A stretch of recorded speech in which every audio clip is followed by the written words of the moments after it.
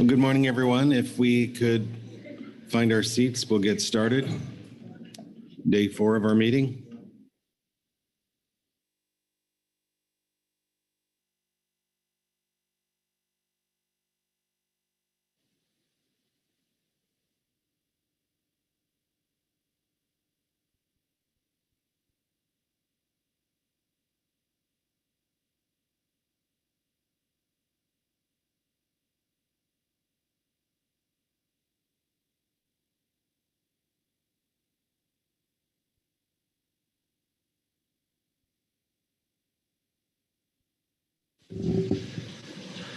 All right, good morning, everyone. Welcome to day 4 of a council meeting. We are on time. So before we get started, I'll turn to Deputy Director Kelly Ames to see if there are any announcements. Good morning, council members, audience. No announcements for the day. It is Wednesday. We've got groundfish and some salmon today, and I think we'll just go ahead and get started. Thank you. All right, thanks very much. So I will pass the gavel to Vice Chair Pettinger to get us started on agenda item F7. All right. Thank you, Chair Grelnick, and good morning, everyone. With that, I'll turn to Todd to start us off. Todd. Thank you, Mr. Vice Chair. Good morning, Council. So today we will be discussing Amendment 31, first groundfish stock definitions. And the purpose behind Amendment 31 is to define stocks for 12 groundfish species, which we colloquially call priority species. Most of what I would discuss under this introduction is covered in the presentation that I have. However, suffice it to say that at this meeting, the council is expected to consider the findings of our overwinter analysis and refine the ROA and adopt a preliminary preferred alternatives. You'll notice here in your documentation that you have a multitude of reports, which include reports from the GAP, the GMT, National Marine Fisheries Service, the Northwest Fisheries Science Center, the GAP, the GMT, and the SSC. Your action today, in specific, is to refine the range of alternatives and select a preliminary preferred alternative as appropriate, and guidance as appropriate as well. I'm happy to stumble along here some more, Mr. Vice Chair, or I could start with my presentation. Okay. Questions for Todd on his overview? I think the floor is yours. Thank you.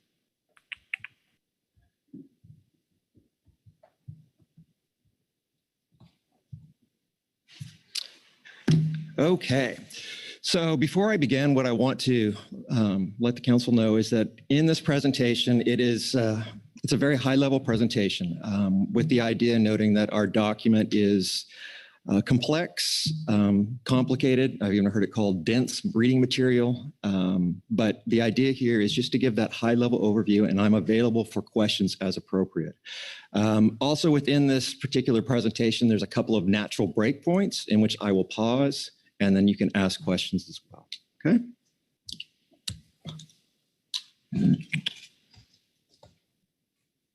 There we go. Okay, so the basic structure of my discussion today with you is going to be looking at the background and the processes that we undertook during the analytical period. We're going to look at the alternatives that are under consideration before the council, and then we're also going to talk about the analytical findings. Just to orient the council, so if you look here at this particular slide, over next to where it says proposed scope of action, I have a section number, section 1.1. Throughout this presentation, you'll see those sections, I guess, noticed up there in the title of the slide. And this is in direct reference to with the document. So if you want to know more about any particular slide, you could go to that particular section and read it. So to orient the council, we are here to select a preliminary preferred alternative and refine the range of alternatives appropriate. And overall, this action is seeking to define stocks of black rockfish, canary rockfish, copper rockfish, Dover sole, lingcod, Pacific spiny dogfish, quillback rockfish, petrale sole, Rex sole, sablefish, short spine thorny heads, square spot rockfish, and vermilion sunset rockfish. And from now on, I'll pretty much be referring to just these species as the priority species instead of having to say each one again. So, moving on. We've been taking this consideration of this particular action since March of last year, March of 2022, when we were informed that our FMP does not adequately define stocks. Beyond that, in June, we initiated scoping for what is now called Amendment 31. September, the council selected the priority species for action, as well as your purpose and need. And then in November 2022, the council adopted the range of alternatives, which will be presented today. The analysis will be presented today. Between November and now, we had two other meetings. They were both publicly noticed. The first one being almost immediately after the November council meeting, we had a public meeting with GMT members and anyone else who wanted to attend to discuss how we were going to go about the analysis and to take concepts and ideas and potential improvements from anyone who was on that particular call. We then presented our initial analysis results to the GMT at their overwinter meeting in January, and then completed the analysis shortly thereafter, which leads us to today, which is selection of preliminary preferred alternative, or PPA. One thing that the project team has noted throughout the entire process was really this confusion over words. And we were all using words in different ways. And as some members of the GMT say, words matter. And it's especially important in this case. So what we did in this document was, I guess, develop a glossary so that as we went through the process of analyzing, we could say, okay, this is a species, this is a population. So we had a common understanding, a common language, and that's what I'm presenting here. So these top three items, species, population, and subpopulation, are commonly interchanged both in our FMP, our SAFE document, and just in general conversation with the term stock. And they are a little bit different. And I'll note that everyone in this room could possibly have a different definition for these species, or these, well, these species, but these terms. But this is how we looked at them. So initially, a species is just a fish capable of interbreeding with other individuals of the same species. Populations and subpopulations, they're a group of interbreeding individuals of the same species, and a subpopulation is some sort of delineated subset thereof. It tends to be that I have heard and read that each one of these has been called a stock before, but if we look to Magnuson, and we are using the official Magnuson definition for stock, which is a species, subspecies, a geographical grouping, or other category of fish capable of management as a unit. Key to this is that National Marine Fisheries Service makes status determinations for a stock at the same scale as a stock is defined. And a stock, at least based on we'll talk more about this, but our investigations should have a single OFL, single ABC, and a single harvest control rule, such as the ACL harvest or control rule. Okay. Our analytical process. As the council will recall, in November 2021, we provided what was called Attachment 1. And Attachment 1 was sort of our preliminary investigation, how we were going to look at this particular process. And so what we started with in that document was looking at this thing called population structure. And population structure can be useful in identifying, I guess, separate units of fish, those with distinct populations, those that are a little bit more spread out. And I'll obviously talk a little bit more about this, but population structure can be indicative of what a stock could be. We then looked at all the recommendations and the documentations that came out of the SSC related to all the different species that we're looking at today. We identified also background information. So how had NIMS in the past done status determinations? What areas were they looking at? We identified the spatial scale of the ACLs, as well as reviewed the stock assessments. At what scale were the stock assessments done? And then we also went back and looked at the assessment recommendations from the council. To put that in a different way and make it a little more easy to understand, this is kind of how we were looking at each one of these species. So for example, for canary rockfish, BSIA, or best scientific information available, indicates that it is a coast-wide population. And interesting enough, the status area, the ACL scale, as well as the assessment stratification are all coast-wide. Whereas something like lingcod BSIA indicates that it is has populations north of and south of 4010. And thankfully, everything else beyond that, so the status area, the scale, and the stratification for the assessments fell into those same categories. So this is how we very summarized look from table 12 of how we looked at these species. So before I start talking about the alternatives, this is one of those natural breakpoints. And I just want to stop here and see if there are any questions. Okay, questions for Todd? I think you're doing great so far. Okay, so under this action, there are 4 action alternatives and obviously a no action. So just reading through this list, 2 things. One, the original structure of the ROA was a bit different. However, and I'll give kudos to Gretchen, is that we rearranged the alternatives a little bit to make it more linear sense. So for example, under alternative 1, it considers a single stock. Under alternative 2, 2 stocks. And 3, 3 stocks. Another thing to note here is that they have sub-alternatives that were not part of the original ROA.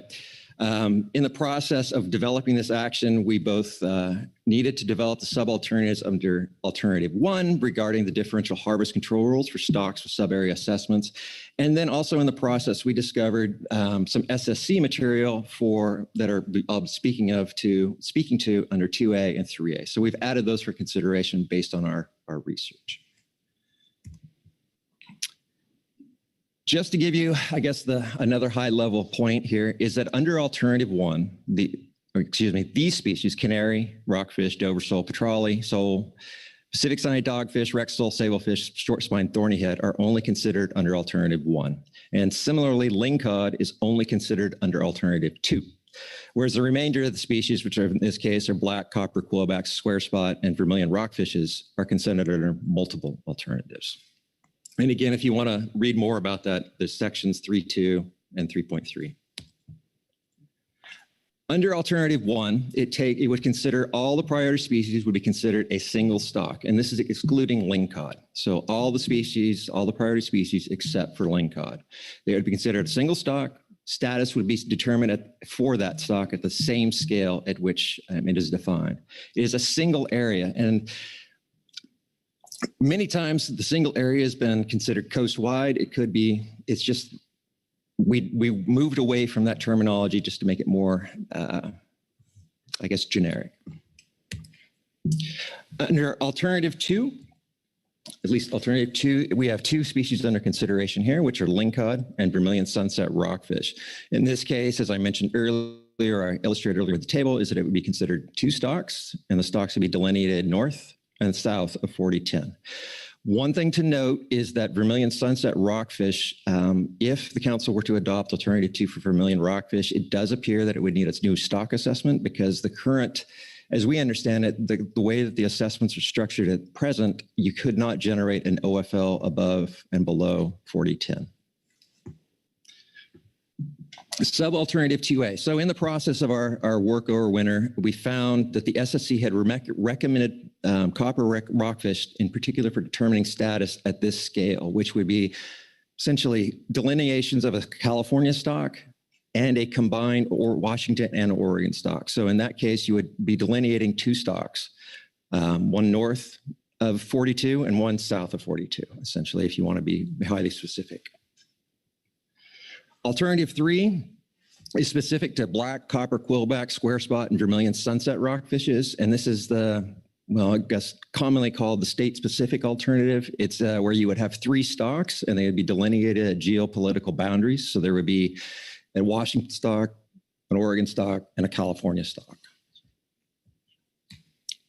Oops.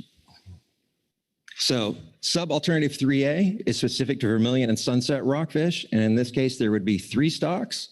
They would be delineated as a Washington and Oregon stock, a Northern California stock, and a Southern California stock. And the delineation line would be at Point Conception for California. So in California, your stocks would be north of Conception and a stock south of Conception. And I'll note again, similar to copper rockfish, is we found this information as we were working through the analysis that the SSC had recommended that particular scale for determining status. So again, we bring those to the council's attention for your consideration. Alternative 4 is for Vermilion sunset rockfish only. And under this case, there would be 4 stocks: a Washington stock, an Oregon stock, a Northern California stock, and a Southern California stock. And again, California would be divided at point conception. This particular alternative was recommended for consideration by the SSC back in November last year. So that's how we have that one. Analytical findings. So in this case, I'm going to be doing 2 analytical findings summaries. One will be at the species level and one is at the higher stock level. So under this case, what we found for these species was that for canary, dover, petrale sole, dogfish, rex sole, stablefish, and short spine thorny head is that BSIA indicates that there's no discernible population structure along the coast. The ACLs for all of these species are coast-wide. The NIP status area for these species has been the Pacific coast, so coast-wide again. And the assessment scale for each one of these species has been coast-wide too. And as I mentioned in the slide just previous, or a couple of steps previous, is these species are only considered under alternative 1. Lingcod, BSI, as I mentioned earlier, indicates that there's population structure north and south of 4010. And then the ACL scale, the NIP status areas, the assessment scales have all been at that same delineation. And Lingcod is only considered under alternative 2.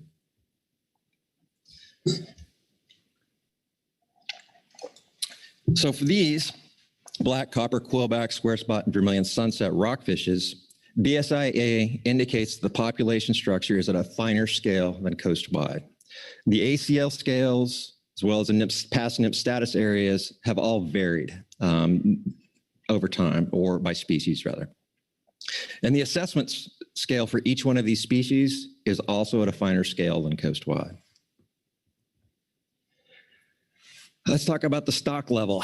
So in our look in researching MSA and our national standards, especially National Standard 1, is that both of those documents indicate that a stock is an indivisible unit. So what do I mean by that? An indivisible unit would mean that it would have a single OFL, a single ABC, and a single harvest control rule.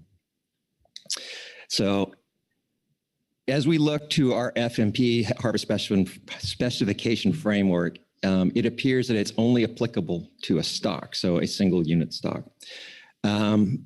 Looking through the alternatives, it does appear that they all generally meet the purpose and need. And of course, noted here would be the exception of Vermilion Sunset under alternative 2. And the rationale, or the reason behind the exception for the purpose and need is that NIMS could not make status determinations at this scale until a new assessment was performed.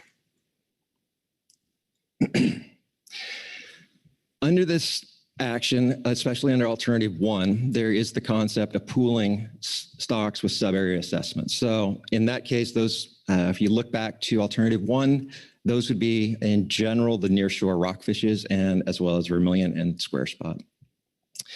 There are challenges in pooling assessments. One could be that in pooling sub-areas, you could be doing less to prevent localized depletion, and finer scale harvest control rules and other management measures may not be an adequate substitute for stock status determination that would prevent overfishing or achieving OY.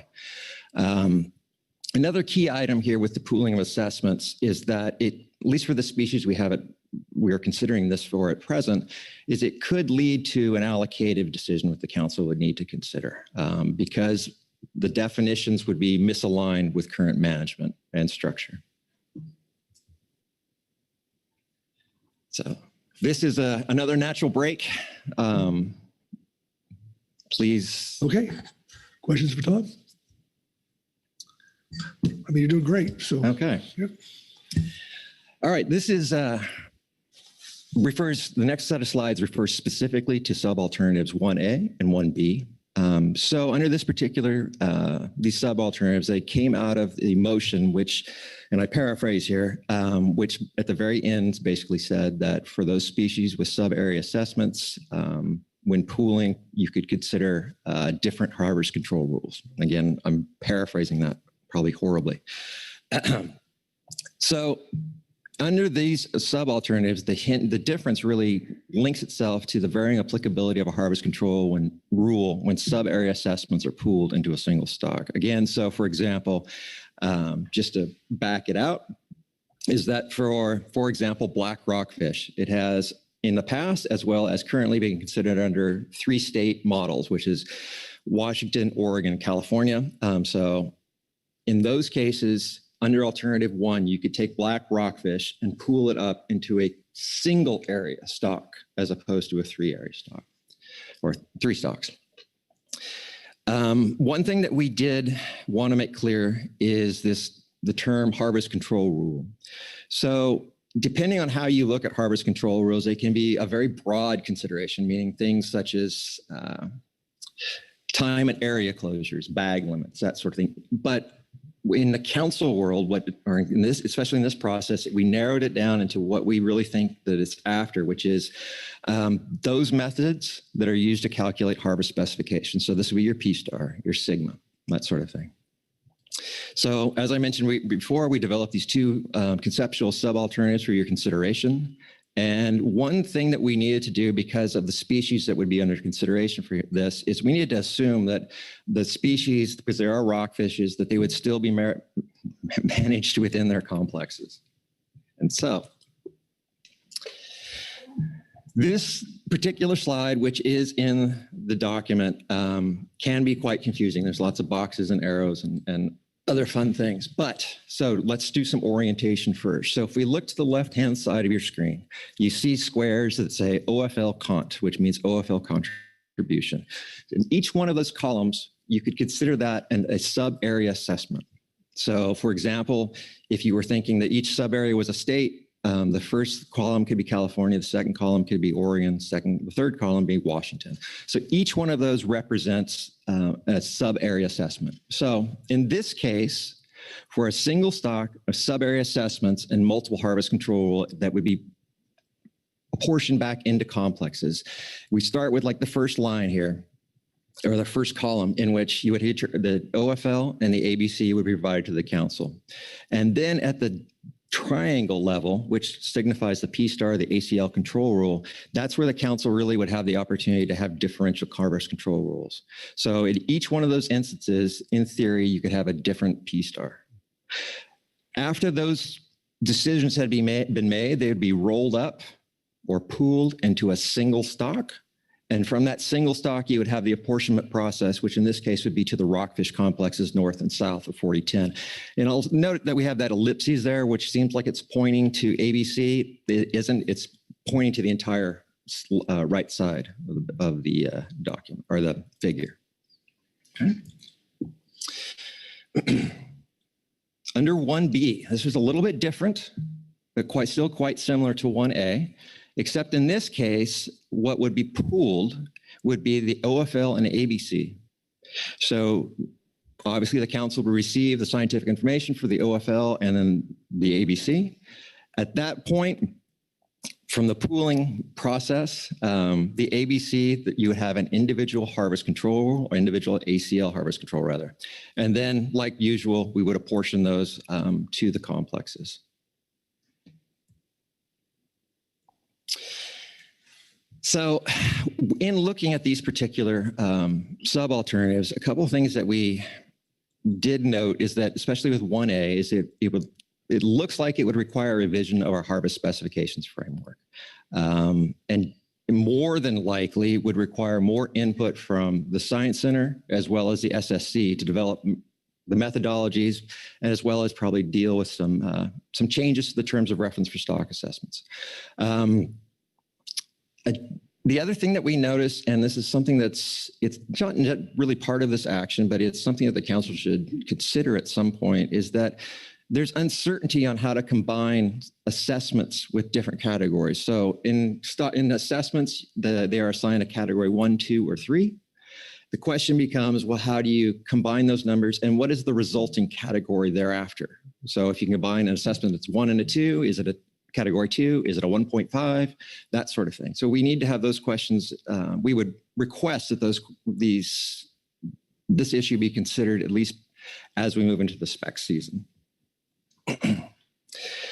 The other key item with 1A and 1B is there are lingering questions regarding how well they align or how well they comply with Magnuson and the national standards. And we did notice that under 1A, at least our interpretation, is that applying varying harvest controls, it may not align with National Standard 1. And then for 1B, a single stock for species with known population structure that is less than coastwide or is on a finer scale than coastwide may not align with NS1 and NS2 if you were to pool those up.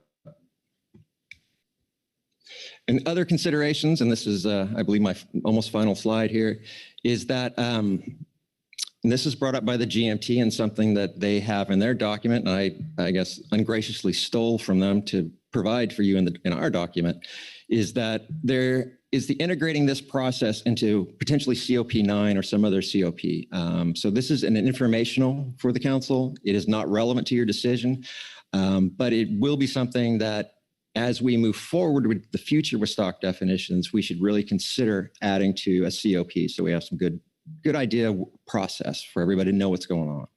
And of course, in the document, as well as in the GMT report, we do have this conceptual timeline. I'm not showing it here because it'd be too fine for anyone to really read.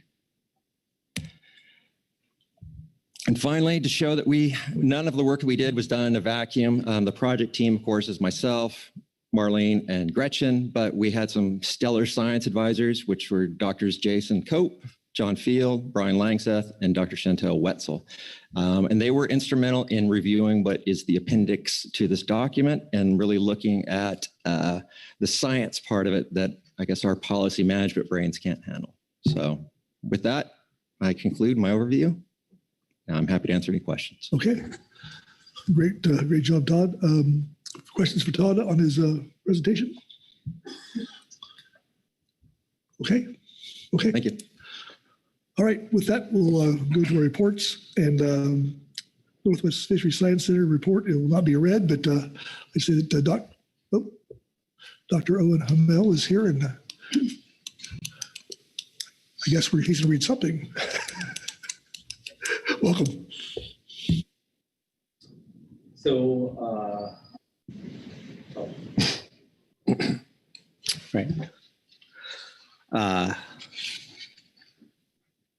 Thank you, council members. I wanted to point out one small error in our report, which is on page 3 on the table for table 1 of the NWFSC report 1.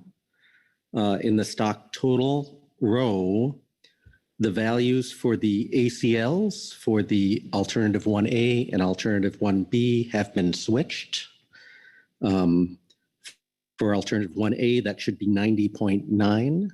That's the sum of the two values above there. And for 1B, it should be 91.4. So somehow those two values got switched in the table. I just wanted to make that clear so that doesn't cause any confusion. As you said, we're not planning to read the statement, but I'm happy to answer any questions about it. Very good. Well, since you're at the table, I'll say, is there any questions for Dr. Hamel at this time? Okay, but you'll be standing by just in case? So, yeah. Very good. Thank you. All right. Next up will be the GMT report and Mel Mandrup, I believe.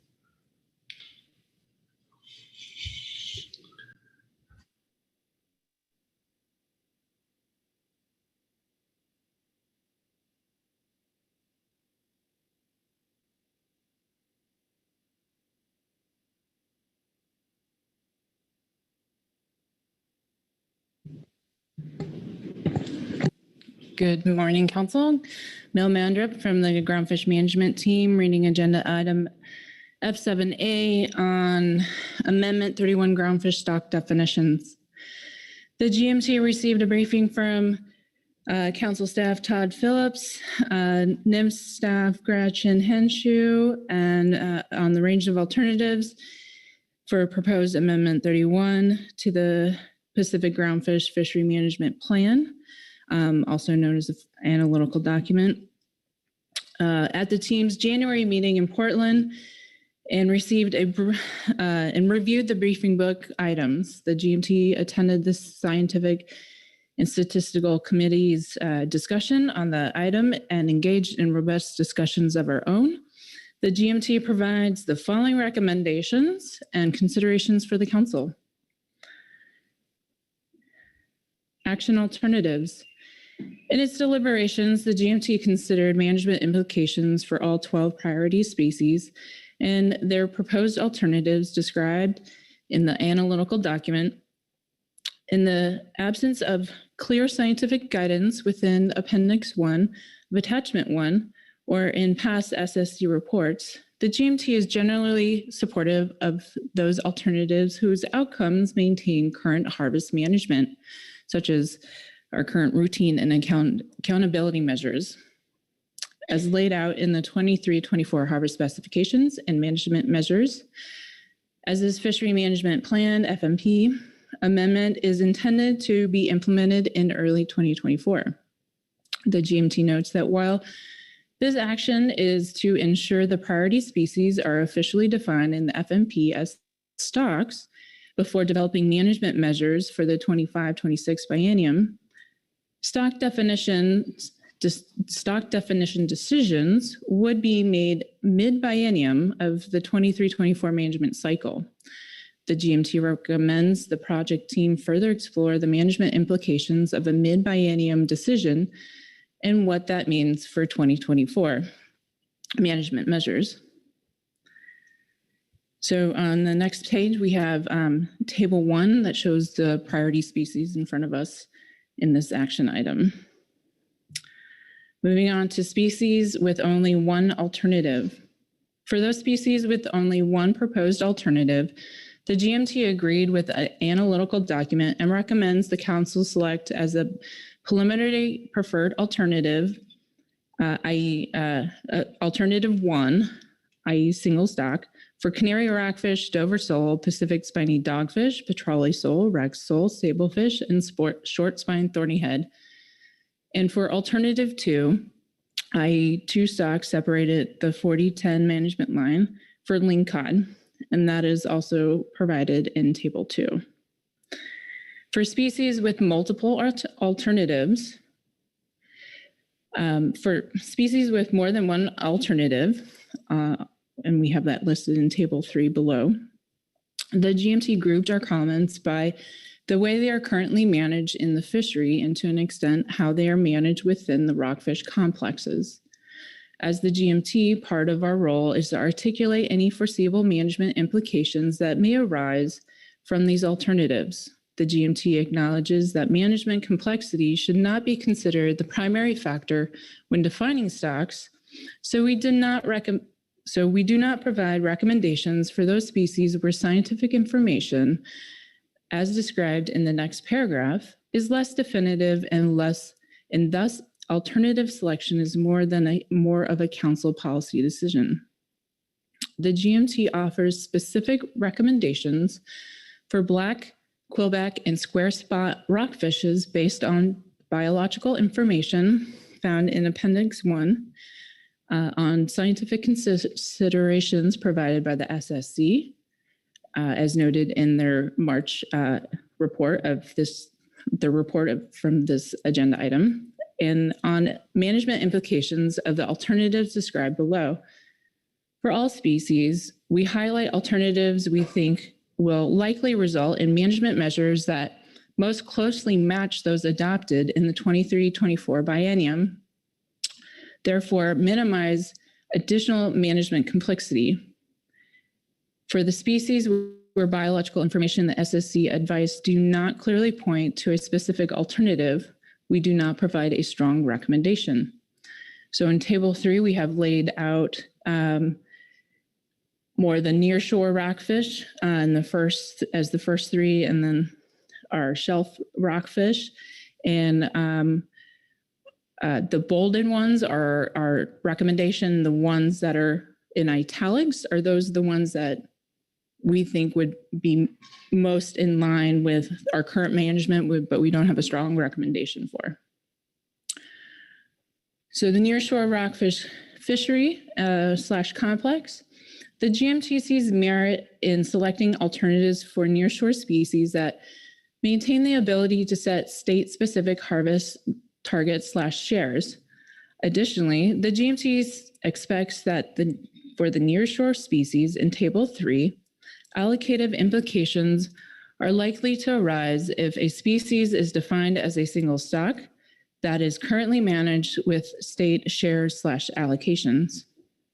Potential future allocative schemes could derive from the current approach of setting state shares/allocations based on state-specific stocks assessment sub-area outputs. This is because there is not a defined process of allocating harvest targets/shares of a single stock to individual stage, which could result in inconsistent allocative decisions each time a stock is assessed. Maintaining the ability to set state-specific harvest targets and shares is important given that nearshore rockfish species have been historically and are currently managed differently off all 3 states. Furthermore, the lack of available nearshore rocky reef habitat in southern Washington potentially limits spatial connectivity between populations associated with rocky habitat off the coast of Oregon and Washington, which may support splitting stocks at the state border for nearshore species being considered under Amendment 31. Black rockfish. Alternative 3 most closely aligns with current management, as black rockfish has been and is currently managed under state-specific OFL, ABCs, and ACLs off Washington, Oregon, and California for the last 3 or so biennium. We started that process in the 2017-18 management cycle. Black rockfish is also managed within a complex off Oregon as the Black Blue Deacon rockfish complex, and harvest specifications and management measures have been designed specifically for that complex. Any other alternative would require deviating from that current management and possibly reconfiguring a complex to better align with a new stock definition, which is not within the scope of Amendment 31. Therefore, in addition to the nearshore species-specific scientific information described above, the GMT recommends the Council select a PPA Alternative 3 to define black rockfish as 3 stocks separated at state boundaries. Quebec rockfish. Quebec rockfish is managed within the minor nearshore rockfish complex north and south of the 4010 management line with state-specific shares. Given the alignment of Alternative 3 with current management and the SSC recommendation found in the report under this agenda item, the GMT recommends the Council select a PPA Alternative 3 define Quebec rockfish as 3 stocks separated at state boundaries. Copper rockfish. Copper rockfish is also managed within the minor nearshore rockfish complex north and south of 4010 with state-specific shares. When considering management implications of the proposed alternatives, Alternative 3 for copper rockfish appears to allow for management measures most similar to current management. While the SSC indicates that copper rockfish should not be defined as a single stock, they did not provide any recommendation among the other alternatives. Therefore, there does not appear to be a strong scientific rationale to support making a GMT recommendation between the remaining alternatives, except that the lack of rocky reef habitat in southern Washington does not support combining Washington and Oregon into a single stock. However, the GMT notes that Alternative 4 is likely to create the greatest additional management complexity and burden compared to current management practices. Shelf rockfish fishery and complex. Square spot rockfish.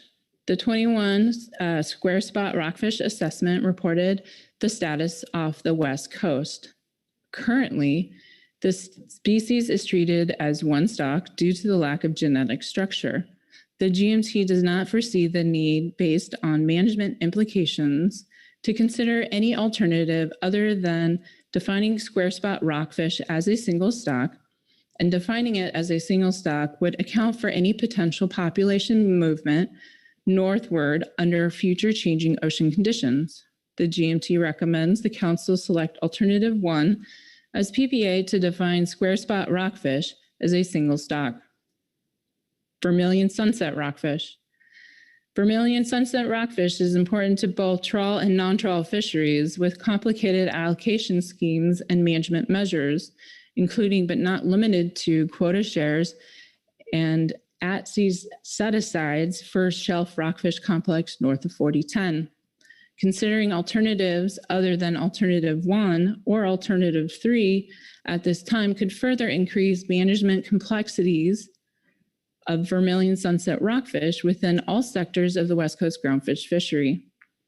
The alternative that is closest in alignment to current management is alternative 3, which defines vermilion sunset rockfish as 3 stocks separated by state boundaries. Considerations for future phases. Tribal allocations and set-asides of the groundfish are generally a fixed percentage of the coast-wide ACL of the northern portion thereof, or as a harvest guideline based on the coast-wide ACL. Before taking final action on this item, consideration should be given and an analysis conducted to understand any potential impacts of the range of alternatives to tribal set-asides. Additionally, the species for which there are formal trawl, non-trawl allocations, quota shares, and at-sea set-asides will need further analysis on the adjustments that may be needed to the allocation framework of such species as a result of defining stocks in a way that diverges from current management process. While not relevant to this council's action under this item, the iterative process proposed in Figure 8 of Attachment 1 to incorporate new information informing stock definitions and to formally define stocks for status determination may need further refinement and clarification as we move forward, particularly recognizing that we are likely to begin defining other species in the near future. And that is the GMT statement. The rest of it is just our summarized recommendations. And with that, I'm happy to try and answer any questions. Okay, thank you, Mel. Questions on the GMT report? Caroline McKnight. Thank you, Mr. Vice Chair. Thank you, Mel, for the nice report. I just want to say thank you for a very thoughtful and thorough discussion about where the SSC recommendations intersect with management. I found this to be very informative and helpful in my thought process on where we might go with some of these alternatives. So thank you. Thank you, Caroline. Anyone else?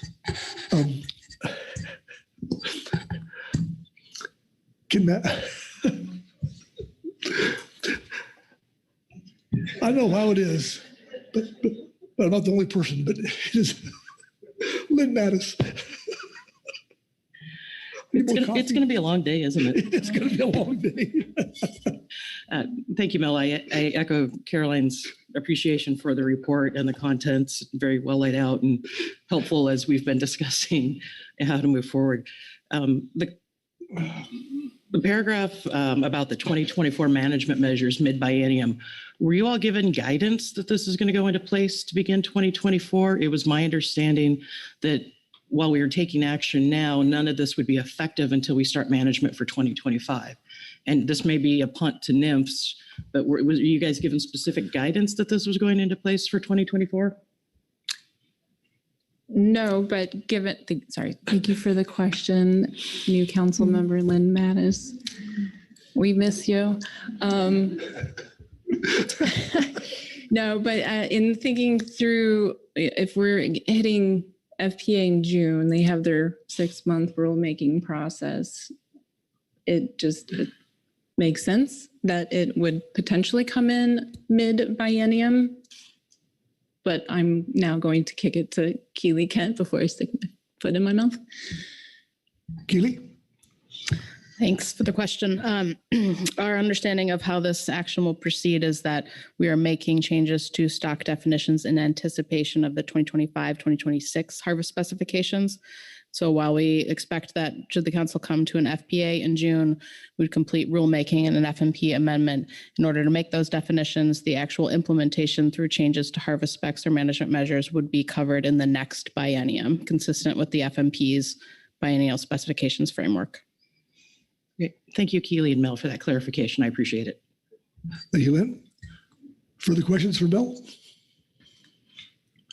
All right, thank you, Mel. Okay, next up will be the GAP report. Merrick McRae.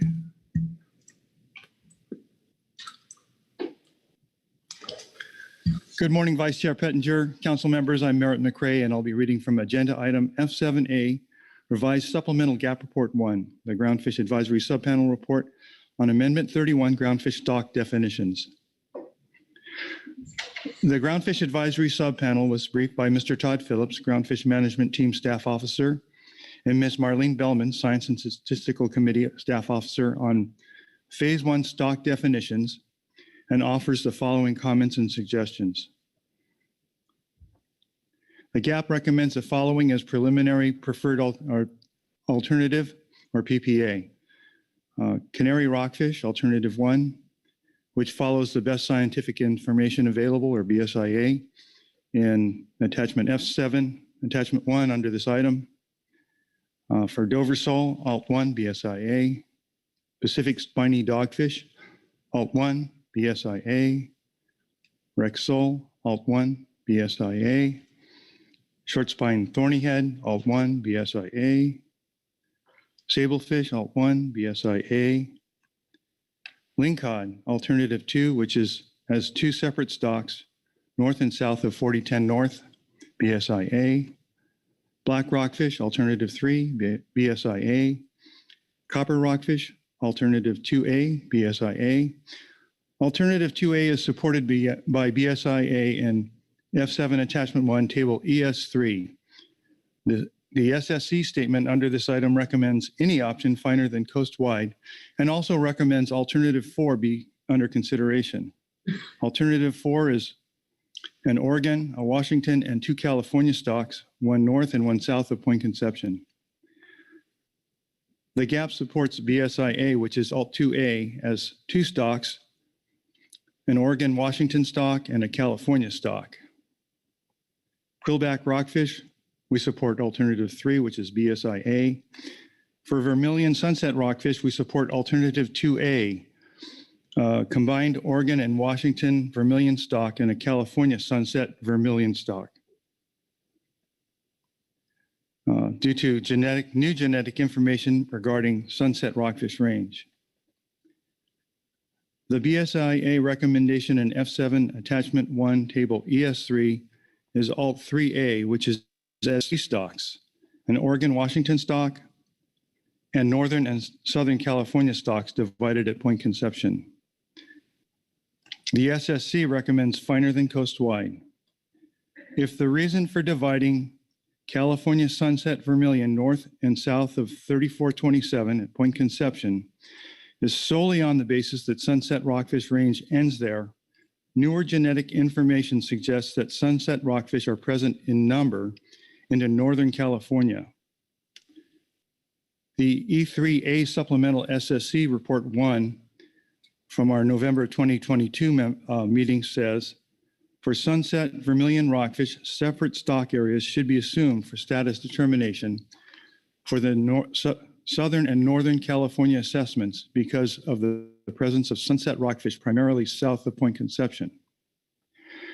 Therefore, on the basis of new information, the GAP suggests the council consider defining the vermilion sunset stock as a vermilion stock for Oregon and Washington combined, and this follows the BSIA, and a single vermilion sunset stock in California as their PPA, or subalternative 2A. The GAP recommends removal of square spot rockfish from the Phase 1 stock definitions list and move consideration to Phase 2. This diminutive species contributes little to the potential harvest. There is no targeted commercial fishery. Square spot is primarily caught in the recreational fishery. Coast-wide square spot landings in 2022 were approximately 8.4 metric tons total, less than 0.2 metric tons commercially and 8.2 metric tons recreationally. Almost all square spot landed coast-wide were caught by party boat anglers south of Point Dume, California. The total recreational catch south of Point Dume was 8.04 metric tons, over 97% of which was caught by party boat anglers. Furthermore, if there were concerns for this species in the interim between phase 1 and phase 2, management action to establish a minimum hook size for recreational rockfish and/or a sub-bag limit for square spot could be implemented within California's Southern Rockfish Management Region only. At this time, the GAP thinks such concerns are not warranted given the very small total catch. Tribal allocations set-asides of groundfish are generally a fixed percentage of the coastwide annual catch limit, or the northern portion thereof, or harvest guidelines based on the coastwide ACL. Before taking final action on this item, consideration should be given and analyses conducted to understand any potential impacts of the range of alternatives to tribal set-asides. Thank you, and with that, I'd be glad to take any questions. All right, thank you, Merritt. Questions of the GAP report? Caroline? Thank you, Mr. Chair. Thank you, Merritt, for the report. Just a question to follow up on the square spot. So was the GAP discussion more about punting this to a later phase because the preference is no action, or is there some other alternative that you want more time to consider specific to square spot? Primarily, the GAP discussion centered around whether or not the square spot rockfish should be classified differently as potentially a non-target species for the fishery. We do know that there is a potential for one small region in Southern California to potentially be targeting this in the recreational fishery. So that would be a discussion that would be one to have. Thank you. Thank you, Caroline. Anyone else? Okay. Thanks, Merritt. And next up will be the SSC report and Dr. Holland and Dr. Hamel. Welcome.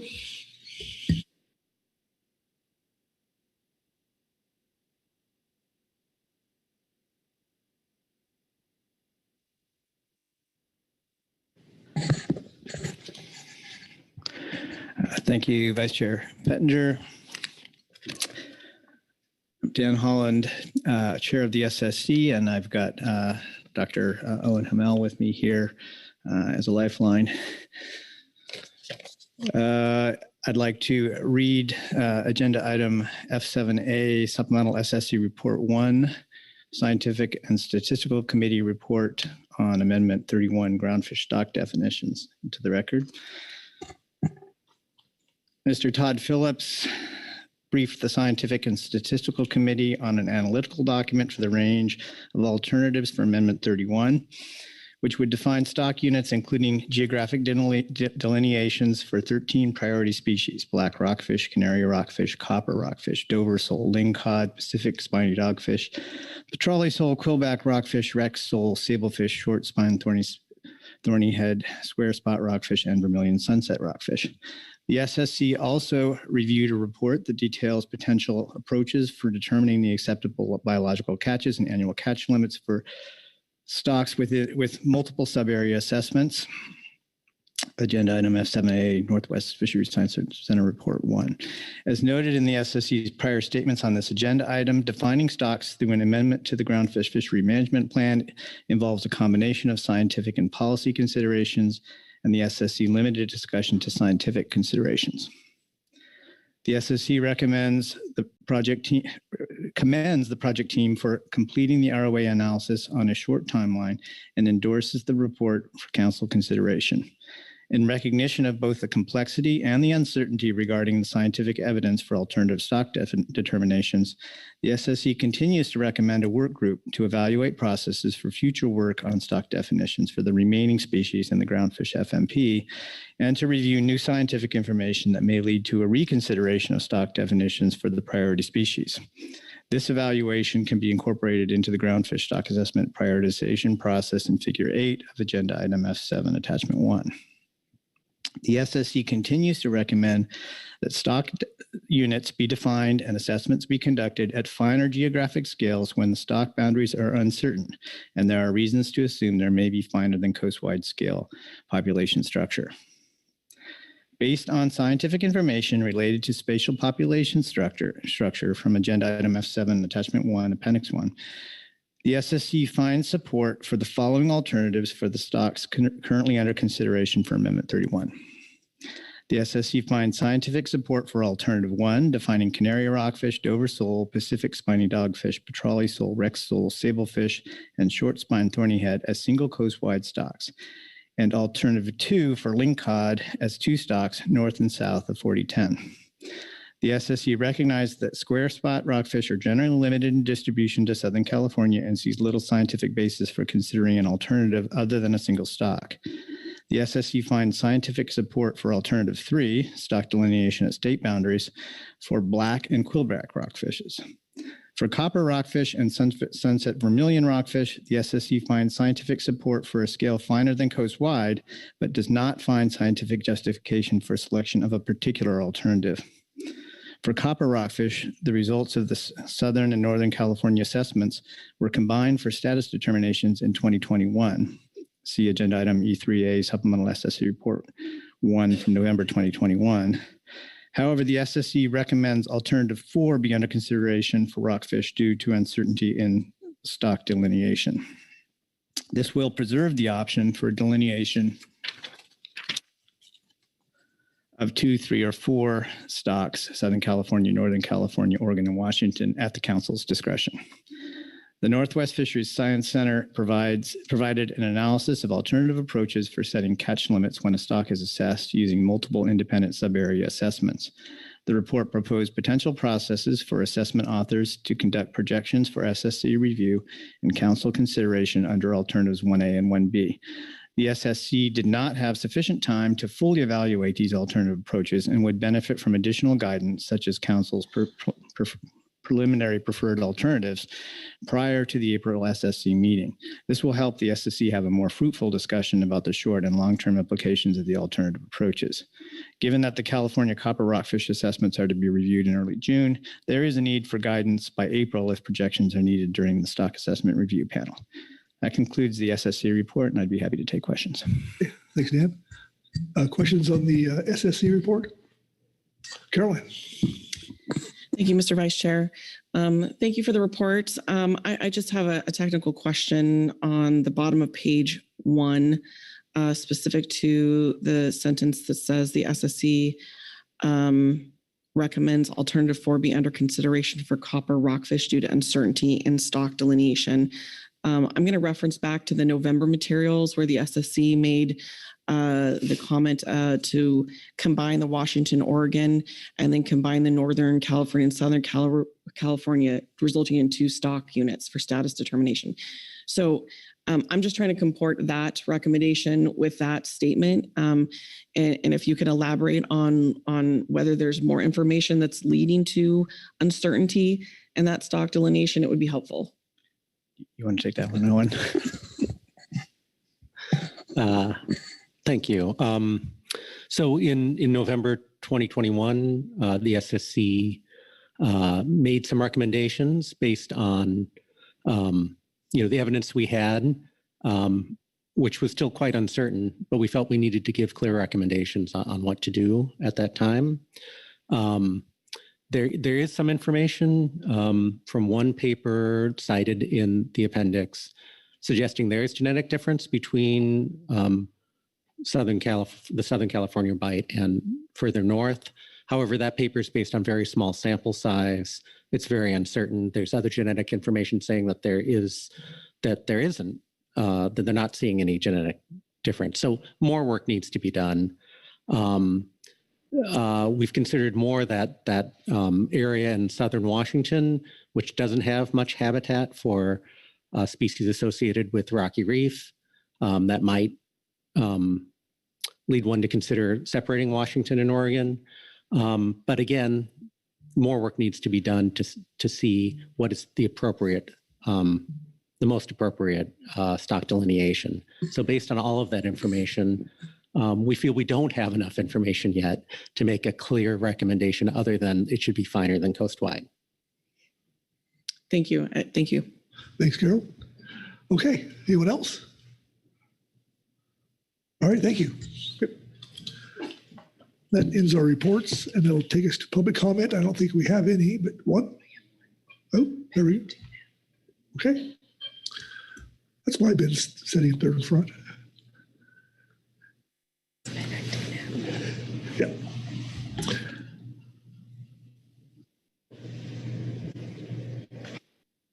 Okay. Welcome, Ben. Good morning, council members. I'm Ben Enticknap representing Oceana. As a matter of conservation, Oceana is very interested in Amendment 31. This amendment has significant ramifications for sustainable fishery management. And if done right, this amendment will ultimately enhance the council's ability to prevent overfishing, to rebuild overfished stocks, and minimize risk to vulnerable populations. Whether it's phase one now or phase two, which is likely to come after this for stock definitions, we'd ask that you follow just a few principles. First, that changes to stock definitions and management should be made to preserve genetic diversity and minimize the risk of localized depletion.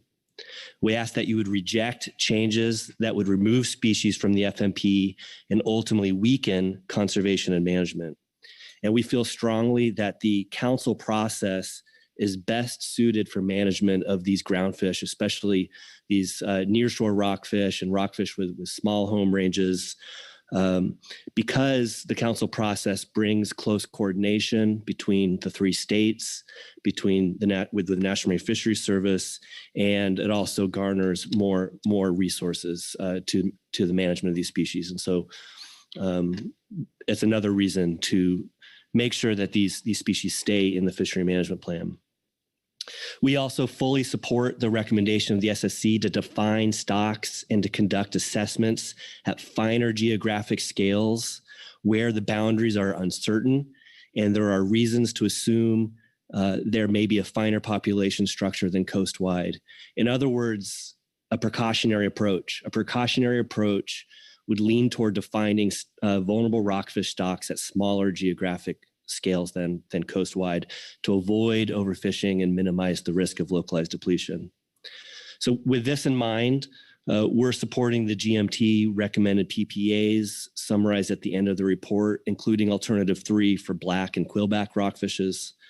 And we also support the SSC recommendation to add an alternative 4 for copper rockfish. That would be the 4 separate stocks to the range of alternatives. And that since you're not taking final action at this time, I think adding it to the range of alternatives would be an appropriate recommendation.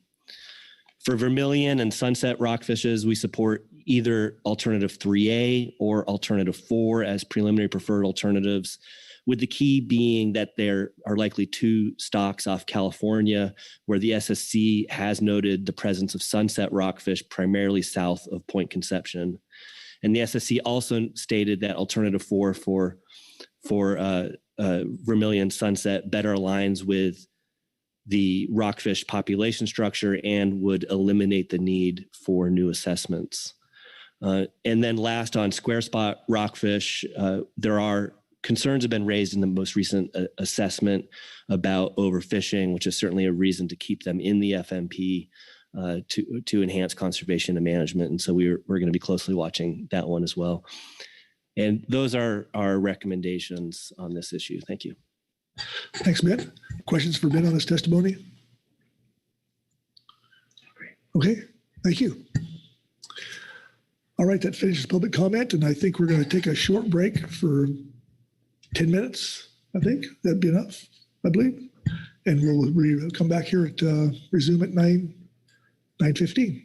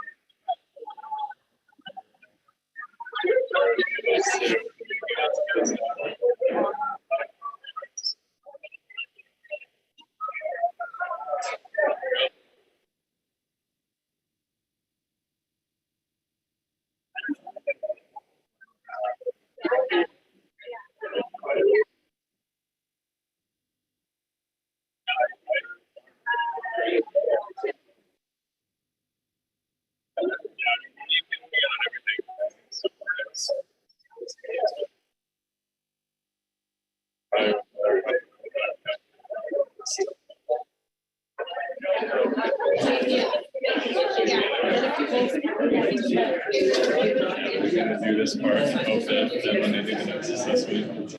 I wanted to talk about this classic water.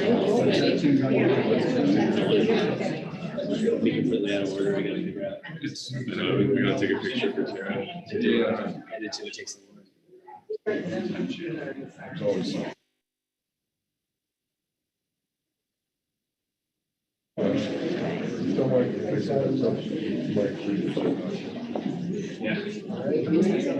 Yeah. I've mentioned before, it's been a long time since.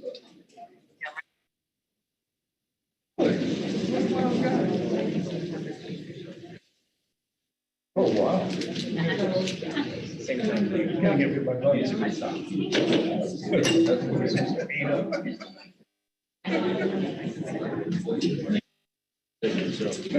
I get kids up to my kitchen bug, you have to go.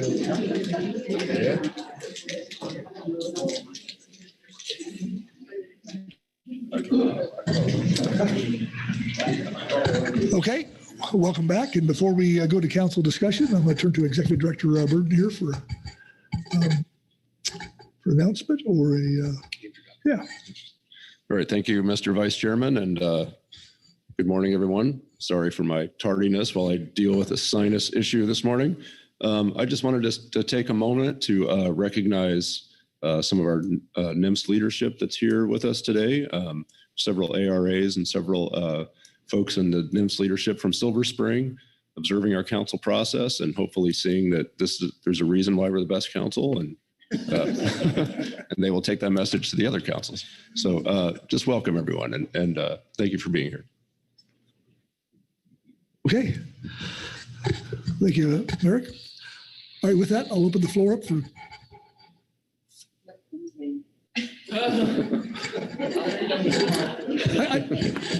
I guess we haven't announced the Anderson rule maybe, but I think that was never rescinded. So if anybody's had their phone ring today, we'd like to see some maybe donuts in future council meetings, if possible. So with that, the council floor is open. So looking for a hand to start us off.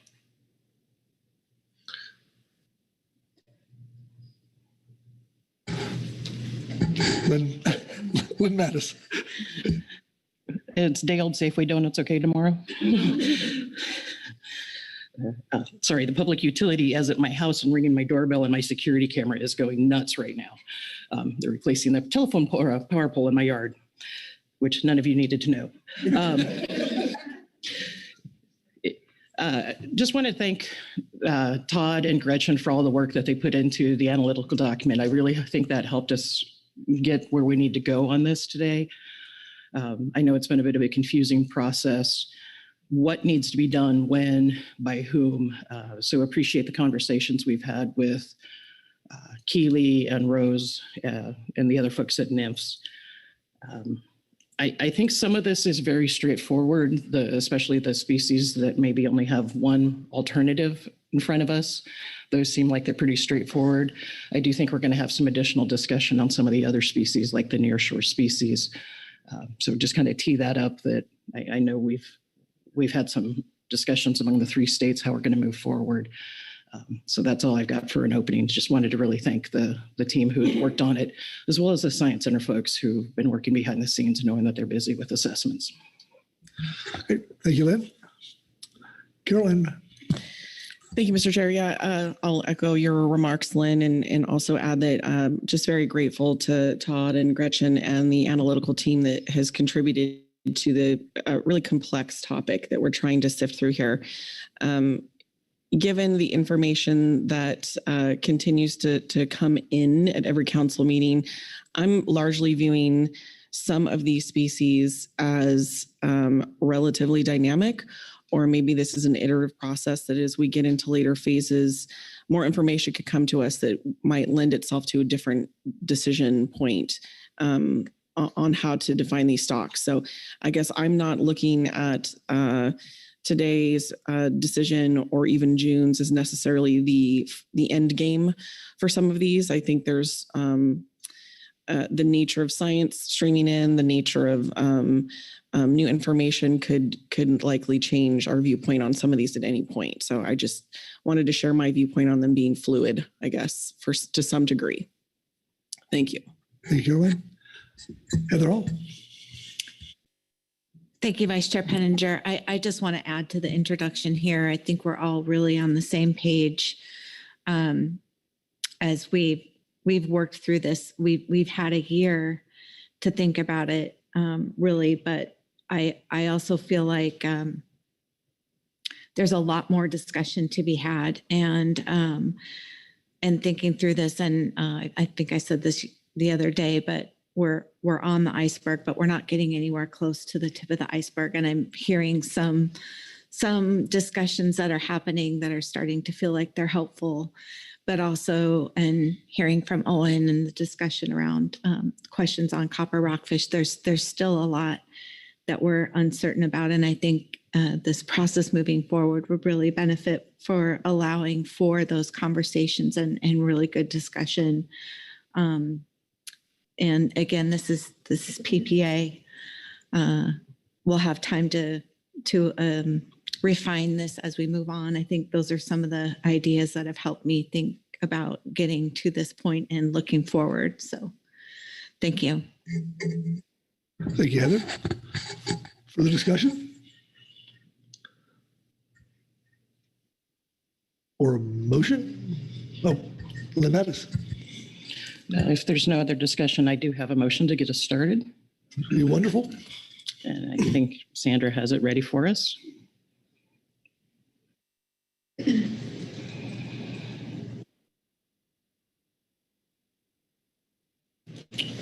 And there, since I sent it to Sandra, I've noticed there is one extra word which I will have her delete. I move the council adopt for public review the definition of stock for the following species. The word with there, could you please delete that? As the PPA. For alternative one coast-wide stock for canary rockfish, Dover rockfish or Dover sole, Pacific spiny dogfish, petrale sole, wreck sole, sablefish, and short spine thornyhead. And adopt alternative two stocks north and south of 4010 for lingcod. And these are summarized in the table below. Thank you, Lynn. Is the language on the screen accurate? Yes, sir, it is. Okay, thank you. Looking for a second. Second by Heather Hall. Thank you, Heather. Please speak to your motion. Thank you. These are all species for which there was only one alternative in the range of alternatives, and that was examined in the analytical document. For the single stock species, a review of literature, recent assessment outcomes, and the best scientific information available indicate that these species have no identifiable population structure along the U.S. West Coast states. Genetics, larval dispersal, and adult movement data do not currently support delineating these species on a finer geographic scale. All of these species have been assessed at the coastwide scale and have historically had single coastwide harvest specifications, such as OFLs and ACLs. These past assessments have been recommended by the SSC as best scientific information available, adopted by the Council, and determined by NIMS to be the best scientific information available. Defining these species as stocks at a finer scale than coastwide would require new information. In the future, the Council could reconsider these definitions when and if that new information becomes available. An alternative one stock definition for these species would be consistent with the present harvest specifications and management measures, and is not likely to cause an increase to the management complexity or workload, as these species are currently managed coastwide. Therefore, adopting an alternative one for these species is unlikely to increase the risk of localized depletion and not achieving optimum yield. In regards to lingcod, this species has consistently been stratified into 2 geographical regions across all categories that were examined. Alternative 2 would define lingcod as 2 regional stocks with the harvest specification set for north and south of 40 degrees 10 minutes north latitude. Lingcod have been shown to have 2 distinct subpopulations along the coast, with the division occurring at approximately that 40-10 latitude. This biregional split was used as the basis for the most recent assessments, both in 2017 and 2021. Available literature and assessment findings for lingcod supports this biregional stock definition. Additionally, the SSC has previously recommended the 2 area assessments as best scientific information available, as well as the geographic scale for status determination. Lingcod harvest specifications and management measures has historically been set at this biregional scale and is consistent with the current harvest specifications and management measures. Additionally, alternative 2 is not likely to increase the complexity or workload for management, as this is how lingcod is currently managed in these 2 regions. That's what I've got. Thank you, Lynn. Questions for the motion maker? Discussion? Heather Hall. Just thank you, Vice Chair, and thank you, Lynn, for the motion, and obviously supporting the motion, but do just want to add here to, again, adding on to the discussion prior to the motion is, you know, and thinking through these, this looks a lot like how we've done our assessments in the past. But also feel like there would be benefit for more conversation about these and whether or not there is any stock structure here that is that we haven't thought about in the past or all of that. So just want to highlight here that I think this is a path forward, and it does, you know, our stock assessors and our scientists have applied the best scientific information available, but I think there's also room for discussion and look forward to that as we start working this process into our stock assessment process in the future. Thank you. Thank you, Heather. Caroline. Thank you, Mr. Vice Chair, and thank you for the motion, Lynn. I agree with many of the comments already shared. So in the to save some time here, I'll be supporting the motion, and I agree with the comments relative to lingcod, and we'll just note that I've appreciated in the past the ability for the stock break at 40-10 to still allow some flexibility across that geographical break to assess at 42 and do some apportioning. I think what I've heard in past meetings is that the ability to do that will still remain under this particular scenario. So I'm just acknowledging that. Otherwise, thank you. Thanks, Caroline. Okay. Anyone else? If I see no hands, I'll call for the motion. So, all in favor, signify by saying aye.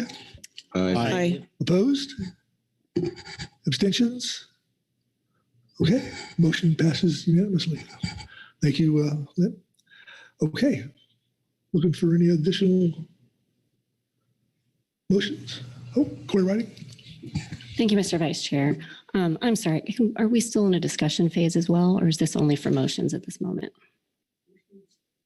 We're still in discussion, actually. Okay, yeah. Thanks. Then I'm going to add briefly to the discussion. Just wanted to thank Todd and the team. Great work, great presentation.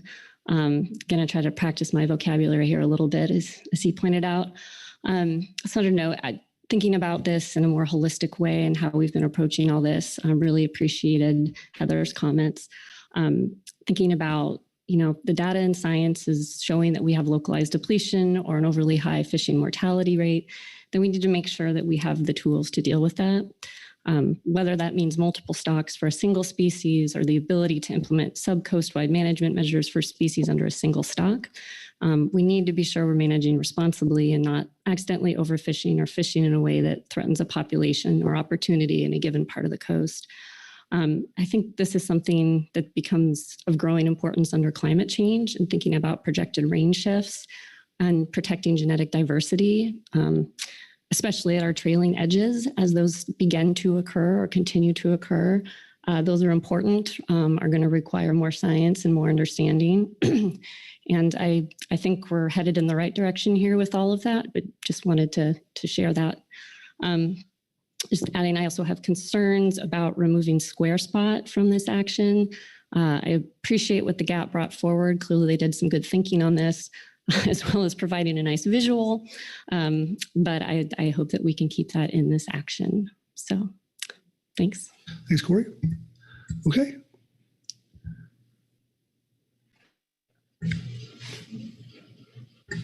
Caroline. Thank you, Mr. Vice Chair. If there's no further comments, I'm prepared for another motion that suits everyone. We like motions. Okay. I think Sandra has one coming. Thank you. I move the council adopt for public review the definition of stock for the following species as the preliminary preferred alternative. And I'm going to step through the table for black rockfish, alternative 3, which is a stock area delineation of Washington stock, Oregon stock, and California stock. For quillback rockfish, alternative 3, which is a Washington stock, an Oregon stock, and a California stock. For copper rockfish, alternative 2A, which is a Washington plus Oregon stock and a California stock. And for square spot rockfish, alternative 1, which is a single stock. Okay, Caroline, thank you. And is that language accurate on the screen? It is. Very good. For a second by Lynn Mattis. Thank you, Lynn.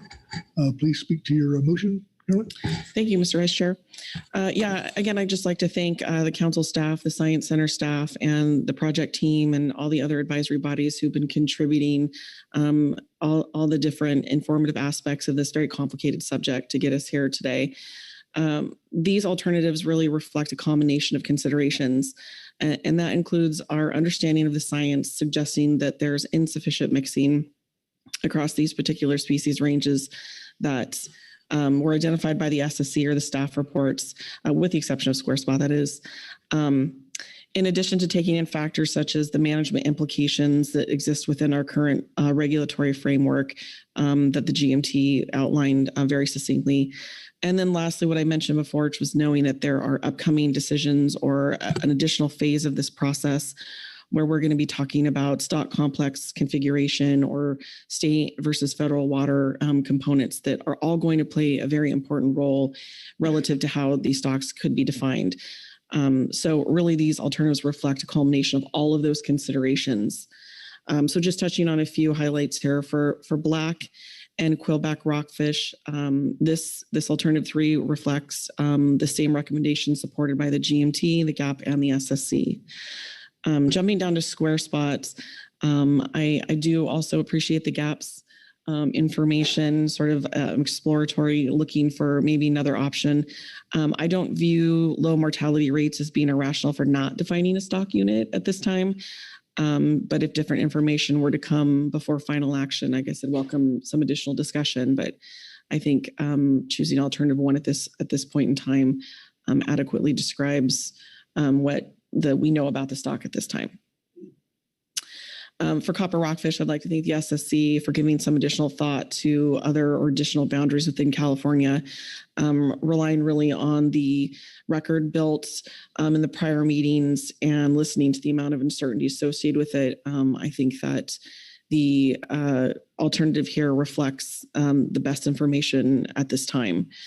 I'd also mention relative to copper that we do have a full assessment coming up soon that reflects two areas models in California, and that if there were to be conservation areas needing to be addressed, that we could certainly tailor some management measures specific to regional areas to address that. So in closing, I just want to, recognize that these recommendations really kind of are a careful balance between the science guidance to date, and then also allow us to consider these other components such as management. Anyway, thank you. Thank you, Caroline. Okay, questions for the motion maker? Discussion? Lynn Mattis. Thanks. I just want to echo some of what Caroline said and the similar reasoning.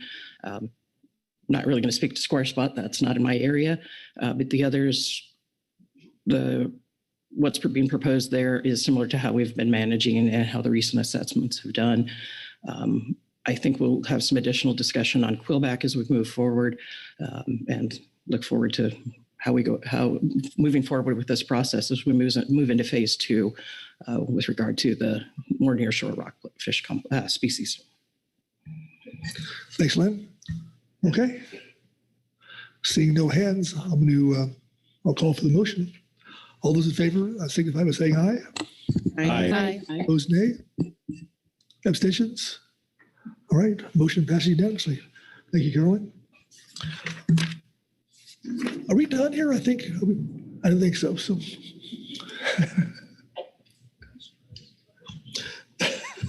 And they're all. Yeah. I didn't think we were, but I just.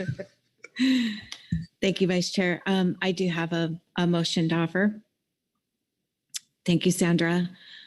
I move the council adopt the alternative definition of the stock for the following species as shown in the table below be included in the range of alternatives for public review. Yeah, language on the screen accurate? Yes, it is. Okay, need a second? Second by Butch Smith. Thank you, Butch. Please speak to your motion, Heather. Yes, thank you. As was discussed in the prior motion, for quillback rockfish in particular, the PPA reflects the last assessment that was done for quillback rockfish, which looked at a 3-area assessment. But I want to recognize some uncertainty around that and just offer an alternative that wasn't included in the range of alternatives for consideration, and that is that would group Washington and Oregon together. This is similar to what was done for copper rockfish and have California separate. So it's 2 areas with Washington and Oregon combined and then California separate. This alternative or this motion also includes the same concept for vermilion rockfish.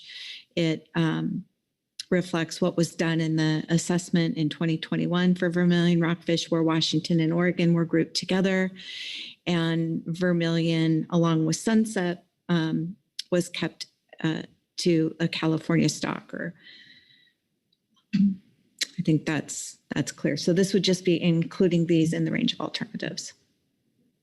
Thank you, Heather. Questions for the motion maker? Discussion? Okay. Oh, Caroline. Thank you, Mr. Vice Chair. Thank you, Heather, for the motion. I will be supporting it. I just wanted to add some additional context here for the vermilion sunset off the California stock. I was very compelled by the information in the GAP report suggesting there's some new science suggesting that there is genetic information north of Conception that for sunset rockfish. That is, I think, illuminates the exact kind of fluid situation that we might be dealing with that might want us to reconsider something different as we move forward. So I support putting that on there as a new or within the range of alternatives. So thank you. Okay, thanks, Caroline. Anyone else? Okay, I'm going to call for the question. All those in favor, signify by saying aye. Aye. Opposed? Abstentions? Okay, motion passes unanimously. Thank you. Thank you, everyone. And Todd, I'll look to you for an update on how we're doing here. Yes, thank you, Mr. Vice Chair. So the council has gone through each one of the species and has offered PPA for almost all the species with the exception of Vermilion Sunset, which is obviously was just shown in that last graphic that was on the screen, which would add new alternatives for consideration at FPA, as well as an additional alternative for quillback. I would say that the council has both refined the ROA and have adopted PPA for the majority of species, and you are provided necessary guidance for us to go forth and do good things. So with that, I'd say you've done things. Thank you, Todd. Keely. Thank you, Mr. Vice Chair. I didn't get my hand up quick enough, but before we close out, I just wanted to say a few things. I appreciate the council's engagement with this issue since we brought it to the council first in March of 2022. Recognize this has been a complex issue, but the council has made great progress at this meeting. The project team has done an excellent job thus far, and I know they will continue to do so in the analysis that will be brought forward for the FEA. I also want to recognize the thoughtful reports from the GMT and the GAP and the SSC on this issue. I think it's really helped the council in its selection of a PPA today. I also want to speak to briefly that there's a nexus with this agenda item and the stock assessments that are currently underway. And I understand that there'll be further decisions to be made for the 2023 assessments when multiple assessments may be completed for a single stock. It's my understanding, based on discussions with the science centers, that estimates of depletion from forthcoming 2023 stock assessments will be synthesized and presented consistent with the geographic extent of the PPA stock definitions that the council has indicated today, and revised if necessary after the FPA is selected in June. I also understand that there might be some lack of clarity within the current groundfish stock assessment terms of reference relative to how sub-area assessments should be presented as compared to assessments that match the stock boundaries on a one-to-one basis. It's our expectation that the executive summary for any sub-area assessments will present results as rolled up stock level information, and that will facilitate clarity for the public with regards to how the stock assessment information applies to the stock status and the potential management implications. Okay. Thank you, Keely. Okay. See no other hands. Joe, Joe. Yeah, thank you, Mr. Vice Chair. And not that this needs to be addressed today, I did want to acknowledge some of the information in the GMT and the GAP report as it relates to the tribal allocations and set-asides and this need to consider that in the future phases.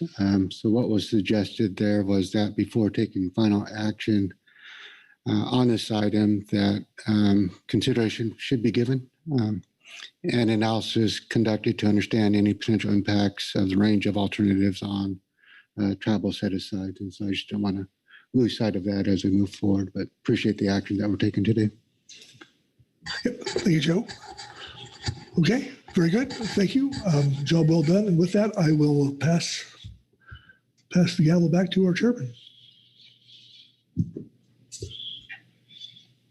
All right. Thank you very much, Vice Chair Pettinger. Great job, you and the council, on that agenda item. And we're going to stick with groundfish. Just a heads up that when salmon is ready to come back, we will take it, because once we provide further guidance, they have a lot of work to do. So if we can avoid doing that at the end of the day, that'll keep them from having to be up all night. So, but we will proceed now with agenda item F8. And Todd Phillips, Carrie, take it away. Thank you, Mr. Chair. So under this particular agenda item, which is F8, the workload and new management measures priorities, the council is scheduled to discuss 2023 groundfish workload, new management measure proposals, and potentially prioritize new management measures for development as appropriate. Under this particular phase of this agenda, item, there are multiple objectives. So the first one would be for stakeholders, agency, and in the council to propose new management measures for consideration to be added to the what we call the management measure list, which is represented as Table B in F8 GMT Report 1. The second, the council should consider reviewing that list that is presented there and reflect it to revise current priorities or any changes within current thinking. And finally, the council could take any of those items that are on the unprioritized list and prioritize them for work as part of the 2023 workload. Looking forward at your packet here, you have a multitude of reports. Obviously, in the advanced briefing book, you had the attachment 1, a NIMS report from the region, that is, GMT report 1, and then finally a supplemental materials. You do have supplemental California Department of Fish and Wildlife report, a supplemental GMT, GAP, EC, and SAS reports. Your action today is to review the list of proposed new management measures, consider overall workload, and provide guidance on priorities and schedules as appropriate. With that, Mr. Chair, I've completed my overview. Happy to answer any questions. Otherwise, I would recommend moving to the reports. All right, thank you very much, Todd. Are there any questions of Todd before we get started with our reports? All right, so we will begin with the NIMS report. Keely Kent. Thank you, Mr. Chair. I will be speaking to the NIMS report 1, agenda item F8A. This report was in the advanced briefing book. I intend to summarize it and then answer questions as appropriate. So this report provides information relative to some specific items on the workload and new management measure list, as well as some recommended additions to the list. The first item on the list that I'll address is A3, which is the stock definitions, stock complexes issue. Again, I just recognize the good work from the council on what we have been calling phase 1 of stock definitions. I want to recognize that there are, a number of items that still need to be addressed under the umbrella of stock definitions, including our stock complexes as well. We're recommending that the council continue the good work on this agenda item, on this item as an agenda item in the future, noting that we intend to finish phase 1 in June. We recommend that the council consider prioritizing and then continuing to schedule phase 2, potentially starting in November of this year. I have linked us back to a previous NIMS report that lays out the different issues that we expect to be covered under phase 2. And specifically, we are bringing forward a request. We have started to look into one part of what we think will be covered under phase 2, which is understanding which of our stocks are predominantly in federal waters versus state waters. As part of that, we need to be able to understand from our fisheries data where that catch is occurring. We have taken a first step in looking at just the commercial data and developed a methodology for differentiating that catch. We would like a review by the SSC and the GMT as an early step in this process. And so are asking the council for guidance on whether that is appropriate tasking for those bodies. I'll recognize that certainly further work would need to be done on the recreational activity, and we would seek additional expertise from the states, either in anticipation of phase 2 or as part of phase 2 for that particular topic area. And in general, in terms of the timing, like I noted, we request phase 2 starts in November 2023. What that would look like would be, I think, a process discussion. Certainly, we've heard a number of times interest in workshops or work groups or both, and potentially having a process discussion in November. While certainly we will be deep into specs at the time, I think that will give us a lot of time to be able to schedule workshops, should that be the will of the council. So if we could focus on process as that first round, I'm hoping that that doesn't create too much of an additional burden in terms of our advisory bodies and management team that are very busy with specs at that time. The second second item on the list in our report, we wanted to bring forward some additional information relative to our ongoing trawl gear EFPs. This has come up in the past. The council is interested in understanding how much data has been collected from these EFPs and when maybe we might be ready to move forward into looking at these going into regulation. So B2 is the trawl gear EFP that specifically created an exemption for participants in the EFP about the selective flatfish trawl requirement between 4010 and 42. So in our report, we have a table that summarizes the number of trips and the number of Chinook caught in that EFP over the years since it's been in place. I'll note that the salmon biological opinion has a high level requirement for a certain number of years of EFP. We have met that, but where we are now is drilling into the specific amount of data that we would need.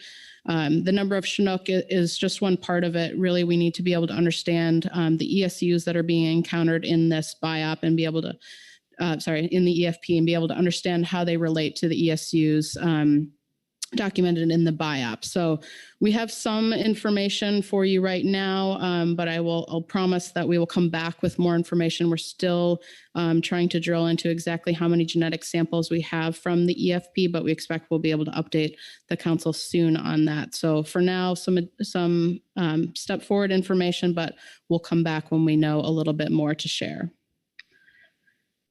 Move into B5, which is the other part of the trawl gear EFP, which removed or created exemptions under the EFP for certain time and area management restrictions for midwater trawl gear targeting non-whiting. This is all rolled up and we have one trawl gear EFP, so B2 and B5 both relate to the same EFP, but we think about it in different parts because there's different exemptions. And so we similarly have provided a table that covers the number of trips taken over the years since the EFP has been in place, as well as the number of Chinook. The reason for the breakout in table 2 between midwater north of 42 and midwater south of 42 is there is a sub-limit built into the EFP where we only allow 10 vessels south of 42 to participate in the EFP. So when vessels are requesting to be included in the EFP, they have to indicate whether or not they would be seeking fishing north of 42 or south of 42. And so that's the reason why you're seeing that information broken out.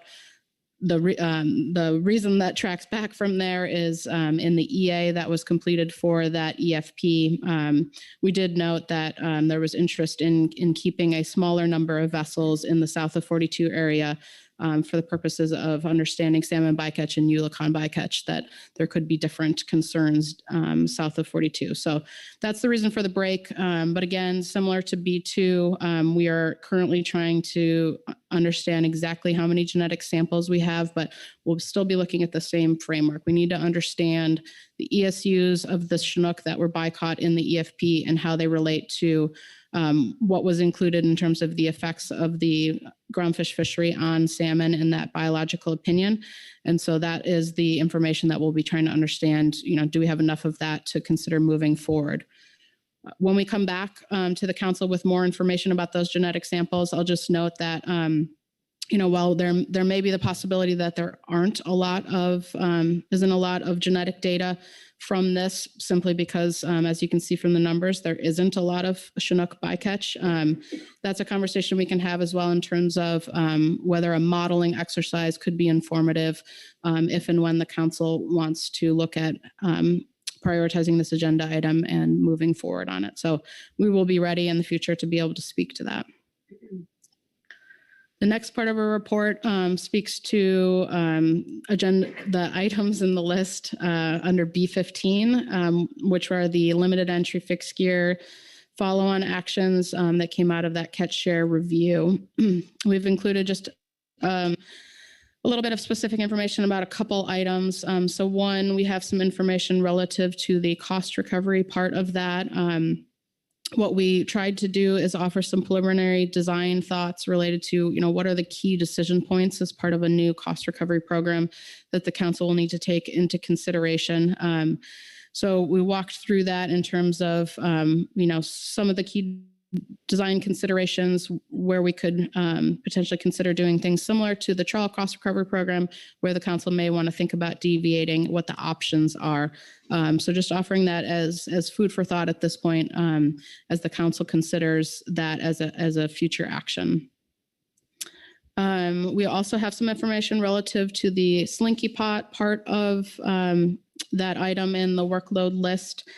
Specifically, we have heard the interest that this particular item would be applicable not just to the Sablefish endorsed folks, but to all of our fixed gear permitted folks. We, have been hearing some anecdotal reports about depredation, primarily off of Washington, that the northern resident killer whales have started to depredate on the long lines. Certainly, this is not unheard of. Alaska has gone through that, as well as that activity has been ongoing off of the Canadian coast. This is an issue that certainly makes sense to get in front of, to not wait until there's significant depredation problems. So we support considering that item as a soon to be worked on item. And we offer a little bit more detail on kind of what we would need to understand to as part of that action. In particular, allowing longliners to switch to slinky pot gear would need to be looked at under the premise of increasing pot gear use across the West Coast. As we talked about earlier in this meeting, we're interested in further gear marking and really looking at our entanglement risk of pot gear. So we would need to understand if slinky pots are being deployed in a similar way as traditional pots, or whether they're more similar to the longline gear that is in use off the coast, and making sure that we can understand how this relates to our humpback biological opinion. And so we have some information there on that issue. Then the last part of the report is some new measures for consideration. Again, we talked already in this meeting about gear marking. So we are specifically requesting that the council prioritize an agenda item for gear marking for both pot gear and longline gear by March 2024 at the latest. And then the last push is a new request, not for a prioritized item, but just for a new item to be added to the unprioritized list. We'd like the council to consider an open access fishery registration or permit. And the reason being is, we've had ongoing challenges specific to the open access groundfish fishery. One is that in recent management measure changes, we've struggled a bit with the lack of differentiation between the directed open access fishery and the incidental open access fishery. And we want to continue to be clear to the public and to our regulated fishermen which management measures apply where. We think that having a registration, would take a step toward us understanding kind of who's doing what and being more clear as the council takes actions in the future, what management measures apply to whom. Additionally, the lack of contact information for communicating with the sector's participants has come up recently, in particular, like with the Non-Trawl logbook. We have been interested in expanding our outreach efforts. We certainly understand that not every fisherman checks their email, and while our listserv is our primary mode of conduct, we'd like to have additional communication abilities. At the moment, because there is no federal registration or permit for open access, our only way of sending additional information is using Coast Guard registrations. Those weren't necessarily designed for that purpose. And so we know that we are not able to reach everyone. And, those participants in the fishery that don't necessarily come to every council meeting, we want to make sure that we're able to send additional information about major changes to what they need to do as fishermen in complying with the regulations. Finally, there's also an interest in putting this on the list because having some understanding before the season starts of who may be participating and from where is beneficial, generally for modeling purposes, whether that is, for fishery management measures or for protected resources reasons, but also for observer coverage and being able to understand what ports, we expect participation to be coming out of. That really helps with being able to plan for that coverage and perhaps find some efficiencies in the structure that we have. So again, not asking that this is prioritized, but simply added to the list for future consideration. There was some good discussion in the gap about, ways that you could design that. And certainly if the council were to start working on that in the future, I think there's a lot of different options of how we could look at this. And that completes my report. Thank you very much, Keely. I want to see if there are any questions from around the table on your report. Lynn Mattis. Thank you. Appreciate the report, Keely. Just want to make a point of clarification. When we get the GMT report in a few moments, the limited entry fixed gear follow-on items, I think, are B14. Is the key piece is not the number, but the limited entry fixed gear follow-on. Just want to make sure we're all clear on what you're referencing. Thank you. I'll have to look back at the list, but yes, it is meant to be the limited entry follow-on actions. All right, any further questions on the report? Caroline McKnight. Thank you, Mr. Chair. Thank you, Keely, for the report. Just help me understand a little bit more on the recommendation to remove the 2 trawl EFPs. So we've met the minimum number of years that it's been in place, but we don't have the genetic information available yet to move it from an EFP and into regulation. We're waiting for this salmon information. So is the suggestion to remove it off this workload list implying that no more issuing of the EFP, or is it implying no more issuing of, we're not considering moving into regulation? Can you just kind of elaborate a little bit more what the suggestion means here to remove it off the workload list? Thank you. The way that our report is structured, we took the titles of the items from the list. So like B5, the title of the item on the workload list is remove certain time and area management restrictions. So we are not suggesting that we remove something. That is just the name of the item. So when the council looks to move those EFPs into regulation, that is what you would be doing. So we are not making any recommendation about should these EFPs continue. We're just saying when and if the council wants to prioritize that action, we know we need to understand how much genetic data that we have. So we're having those conversations right now. I was not able before this meeting to get an exact number of genetic samples, but that is what I'm working towards. If you look at, though, the number of Chinook, which is, there's not a lot of Chinook bycatch, which is excellent. That is going to constrain the number of genetic samples that we have naturally. And so we will need to evaluate, is there enough data there just to look at the EFP data to inform an analysis, or is it something where we would need to do a modeling exercise like we did for the midwater whiting season start date change? So not recommending anything, just took that title. Hopefully that's clear. Caroline? Yes, thank you through the chair.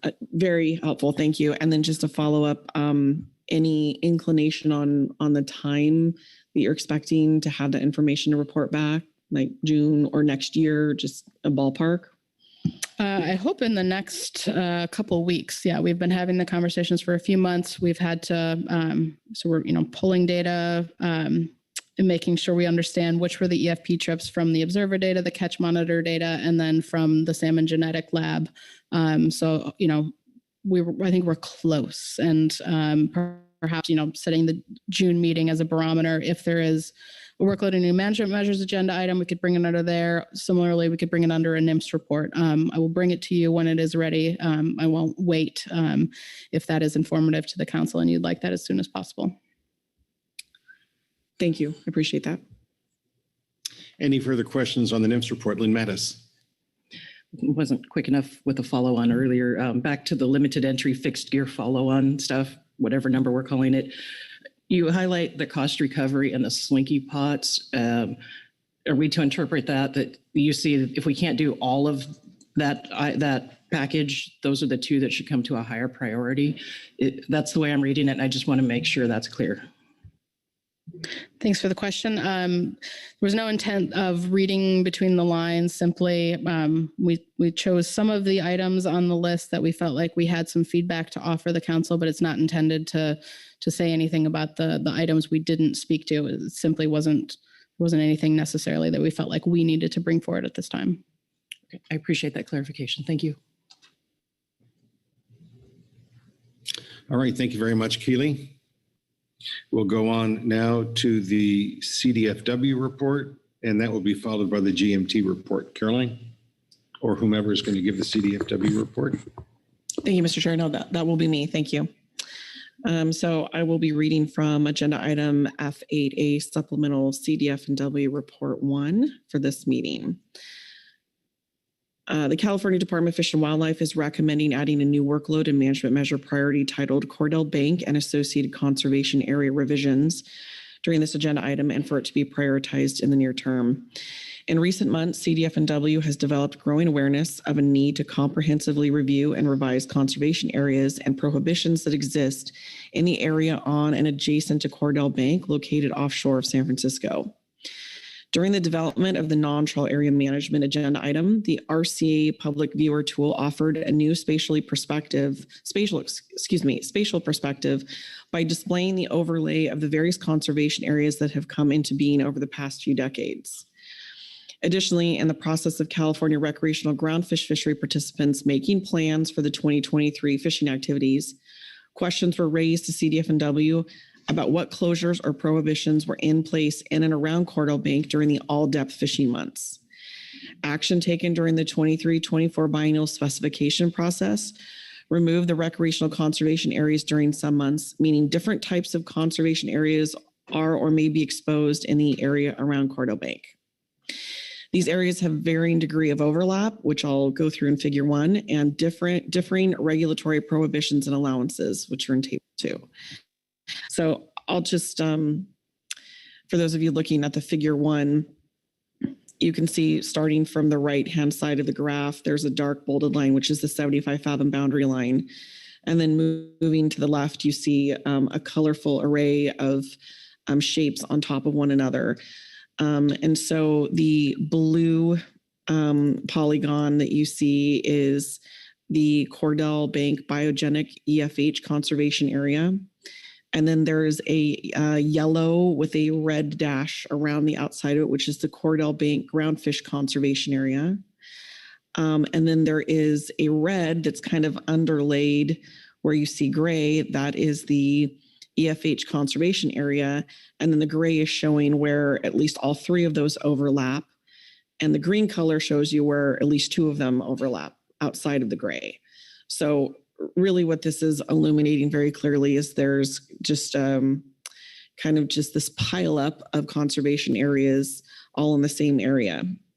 So moving down to the Table 1, really what I want to illuminate here is that for each of these different types of conservation areas that are either on top of each other or adjacent to each other, they are defined differently, they are applicable to different fisheries, and they have a very differing suite of prohibitions that are applicable to each of them. So I don't want to painfully walk through every word here, but I'm going to just touch on them quickly.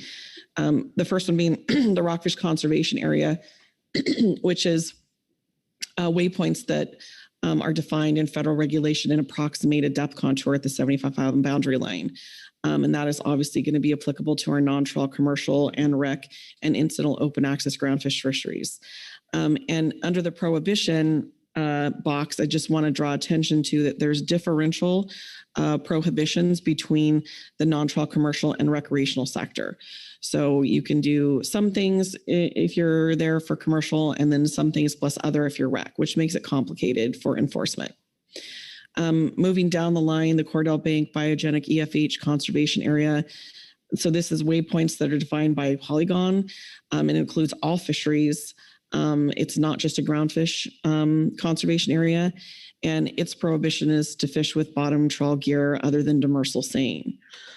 The next is the Cordell Bank Groundfish Conservation Area. Again, this is a waypoint defining a polygon and applies to the non-trawl commercial and recreational groundfish sectors. And the prohibitions is generally all groundfish with the exception for other flatfish for rec and also other flatfish plus petrale and starry and other flatfish for the recreational sector. So again, you see the complicated layers of of allowances and prohibitions that are piling up here. And then lastly, the Cordell Bank EFH Conservation Area is again waypoints defining a polygon and applies to all fisheries, including non-groundfish, and prohibits fishing with bottom contact gear of any type. So CDF&W has been in consultation with NIMS West Coast Region staff on various interim fixes, which could provide increased clarity to the regulatory text defining these areas without making substantive changes to the intent of the management purpose. For example, the regulatory text defining the Cordell Bank Groundfish Conservation Area resides in its own separate section of the regulation and states, quote, generally fishing for groundfish is prohibited in waters less than 100 fathoms. Referencing the depth in this manner has caused confusion among some recreational anglers who have conflated it with the 100-fathom RC boundary line, which uses similar language, despite the GCA having no formal waypoints specified as such. In discussions with NIMS staff, they've suggested it may be possible that an informal administrative process could be used to amend this language. CDF&W appreciates NIMS' willingness to pursue amendments using these means. However, really, while some administrative revisions to the regulatory text may help clarify definitions in the short term, it does not address issues created by the multitude of overlapping conservation areas around Cordell Bank. These areas create confounding regulations and are not likely meeting all intended conservation goals as efficiently as possible. Further, the differential regulations by gear, sector, and fisheries create significant regulatory complexity for fishers and complicates enforceability in this area. To appropriately address these complexities, CDF&W recommends the council review and recommend amending regulations surrounding the conservation areas in this area holistically and under a new and separate management measure with a goal of reducing the regulatory duplicity and complexity and improving clarity and enforceability. Therefore, CDF&W recommends the council prioritize Cordell Bank and associated conservation area revisions as a new management measure under the priority A list. Thank you. I'll take any questions. Thank you, Caroline. Any questions on the CDFW report? I'm not seeing any hands. Thank you very much. We'll now hear from Katie Pearson and the GMT. Thank you, Chair Grelnick. Good morning, council members.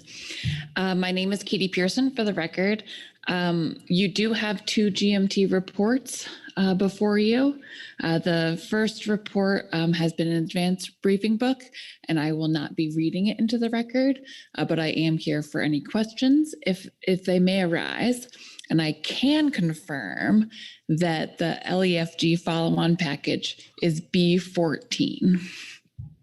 Bingo. All right.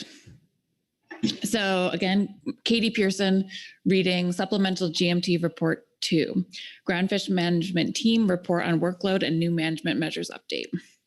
The Groundfish Management Team reviewed the materials in the briefing book, held a discussion with Ms. Keely Kent, National Marine Fisheries Service, West Coast Region, about the NIMS Report 1 in March 2023, and received input from the Groundfish Advisory Subpanel.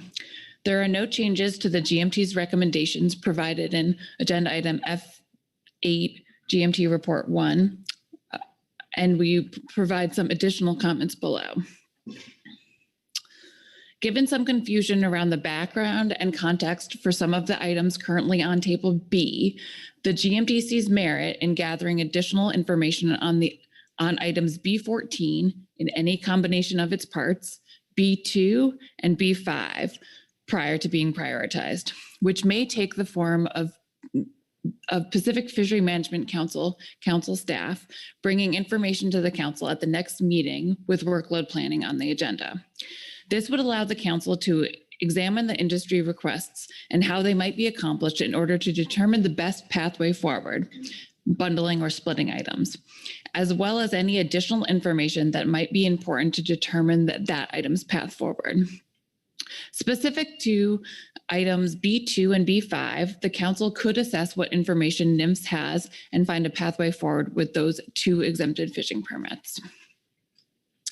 Additionally, the GMT recommends council staff develop a best practices document detailing the process for submitting a new management measure request for consideration by the council. This document could identify key items that would assist in understanding the proposed measure, such as a detailed description and rationale. The GMT notes this document should be included in the advanced briefing book whenever this item is scheduled on the council's agenda. This document could help reduce the confusion the team has noted both internally and externally regarding the process.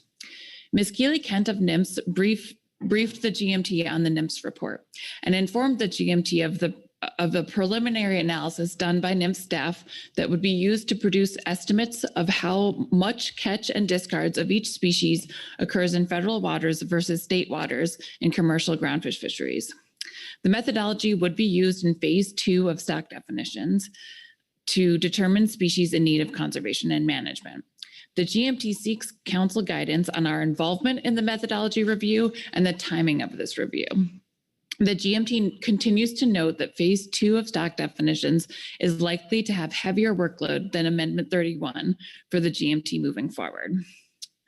Regarding agenda item F8, NIMS Report 1, the GMT notes that there may be efficiencies in combining the gear marking item with the current request to use slinky pots, B14C. Bundling these actions could ensure that a mitigation measure for protected species is in place in conjunction with the action item that may have impacts on protected species. Regarding NIMS's request to add the open access fishery registration item to Table B, the GMT notes the additional documentation of open access participation / effort could be beneficial to the GMT's open access model projections. The GMT received an overview of agenda item F.8 supplemental CDFW report 1 on Cordell Bank and associated conservation area revisions from James Phillips of the California Department of Fish and Wildlife. The GMT also received public comment from Oceana regarding a potential new item for Table B. The GMT is generally supportive of the council adding items with description and rationale to the workload prioritization list per the council's discretion. And that concludes supplemental GMT report 2. All righty, let's see if there are any questions on the GMT report. Todd has an addition. Todd? Yes, thank you, Mr. Chair. So in my overview, I neglected to mention that there was an additional item that is not represented in any documentation for council consideration under this item. It is my understanding that yesterday under the EM agenda item that Mr. Anderson gave some guidance that to consider to modify the EM discard species list. I think adding this or having the council consider adding that to the list is appropriate under this item. All right, thank you, Todd. Lynn? Katie, I just wanted to thank the GMT for the report that was in the briefing book. I know many council members before I was on the council requested some additional information, as a lot of the items on that list predate many council members as well as most of the current GMT. So I wanted to say thank you for the work that you all put into that to help us understand what each of those items are. All right, thank you, Lynn. Any further questions of the GMT? All right, thank you very much, Katie. Thank you. We will now hear from the GAP, followed by the enforcement consultants. Mr. Richter, welcome. Morning, Mr. Chair, members of the council. Be reading from agenda item F8A, Supplemental GAP Report 1, Groundfish Advisory Subpanel Report on Groundfish Workload and New Management Measure Priorities. Groundfish Advisory Subpanel met with members of the Groundfish Management Team and reviewed the documents under this agenda item. Referencing the Groundfish Management Team Report 1 under this agenda item, the GAP makes the following recommendations. For removal of some items, the GAP recognizes the GMT in GMT Report 1 recommended removal of 3 items from the groundfish workload. Those being B3, creating the 60-mile bank RCA lines, B9, permitting commercial sale of recreational fish waste, and last B10, petroleum gutted headed on conversion factor. GAP agrees with removing 2 of these, those being B3, the 60-mile bank RCA line issue, which has been resolved through specs, and B10, the petroleum conversion factor, is no longer as important as it once was. However, the GAP suggests retaining B9, permitting commercial sale of recreational fish waste. GAP understands each state would have to develop rules conforming to federal regulations, but there is a lot of interest to continue to develop this. Referencing the Enforcement Consultant Supplemental Report 1 under this agenda item, the EC understands that the request to allow a port to establish a contract with a company that would collect waste at fish cleaning stations and use that waste to produce commercially sold products, including fish meal, fertilizer, fish oil, et cetera, is still active. The intent of the request is to reduce the amount of waste discarded at the port. Adjusting federal regulations would allow the states to develop rules specific to this activity. Under limited entry fixed gear sablefish follow-on actions, while the GAP continues to suggest no specific prioritization of the workload items, we acknowledge GAP members had higher interest in retaining 2 trawl items and the fixed gear sablefish items on the workload list. Regarding the LEFG sablefish items seen in follow-on package B14A through F, the GAP realizes some of these items have high workload values. GAP considered trying to repackage some of the items, but ultimately decided that National Marine Fisheries Service and the GMT might have additional suggestions for packaging them differently based on different sets of criteria. Most of the LEFG follow-on package proposals will afford the sablefish fisheries the most flexibility and conservation of the resources. Furthermore, the GAP may have more insightful recommendations following a scoping process. Those items include B14 cost recovery, B14B removal of base permits, B14C allowing the use of slinky pots by longline endorsed permits, B14D add 4th permit per vessel, B14E allowing cumulative non-sablefish landing limit for each permit, and B14F sablefish permit price reporting. Lastly, the GAP also supports the sablefish pot gear marking issue could be added to this package and the scoping session for further discussion. Commenting on other items, regarding the remainder of the items in Table B, the GAP discussed the 2 trawl workload items, B2 removal of selective flatfish trawl requirement between 4010 and 42 north, and B5 removing certain time and area management restrictions for midwater trawl gear targeting non-whiting. GAP requests both items remain on the list and elevated for implementation. Under B2, removal of the selective flatfish trawl requirement between 4010 and 42 north. As noted, this has been an exempted fishing permit since 2018. The EFP has shown its effectiveness in limiting salmon incidental catch, no matter from which environmentally significant unit the salmon originated. Moving the EFP into regulations would simplify fishing regulations for participants, fisheries managers, and enforcement.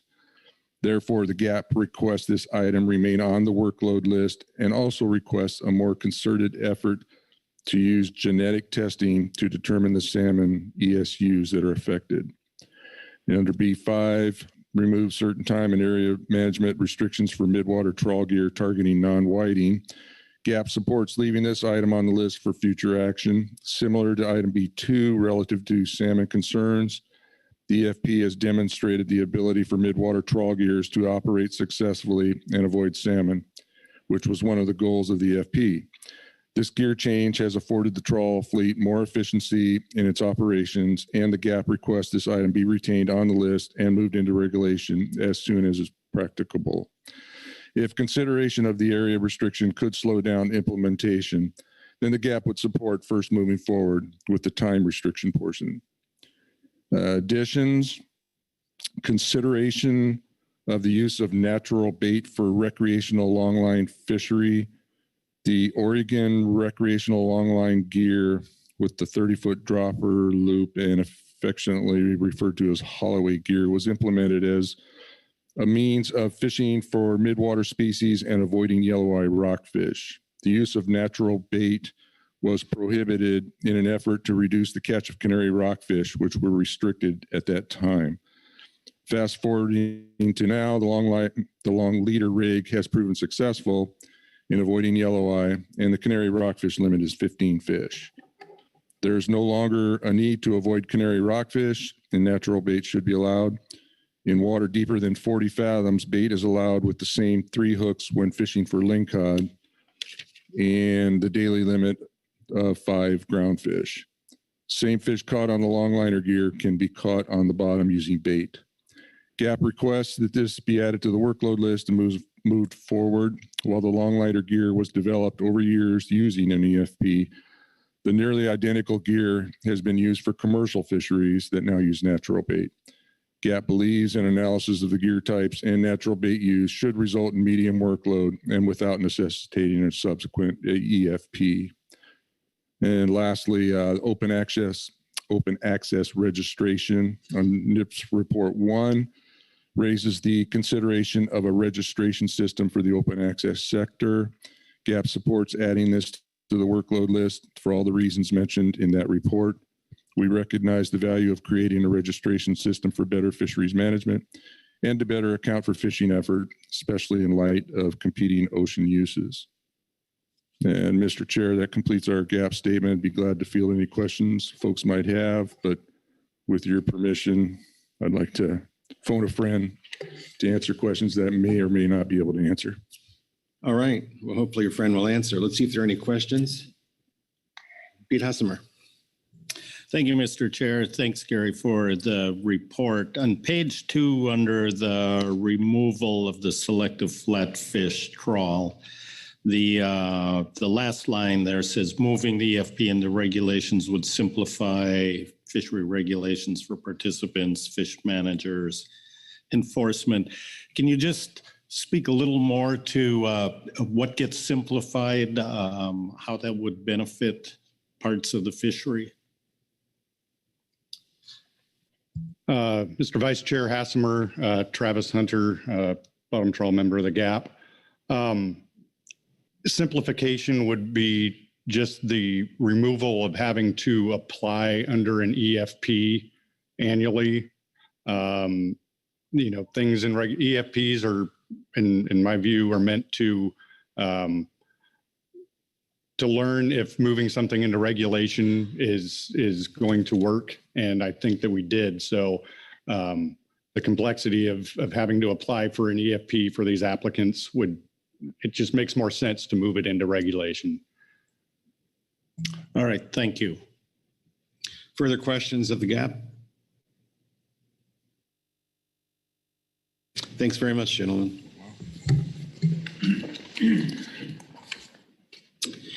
Captain Dan Chadwick for the enforcement consultants, and then we'll hear from the SAS.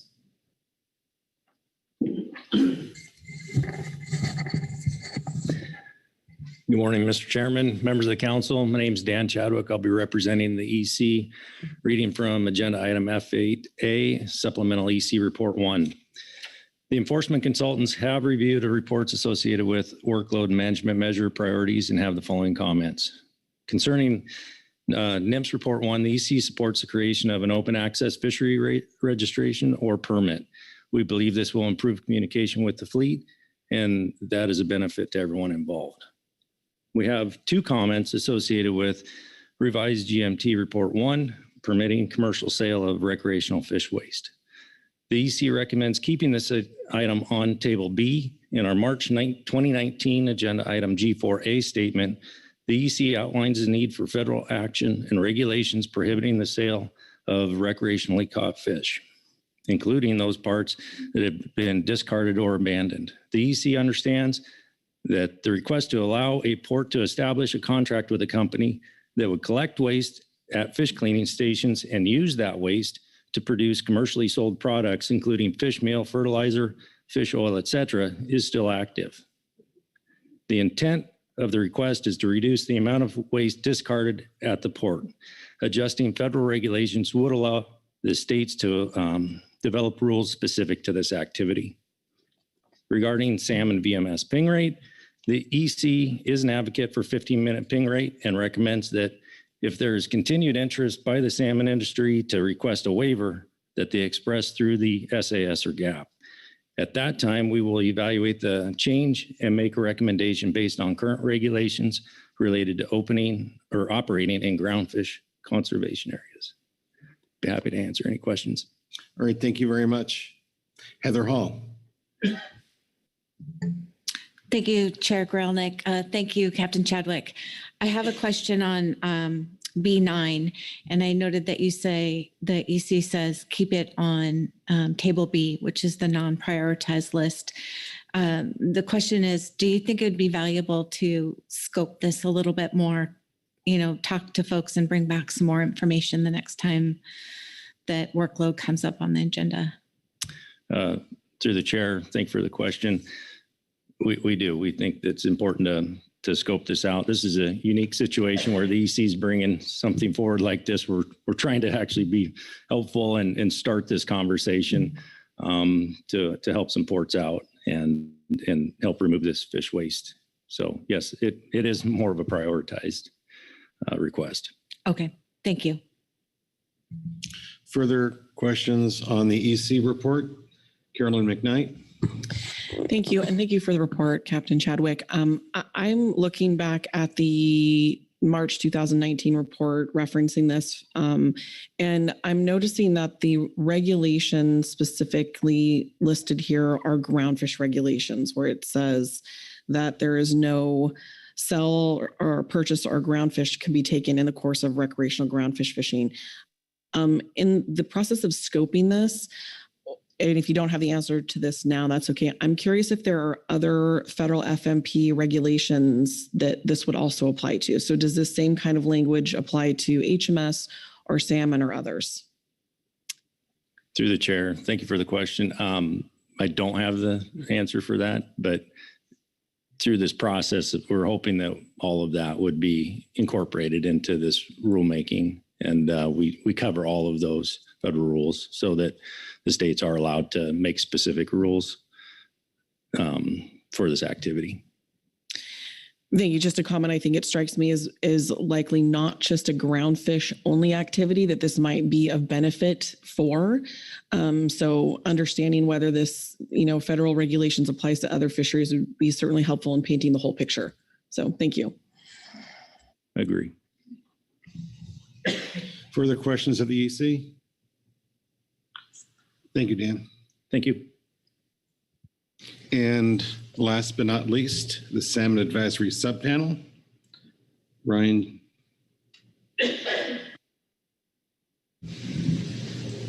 Welcome. Thank you, Mr. Chair. Good morning, Council. My name is Ryan Johnson. The Salmon Advisory Subpanel asks the Council to continue consideration of an increased incidental lingcod trip limit in the salmon troll fishery as part of the incidental open access fishery. The proposed increase in the incidental lingcod limit is not intended to change the overall quota available to the open access sector. This proposed increase in lingcod retention is limited to vessels with VMS and north of 4010, where lingcod are above their population target. The SAS requests that the Council prioritize this important management measure and is interested in further coordination with the Council, the GMT, and the GAP on implementation. In addition, the SAS requests that reconsideration of the VMS ping rate for salmon trollers be maintained on the current workload list when a 1 hour ping rate is appropriate under GMT's management measures and at the discretion of the enforcement consultants. The SAS would appreciate consideration of an exemption from the current 15-minute rate. Thank you. Thank you very much, Ryan. Are there any questions on the SAS report? Thank you very much, Ryan. So that concludes all of our reports. It takes us to public comment. I do know we have signups, so we will go according to the list on the screen there. First call on Bob Alverson. Welcome, Bob.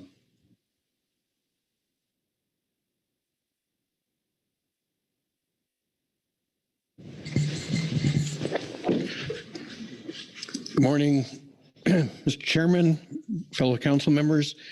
My name is Bob Alverson. I'm speaking on behalf of Fishing Vessel Owners Association. The association is a trade association that represents hook and line and pot fishermen, primarily fishing for halibut, Pacific halibut, and sablefish.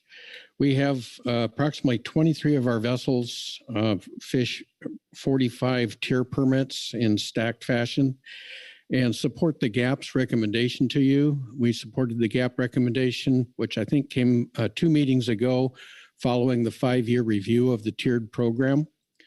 And I'd like to speak to three of those items, and these items that are proposed as amendments to the program, I'm speaking in terms of what are in priority from the association as we see the most important. The first one is allowing those tiered permits that are designated as hook and line to use a pot or a slinky as the GAP is recommended, slinky pot. We are encountering the killer whale pods that come out of British Columbia are depredating on our hooks. We don't think we have seen the southern killer whale pod out of Puget Sound, but once these animals understand how to strip the hook and line gear as it's coming up, they take every fish. I mean, it just becomes impossible to fish around them. So the slinkies have been successful. 80% of the fleet in Alaska that was hook and line in the last 5 years has moved to some form of pot, and the slinky has been highly successful versus the most of the killer whales and the sperm whales. So that's the number one priority that we're asking for of a change. And if that means the NIMS recommendation for marking the line would help that get through, that we would support that as an additional item going through. The second item is allowing the bi-monthly trip limit to apply to each of the tiers that we have on board. What's happening there is, for instance, a tier 3 is about 17,000 pounds, maybe takes one trip, 5-7 day trip to get that, and that trip would get a bi-monthly trip limit associated with it. If you have 3 stacked tier 1 permits, they're 72,000 pounds each this year. So 210,000 round pounds would still only get a bi-monthly trip limit to operate with.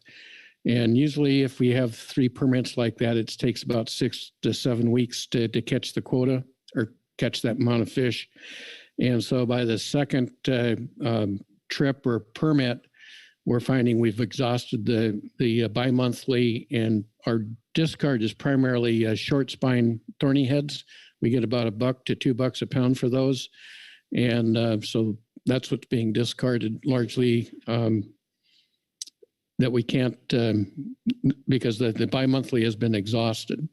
And then the third amendment that we'd like to see is allowing a 4th permit on the boats. And the first time I came to the council, I think I got my words awkward. I suggested this would affect second generation tier holders. And what I mean by that is that those tier holders that have an exemption for having a hired skipper, meaning they can have a hired skipper, would not qualify for this. So this is intended for new crew that have to be on the boat would be the 4th permit.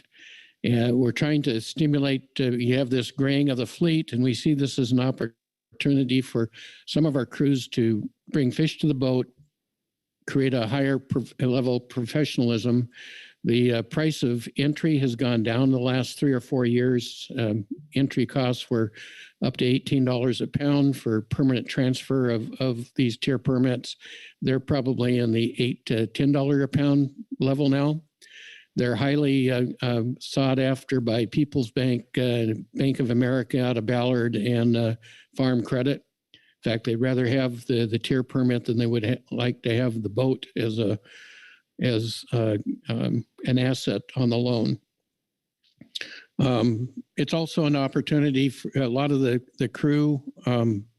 It's very expensive to own a boat and permits these days, and buying the quota is a way to get into the business and acquire some assets. So those are the 3 changes that we see as most important to the tiered program, Mr. Chairman, and that concludes our comments.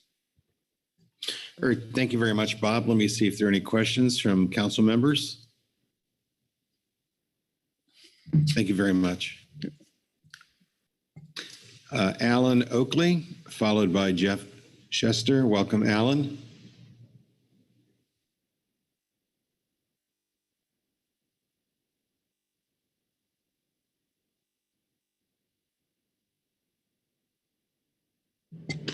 Good morning, Chairman and council members. I support the GAC recommendations regarding the items that I'm going to discuss. My name's Alan Oakley. I'm a captain, owner, and of the longline fishing vessel Pacific Hustler. I'm fishing hook and pot gear in the tiered fishery for 20 years, and I am in support of the 3 proposed amendments put forward by Bob Ellerson on the FVOA. The number one item is the pot gear. The use of pot gear is necessary. In the last 2 years, my experience is this increasing interaction with the large killer whale pods while fishing the hook and line gear in the northern Washington waters is becoming a serious concern, a serious issue for those of us that fish up there, particularly ourselves. The second item is the bi-monthly trip limits, and per tiered permit, it's necessary. I think it's necessary to reduce or eliminate the discarding of these rockfish, specifically shelf rockfish species, and short spine thorny heads limits. And because this is what I'm personally experiencing is we're exceeding those limits early on, and then we're forced to discard unnecessarily, in my opinion. And I think there's considerable abundance of some of the shelf rockfish species that we're not seeing in the trip limit amounts that are given. And so hence we're ending up with considerable discards unnecessarily. And so I think allowing the trip limits to apply per tier permit versus, in my case, I have 3 permits on the vessel, but I'm allocated the bi-monthly limits are the same as someone that has 1 permit on the vessel. And I expect this is going to continue to become an increasing problem with the sablefish tack increasing, and so that's I'm hoping that you folks will take that into consideration. On item 3, it's the addition of the 4th permit, and this is important to me. I wouldn't qualify, so it's not about me. It's about it'll be an opportunity for this next generation, which we're struggling to get into our industry, hence crew members, and this allows an opportunity for some of these crew members to get a foot in the door. It's very expensive for them to buy a Bristol Bay permit, and a boat, and try and get in that way. And there's very limited opportunities, and this would allow them to get in, to get their foot in the door of this fishery and have an asset that they could catch without the overhead and the cost of trying to buy a boat, finance a boat, the gear, insurance, and all those things. And then at a certain point, they'd have an asset where they could move on their own and acquire their own vessel. So that's important. And so I appreciate, I think that covers everything. And I appreciate your consideration on these issues. Thank you very much, Alan, for your testimony. Any questions from around the council? Bob Dooley. Thank you, Mr. Chairman. Thank you, Alan. Really appreciate your coming here and sharing those points. I have a question for you. There's been some concern registered around the issue of slinky pots and converting from long line to slinky pots, that we may increase the amount of vertical lines. And I heard last meeting, I believe that was not the case. And I just want to check with you if the amount of vertical lines when you go from long line to pots, are we avoiding whale predation, but are we going to increase vertical lines that might increase entanglements? So just curious what your thoughts are there.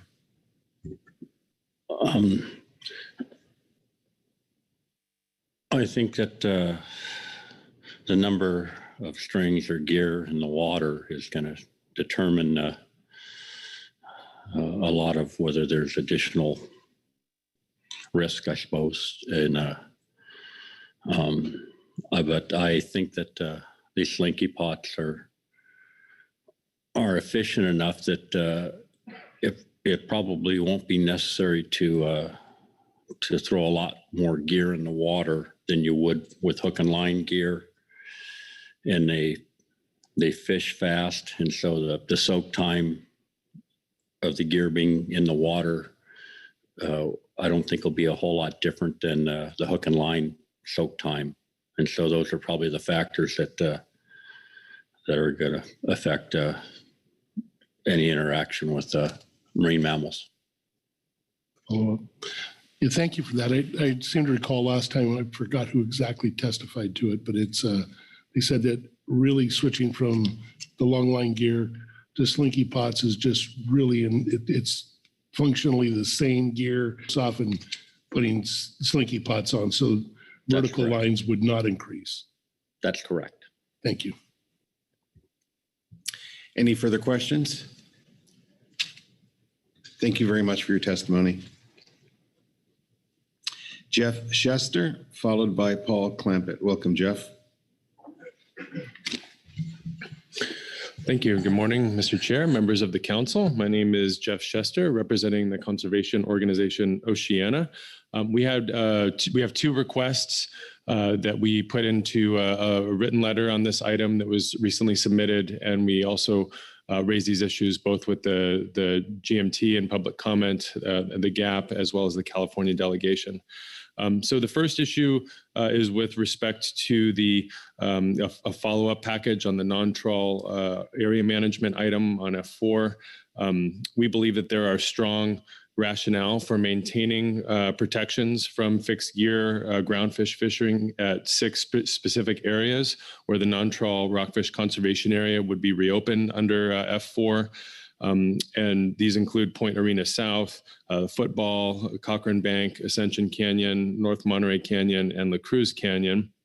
These are areas that are part of existing EFH conservation areas. These areas have newly identified sensitive habitats, as well as vulnerable species, including yellow eye rockfish, and has some of the best corals and sponges along the central coast of California. And we note these are also areas that overlap with areas that the National Marine Sanctuaries are interested in for their coral restoration plans. So we've done some outreach at previous meetings to members of the GAP. We're trying to avoid any conflicts with areas that would be highly valuable for fishing. And make sure that we have enforceable boundaries. I think that the issue is that we're somewhat out of time on the F4 item, and we agreed with I think the managers and the fishing community that we did not want to risk delay in that non-trawl area management package, since that is really important for opening fishing opportunities under F4, and we urge final action on that at this meeting. So consistent with on this item, there's a CDFW report that's requesting a cleanup of some of the boundaries related to Cordell Bank. And so what we would like to support scheduling that as a near-term action, and specifically including in the scope of that cleanup package a consideration of those 6 potential EFH conservation areas that would prohibit bottom contact groundfish gear. This would minimize the time that the areas would be reopened, and also I think help align with the sanctuary's stated timeline for their restoration projects. Our second request on this item is the GMT's item 12, which is the directed fishing prohibition for short belly rockfish. As many of you will recall, short belly rockfish is an extremely important forage fish species in the California current. There's been support for this action from the U.S. Fish and Wildlife Service, the Pacific Seabird Group, Point Blue Conservation Science, Audubon, as well as our group Oceana. And there seems to be broad support among the council for this policy. And so we've been asking for this since 2019 when there was some increases in catch and there was some changes to the management of short belly rockfish. We have voiced serious concerns over the move of this species to ecosystem components status without the directed fishing prohibition that other forage species that are ecosystem components have. So we recognize that there was a 2,000-ton trigger for the incidental catch component of this issue that was implemented recently in Amendment 30, but there's still, it needs to be a directed fishing prohibition to address the idea of targeting this species. So we wanted to, again, recognize and thank the Oregon Department of Fish and Wildlife. They put a long report in 2021 that laid out a pathway and scoping for this type of item. As an alternative to doing it in the specs process, they recommended it be a standalone groundfish FMP amendment. And so we agree with that approach. And we feel and we want to remind the council that it is important to prioritize these conservation measures and move forward the council's ecosystem goals related to forage species. So again, 2 requests. Short belly rockfish directed fishing prohibition and including that cleanup package that would include consideration of fixed gear protections on the central coast of California. Thank you again, and happy to take any questions. All right, thank you very much, Jeff. Any questions?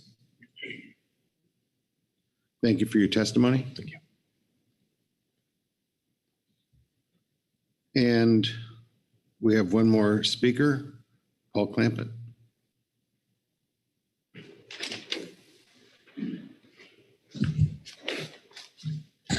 Thank you, Chairman Gorlick. My name is Paul Clampett. I own the fishing vessel Augustine. I'm a member of the Fishing Vessel Owners Association and the Sablefish Halibut and Pot Association. We fish pots with the limited entry fixed gear tiered fishery. Been at it since the 80s. We agree with the recommendations concerning limited entry fixed gear that the GAP has put forward. I want to assure the members here that if we allow pots in the limited entry fixed gear for people using hooks now, there won't be any extra lines in the gear. They're on the grounds. As a matter of fact, we don't need 2 ends on that gear. We can operate efficiently with just 1 end instead of 2. Our lines are generally 2 miles long. They have 30 to 50 pots on them, depending on how somebody sets it up. Usually run 3 or 4 sets, no different than hook and line. But we have on our boat, we use a heavier pot and we use 3/4 inch ground line. We don't need 2 ends. So that would eliminate half the lines on the grounds if you just allowed us to, because right now under regulation, you're required to use 2 ends. I also believe that these recommendations would remove some onerous regulations. It would make things simpler. It would eliminate waste, and allowing a 4th permit with the caveat that it must not be owned by the original permit holder would make it easier for new entrants. It makes it possible for more people to own quota without having to expend capital on a boat. And also this allows for more efficient use of vessels already participating, thus lowering resource use, and it also reduces carbon emissions. So it's all a big win, I think. So that's really all I have. I think the testimony by Bob Alverson and Mr. Oakley was excellent, and I agree with them. So thank you very much. All right, thank you very much, Paul. Any questions for Paul? Thank you very much. Thank you.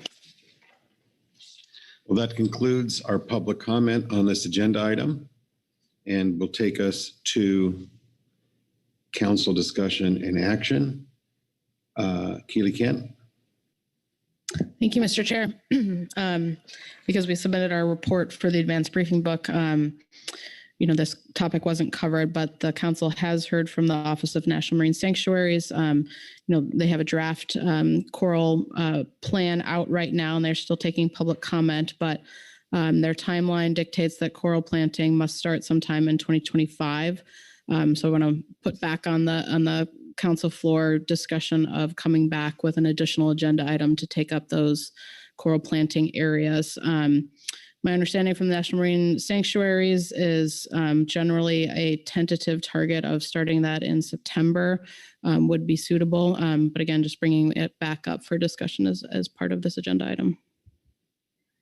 All right, thank you for that. We can have some discussion if you want to break. If folks have motions they may want to bring and they want to break before that, we can do that as well. But let's just first exhaust any preliminary discussion. And if there are no hands, then we will take a break and come back. So let me just look for any discussion from around the table. I'm carefully looking. I'm not seeing any hands raised. So I will take that as a signal from the council that they would like a break. And then we will come back and see if we have discussion and or any motions. So we're doing fine on schedule today. Is 15 minutes acceptable, or do you need more? 15 minutes? All right. So we'll be back here at 11:15 and we'll continue work on this agenda item.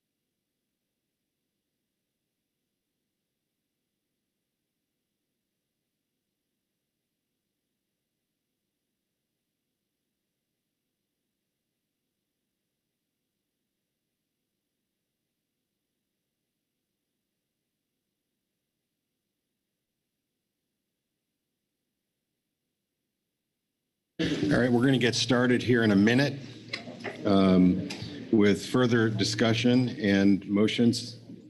So this is your last call to get up and get some coffee or whatever else you may need to do for the next minute. And then we'll get started at the stroke of 11:25.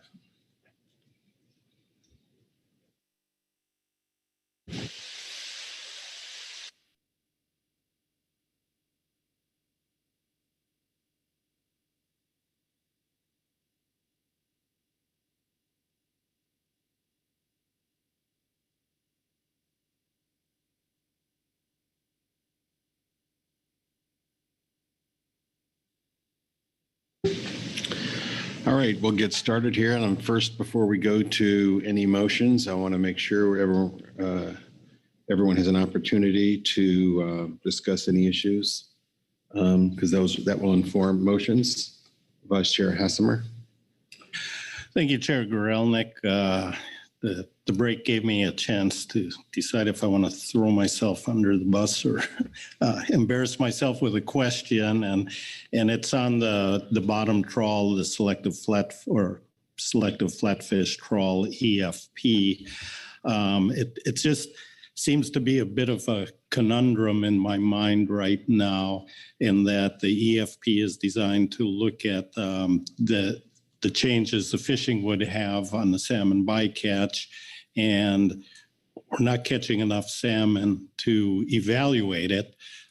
So it's taken a lot of time, and I respect that there's been low participation in the EFP also. I think initially there were 42 applicants or something like that. In 2019, then there were 19 trips that were credited to the EFP. So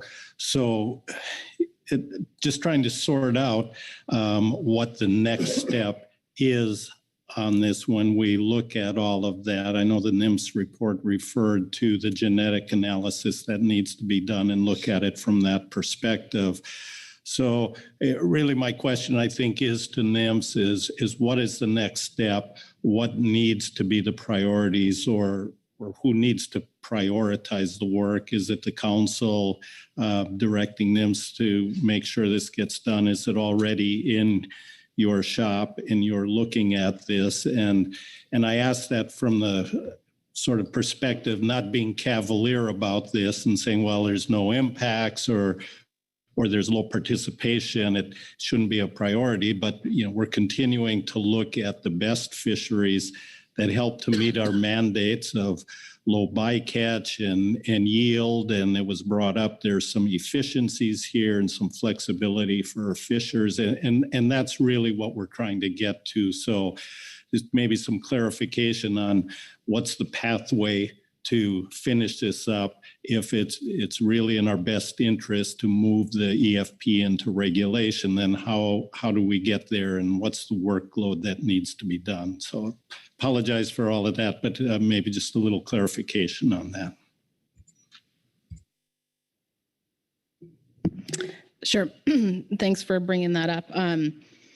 I'm assuming when you were asking about the trawl gear EFPs, you said the bottom trawl, but we're talking holistically. Yes. Okay. So in terms of where we go from here, I have already started those conversations with the Science Center shop. So Dr. Paul Moran's shop runs the salmon genetic samples that are coming off of those fish. I'm waiting for the answer on how many samples there are. They've run some of them, but not all of them. They have already prioritized running the rest of them. So I think that is in motion. I think a signal from the council of when you would, consider starting on this will inform, again, how quickly we're pushing to analyze those samples. I think it would be very helpful to hear from the council. There are really, in particular, two distinct parts of this EFP, and one could argue three distinct parts. And it would be very helpful to understand from the council whether any sort of interest in elevating, is I think the GAP word, or prioritizing. Are we talking about all three? Is there the possibility of, breaking them apart? I think the GAP mentioned interest of, if there are parts that may slow down the other parts to consider breaking them up. All of that would be helpful. I think, we're all aware, based on some of the areas, there could be different challenges, associated. If we're talking, some of the California areas, what's going on with those ESUs. The framework, though, is the same. So in general, we need to understand from these EFPs, are the salmon that are being bycaught are the ESUs that those salmon are from, does that align with the effects that were disclosed in the salmon biop? And so it's the same framework. And I would say it's probably the same framework for any action we're talking about that has the potential to change salmon bycatch. And the question will be, is there enough from the genetic samples that just looking at that data alone is enough to be informative? Or do we need to do some sort of modeling exercise because there's just a limitation of the data? That is really more of like a note on the workload, not necessarily considering that a roadblock, but we've done that before. It just takes some different resources than like just a typical council action takes. So I think, we're already in motion that the samples that we do have are being prioritized to be able to get that ESU information. I don't necessarily see a problem there, though, if the council wants to, reiterate that that's a priority. But then in general, having feedback on, are we looking at all of the parts of this EFP together, or is there some interest in breaking it up?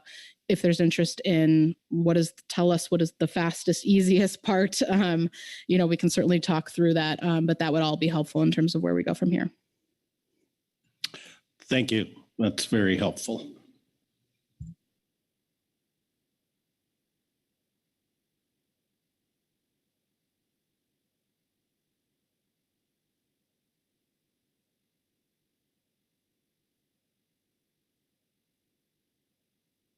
All right, any further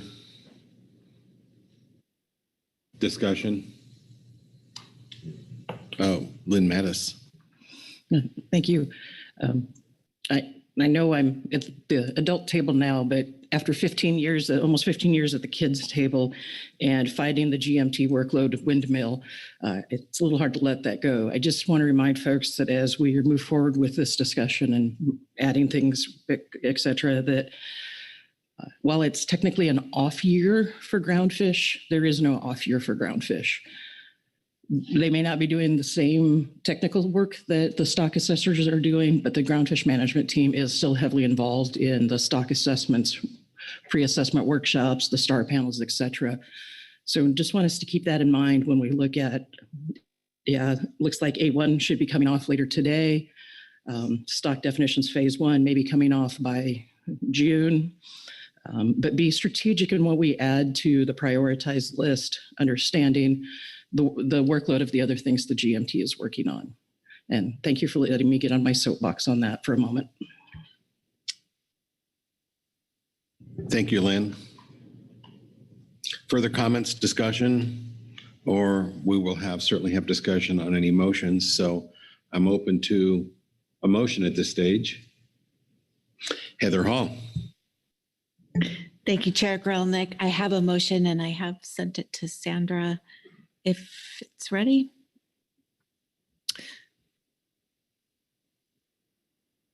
Great. Thank you, Sandra. I move the council make the following changes to the GMT workload and new management measure list. The list is under agenda item F8A, revised GMT report 1, March 2023. Add an item to the non-prioritized list to update the electronic monitoring discard species list. Add open access registration to the non-prioritized list. Add consideration. I have a change here, Sandra. This consideration for the use of natural bait for recreational long leader fishery to the non-prioritized list. Thank you. Add B14, LEFG follow on to the prioritized list and add gear marking to this package. Remove B3, the 60-mile bank RCA lines, and B10, the Petrale conversion factor. That's it. All right, is the language on the screen accurate and complete? Yes, it is. Thank you. And I'll look for a second, seconded by Lynn Mattis. Please speak to your motion. Thank you.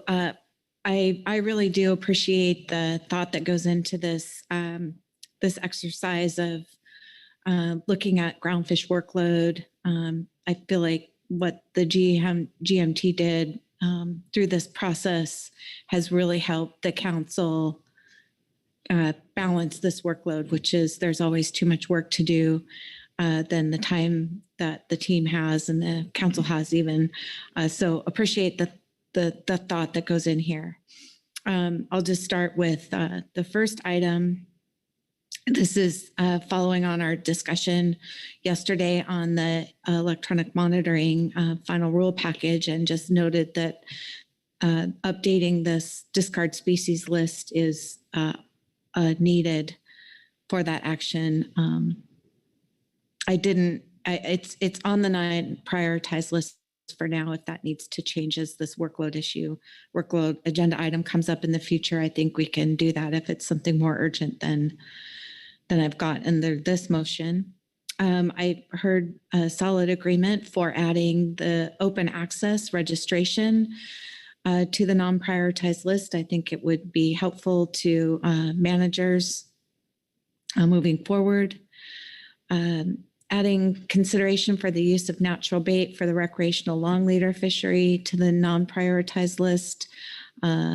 This is a recommendation from the GAP report, noting that this is natural bait might be less of an issue now that Canary Rockfish is rebuilt. Agenda item B14, this is the limited entry fixed gear follow-on package. In addition to moving this to the prioritized list, I included adding gear marking to this package. Also here, I think it would be really helpful, even though I've recommended in this motion to move it to the prioritized list that at the next time this comes up, to have a scoping exercise for this. So maybe a little bit more information that would help look at the sub options under this package, and noting the priorities that were mentioned by the FVOA and Bob Alverson's testimony. And then per the GAP statement, this motion would remove B3, the 60-mile bank RCA lines, and B10, the Petrale conversion factor. I had one more thing I also wanted to mention in this motion. This motion does not include B9. That's the commercial sale of recreational fish waste. I was going to offer guidance on that afterward. It's not a change to the list, so I didn't include it in this motion. All right, thanks very much for your explanation. Let's see if there are any questions for the maker of the motion, Keely Kent. Thank you. I'm clarifying or making sure my understanding is correct. Under number 4, so I think we've already had a little bit of confusion.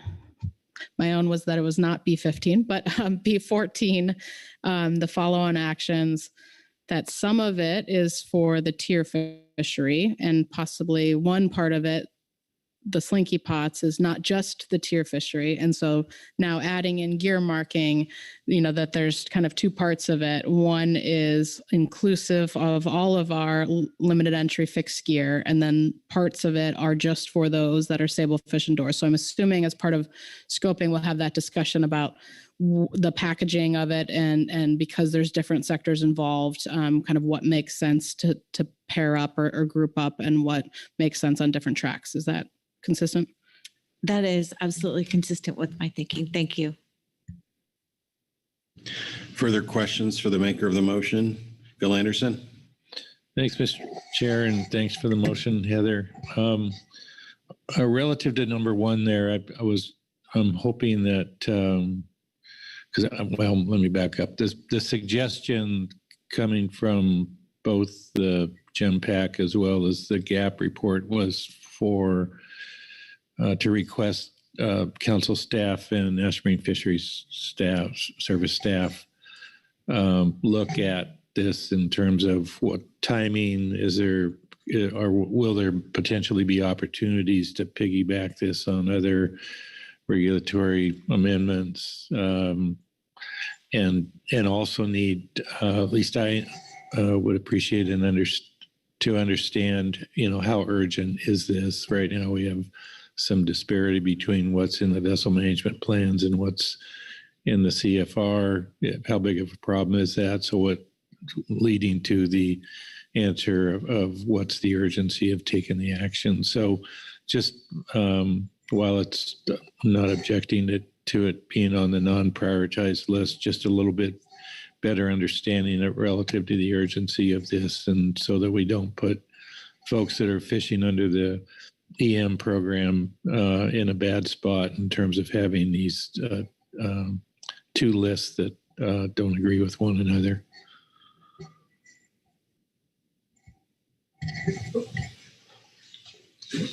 Keely. Thank you. I can look into the issue of urgency and try to get you a response perhaps by future workload planning. I don't know at this moment. I'll just note in general, my understanding is that we do need a council process. I think in general, any of these things on the list, the council could look for opportunities for, whether or not things are paired up. I don't see this motion as negating that possibility, but we would still need, I'm assuming, we're talking about a regulatory amendment, so at least 2 meetings, and how that makes sense in terms of what the council is working on, we can look into, but I will ask about the urgency and get back to you all.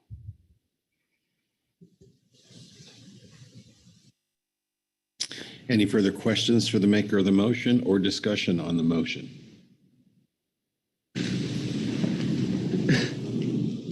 I'm looking carefully and I don't see any hands.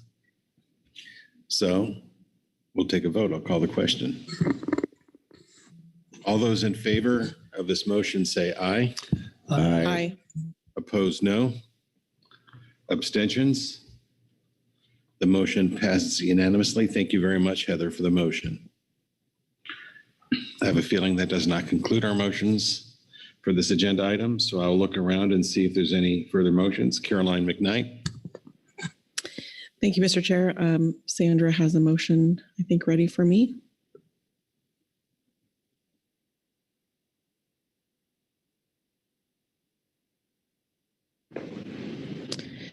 Thank you. I move the council add and prioritize a new workload item titled Cordell Bank and Associated Conservation Area Revision, and allow National Marine Fisheries Service to revise the regulatory text as appropriate in the interim as recommended by CDF&W in agenda item F8A Supplemental CDF&W Report 1, March 2023.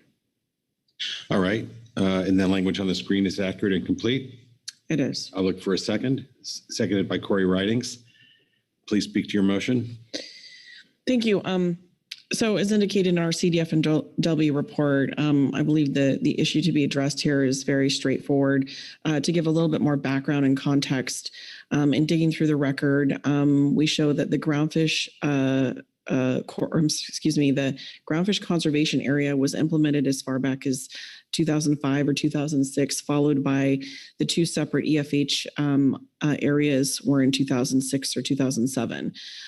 So we're talking about, approximately 18 years or so that these areas have been residing on top of one another, and just were not exposed until we just took this action under F4 to move the line from 100 into 75 fathoms. So I would say that this council's done an exceedingly great job at the use of closed areas for different conservation purposes, maybe too good. So we find ourselves now in a position where they're lying on top of one another with some regulatory duplicity and a lot of complexity. So rather than trying to take care of these in individual processes through different pathways, I think the best course here is to deal with them comprehensively and all together. And then, really looking for a permanent and optimal fix in a way that provides our fishery sectors clear and concise rules, and allow operations to continue without that confusion or complexity. So this is really just to keep the momentum going off the amazing work that was done under F4 in our non-trawl area management package.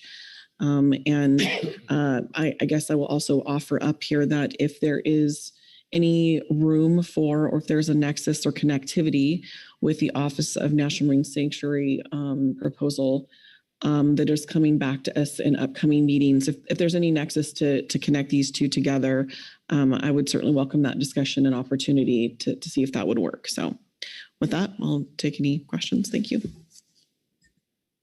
All right, thank you. Let's see if there are any questions for the maker of the motion. All hands are down, so I guess there are no questions. Any discussion? All right, I will call the question. All those in favor say aye. Aye. Aye. Opposed, no. Abstentions? The motion passes unanimously. Thank you very much for the motion.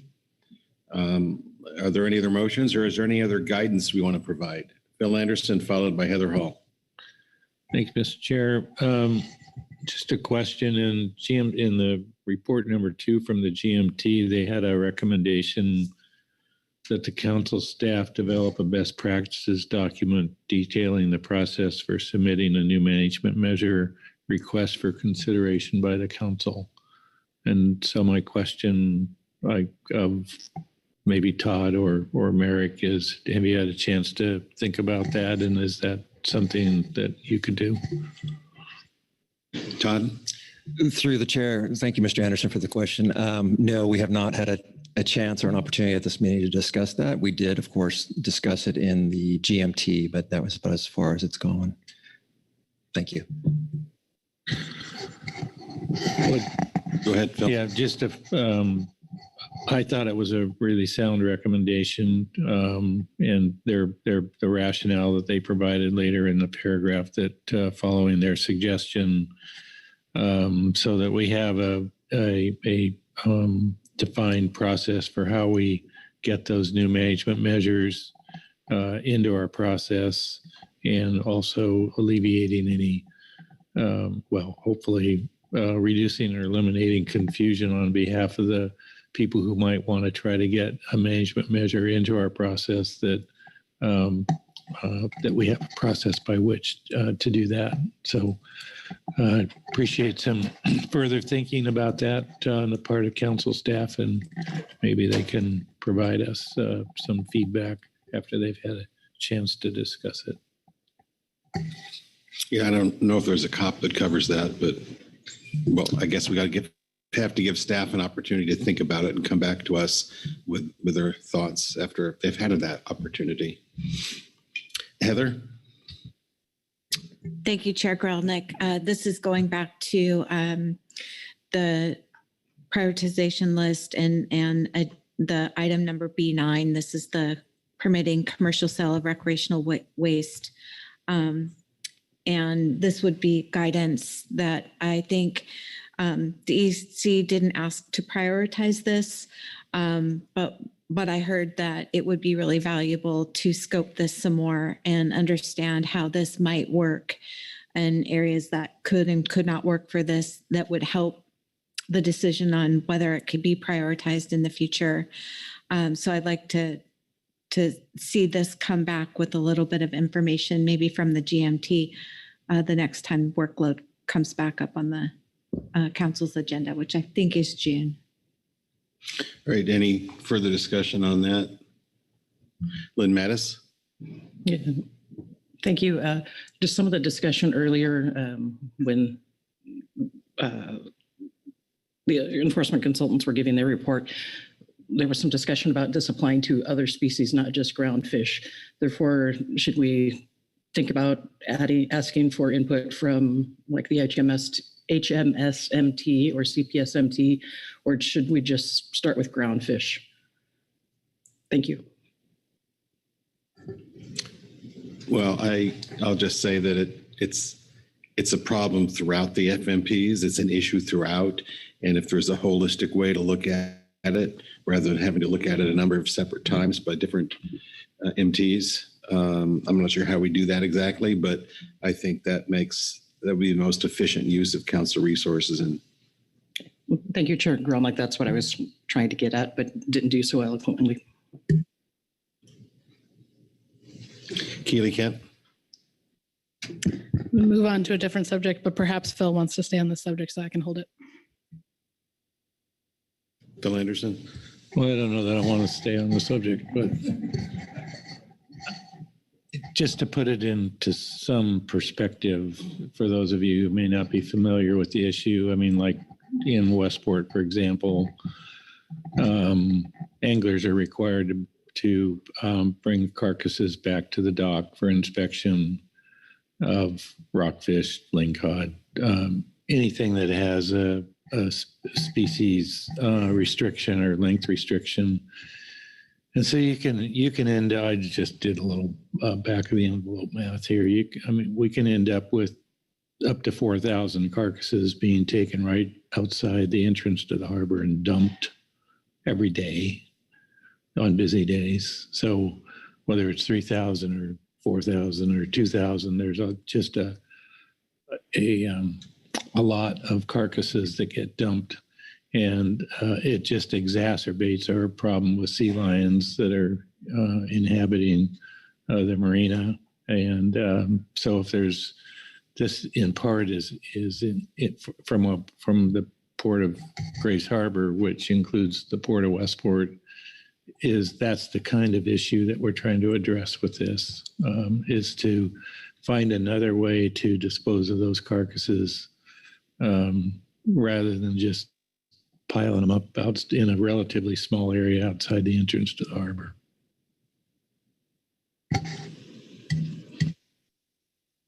Bob Dooley. Thank you, Mr. Chairman. I agree with you, Phil, totally on that. I know in our harbor, you have the cleaning station. We have the tallow truck that comes down and picks up the commercial waste, but can't pick up the recreational waste because you can't do that. So it is a problem, all the problems you delineated. But I also would say we need to be more inclusive. This should not just apply to groundfish, because if we don't, we're going to be making it more confusing and having to sort the barrel of discard or of waste, and this needs to be covered in a holistic manner. And I can't imagine how many tons of HMS carcasses and other unusable fish parts. It's just in San Diego or in Southern California. So, Butch Smith. Thank you, Mr. Chair, and I agree with the comments that were both by both predecessors that talked before me. But we're in a recycled world now, and it just seems a shame that we're missing a part of the fish that can be turned into fish food or fish meal or something, fertilizer that can go back and be reused. And rather than seeing these carcasses just go to the landfill for no reason at all. I mean, there's obviously bugs that'll have to be worked out, but we got a most awesome sauce enforcement crew back there that with us all we'll figure it out. And then, but I think this is one of those things that we could do and should do if we want to put our minds to it. And I'm supportive. So thank you, Mr. Chair. All right. I think the sentiment of the council is pretty clear on that item. Any further guidance, motions, discussion? Keely Kent, and then followed by Vice Chair Hassemer. Thank you. So as we noted in our NIMS report, we are asking whether the council is okay with the SSC and the GMT doing a review of the methodology we've developed for at least looking at the commercial side of federal versus state fishing activity. And so we'd be interested if there's any feedback on that. Thanks. All right, let's, you have any feedback on that? Lynn Mattis. Thank you. I'm getting pinged from the folks behind me, not fully understanding what that is going to involve. So just unsure about how to move forward. I don't know if you have any more guidance on what all that might involve, and that may help us with this discussion. Thank you. So the methodology has been developed. It's a couple-page report, and I would certainly look to council staff as to how to do that, whether or not a quote-unquote desk review is appropriate, or whether or not it should be an agenda item at a future meeting. And I did not give a heads up to council staff about that, so I don't know if they have an answer, but it's not a very long methodology. And I think there would be flexibility from our perspective of how we could engage the SSC and GMT, but would certainly look to council staff to help direct that as well. Follow up, if I may. And what do you see as the timing for this potential workshop, or when this would be coming back in front of the council? Thank you. Thanks for the question. We see, and again, acknowledging this is only one part because we've only looked at commercial at this point, but we see the phase 2 of stock definitions as needing to really delve into stocks and whether or not they're predominantly in federal waters. So this is the type of methodology that would help inform that. I would look to the council as to whether or not you would want that information in hand before the first meeting on phase 2, or whether it's something that, you do scoping of phase 2 to kind of determine what sort of process, and then you make that determination. We, again, are flexible. It is ready, and so it could be at any time, but if the council has specific feedback on when, if timing is important to you all, we can certainly come forward whenever that makes sense. Thank you for those clarifications. Heather Hall.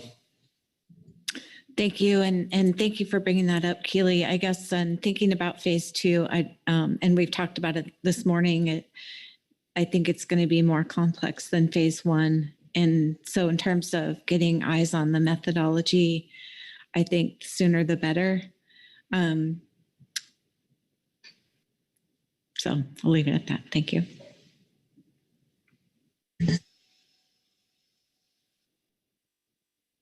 Caroline. Thank you, Mr. Chairman. I'm going to agree, Keely, that I think that with Heather, that I think that taking a look at the methodology first with GMT input would be valuable. It seems that it's taken iterative meetings to really wrap our minds around how we're proceeding with this. So the more we can look at it and the more often, the better off I think we all are. So thank you. Before we leave that topic, I want to make sure that council's provided any. Oh, Todd Phillips. Yes, thank you, Mr. Chair. So as the staff for the GMT, or staff officer for the GMT, the question that I would pose to the council is some definitive deadlines or something where the team could know when they had to have the review done, and in what form. Would it be a formal review where it would be a publicized webinar or meeting of some sort like that, or if it could be informal and those comments could be passed on to the agency as appropriate? Thank you. Lynn. Thank you, Todd. To my thinking, we would want to have at least some initial feedback on that when we start the sort of pre-scoping that is tentatively planned for November, or that we'll be talking about planning for November.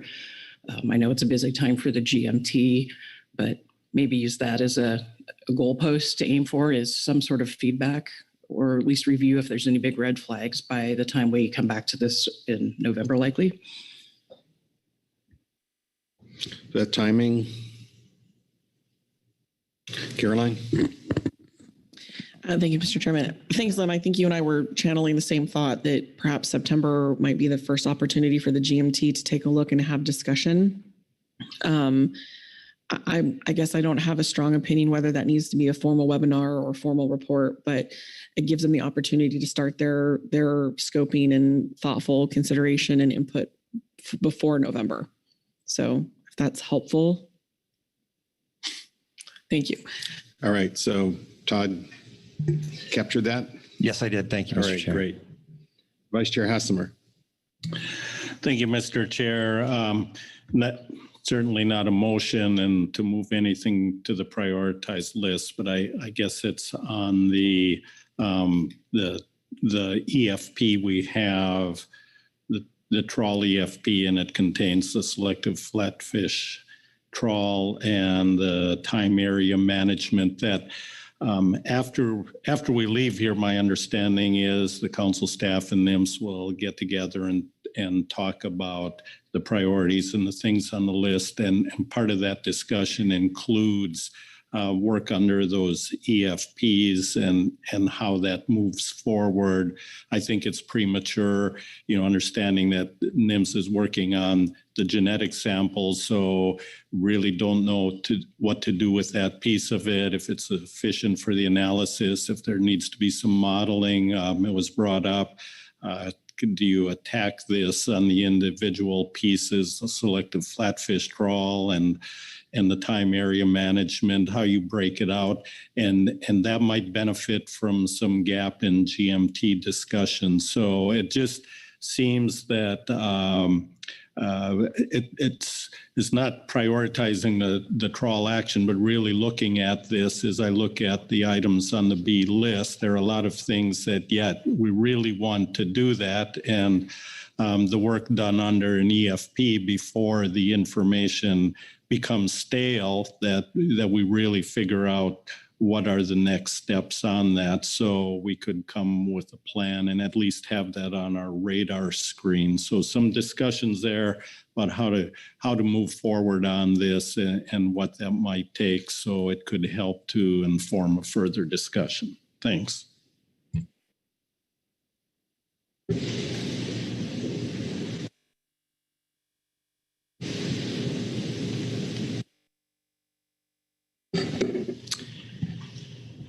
I'm not seeing any hands, any response to Vice Chair Hassemer's comment, so I'm assuming those concerns are shared.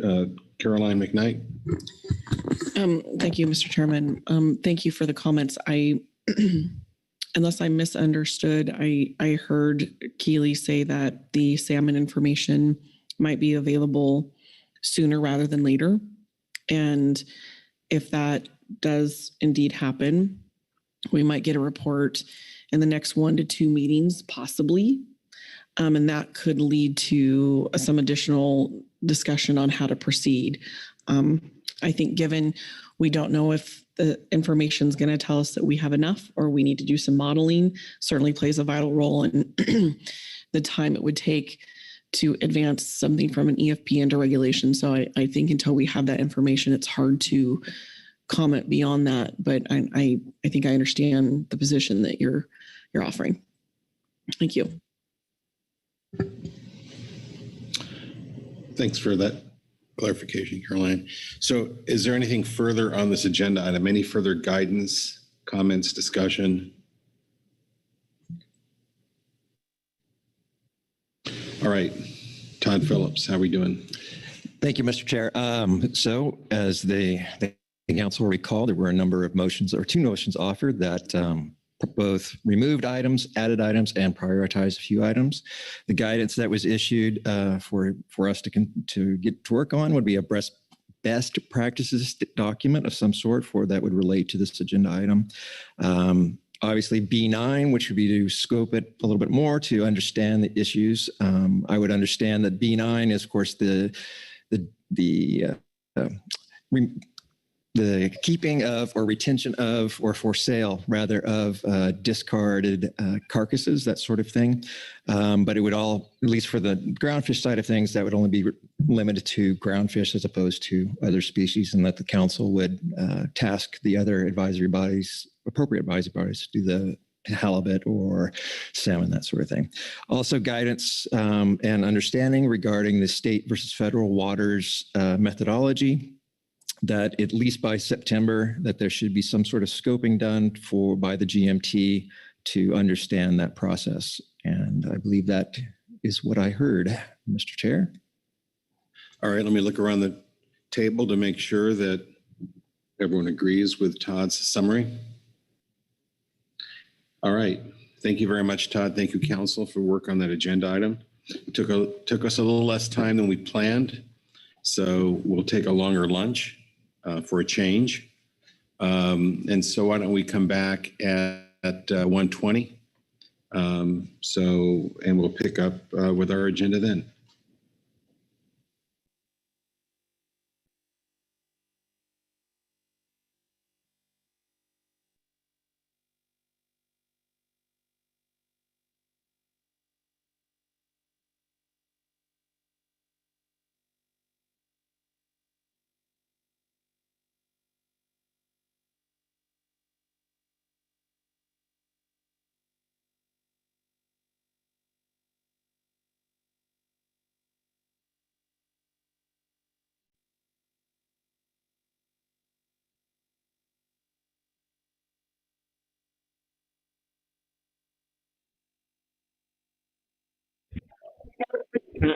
Welcome back to the council website. It's been 3 years since we launched the new design, and we wanted to take a moment to demonstrate some of the new features and enhancements that have been rolled out recently. As always, from the homepage, you'll be able to access the upcoming council meeting, as well as the previous meeting materials, which include things like the decision summary document or perhaps meeting recordings. We've also expanded under council meetings details on the upcoming meeting page. From this top level, you can now see the meeting date range and location, as well as have quick access to things like the agenda or e-portal as they become available. We go to our previous meetings section. You'll notice the new search functionality where you can drill down to specific meetings using the search, such as June. It'll showcase all of the June meetings in chronological order, or you can drill down even deeper by year, and it will bring in the specific meeting that you're searching for so that you can get to it faster than the previous way of paging through all of our old meeting records. We are also now populating quick access links for popular things such as decision documents or perhaps meeting transcripts here along the bottom.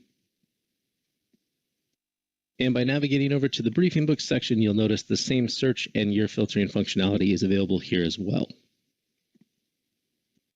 Navigating back to the upcoming meetings page, and specifically to the upcoming March meeting, we'd like to showcase the enhancements made to the meeting page itself.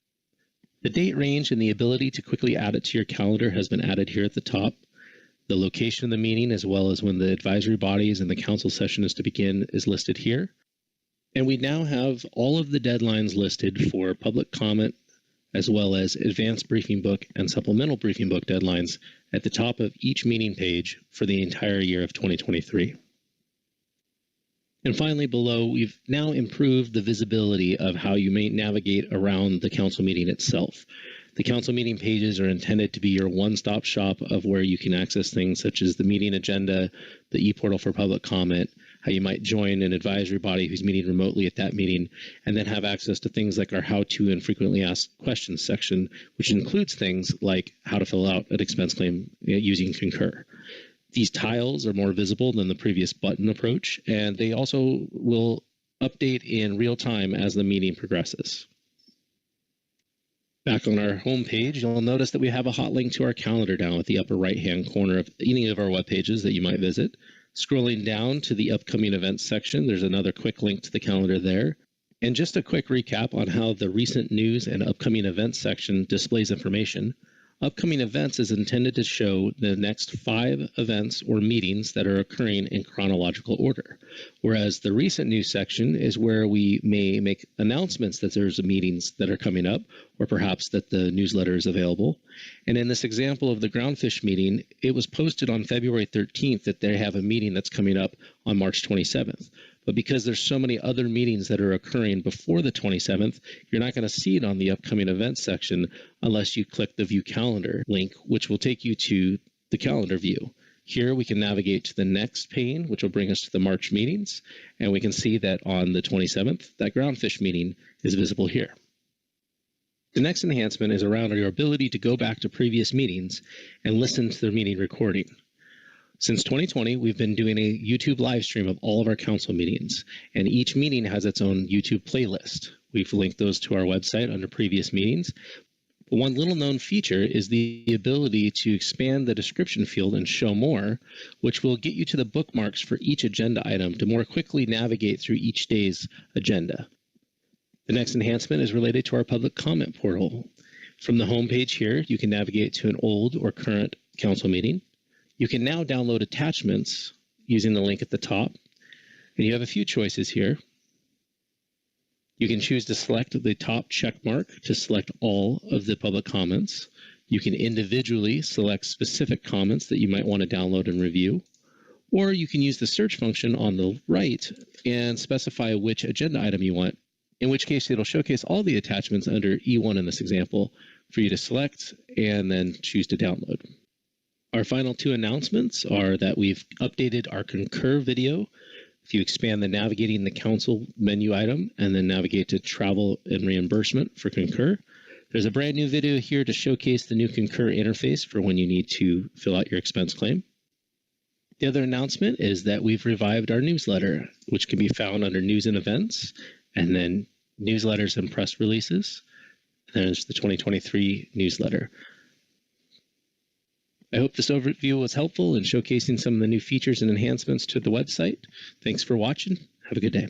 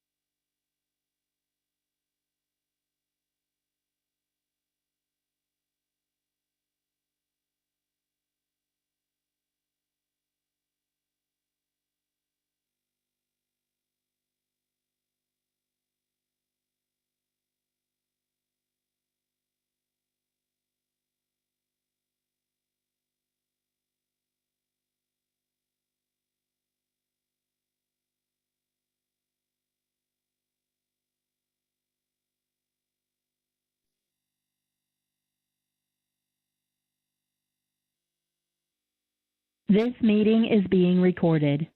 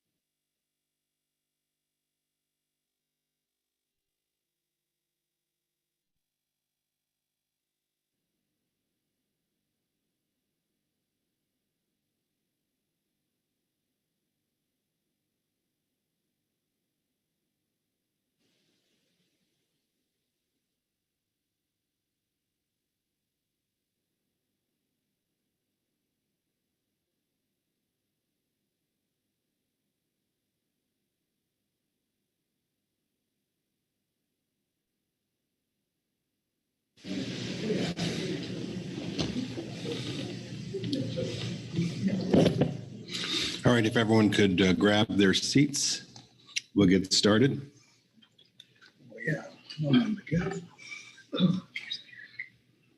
We are ahead of schedule, but we don't want to get behind schedule. So I will hand the gavel over to Vice Chair Pete Hosmer to take care of agenda item F9. Thank you, Mr. Chair. Agenda item F9, and I'm going to immediately turn to Todd for an overview on this item. Thank you, Mr. Vice Chair. Yes, Council. So before you have in-season adjustments, final action, as you are well aware, that groundfish management measures set by the Council are set with the general understanding that these measures will need to be adjusted during the biennium to attain but not exceed annual catch limits. So this agenda item will consider progress to date of the groundfish fishery, as well as any routine adjustments to the 2023 fisheries, and as well the just for general knowledge there, for the GMT and the GAP and the Council's information is that PacFin does have a website that shows the groundfish scorecard, and I have that information for you there on the situation summary. Your action today is to adopt final in-season adjustments for 2023 as necessary to achieve but not exceed annual catch limits and other management objectives. Before you, you have a single report from the GMT, which is largely a retrospective of last year and some information on this year. So with that, Mr. Vice Chair, I conclude my overview. Thank you. Thank you, Todd. Any questions on the overview before we proceed? And I don't see any hands, so we will move immediately then to the GMT report, and we have Mel Mendrip for that. Good afternoon, Mel. Good afternoon, Council. I will probably try and I'm going to try and keep you ahead of schedule with this short report. Like Todd said, Mel Mendrip, Groundfish Management Team, reading the in-season report. As Todd mentioned, it's kind of just a look back at what happened at 2022. So we have our usual scorecards, the Chinook Salmon scorecard. We essentially came in at about 32% of our 20,000 Chinook salmon threshold. But the tables on the next page, sorry about the spacing there, just the way the tables fit. Moving on to the short belly rockfish scorecard. There too, we fell well short of the threshold set for short belly of 2,000 metric tons. And then, sorry, having to skip all the way next to the fourth page to get to the yellow eye rockfish scorecard. There too, we did pretty well. As of now, we still need to wait for WICUP data to make some official numbers but we're estimating we came in at about half of the ACL and the yellow eye last year. Moving on to 23 scorecards. These are just a quick look at what's happened so far. Not much activity in the fishery across any of the sectors quite yet, either because they haven't opened, poor weather conditions. So you're not going to see too many numbers in the following 2023 scorecards for Chinook short belly. And then We have the projections for yellow eye rockfish in all the sectors for 2023. And I'll note that there's a bit of a math error on the projected percent of the ACL that should be 53.5. So about half the ACL is the projection for this year. And I'll note that we are planning to definitely come back with a Pacific spiny dogfish scorecard later in the year once that we're picking up on some of the bycatch and from the fisheries, so we can track that as well. With that, that's it for the in-season report. Thank you for that report. And I'm going to look around if there are any questions on the GMT report or comments. Lynn Mattis. Thank you, Mel. Appreciate the GMT providing a summary of where we ended up last year, as well as the projections for what we're going to start this year with. Just wanted to say thank you. Right. Further questions, comments? And there are none. So thank you, Mel. And I do not see public comment. There is no public comment on this item. So that leads us into any council decision and action if desired. So are there any hands to start this off or anything to say here?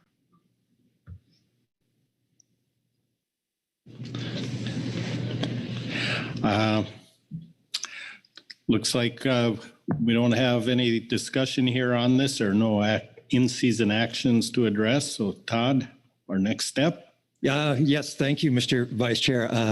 I believe that given the information and the GMT provided, as well as no in-season requests, that the council has appropriately dealt with this particular agenda item, and you could conclude if you wished. Thank you. All right, thank you. Then I think we'll just close this agenda item out, and I will pass the gavel back to our chair. All right, thank you very much, Vice Chair Hassemer, for passing the gavel, but it's a hot potato. I'm going to move it on to Vice Chair Brad Pettinger for Salmon, agenda item B5. And thank you, Chair Grolick. And with that, we're going to pause here for a little bit. We need to have Rob at the very least, right? So anyway, just we'll stand by. Tosia.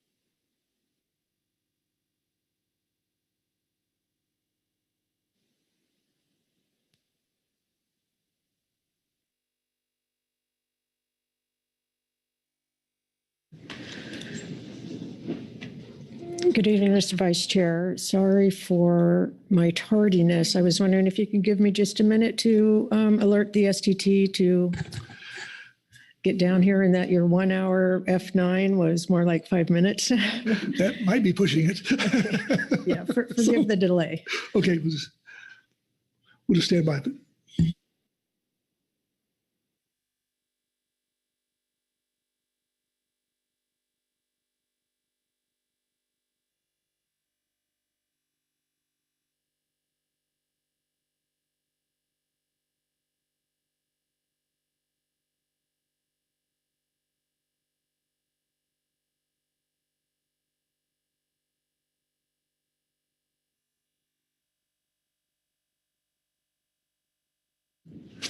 And I think we'll also wait for Mr. Kyle Addix as well.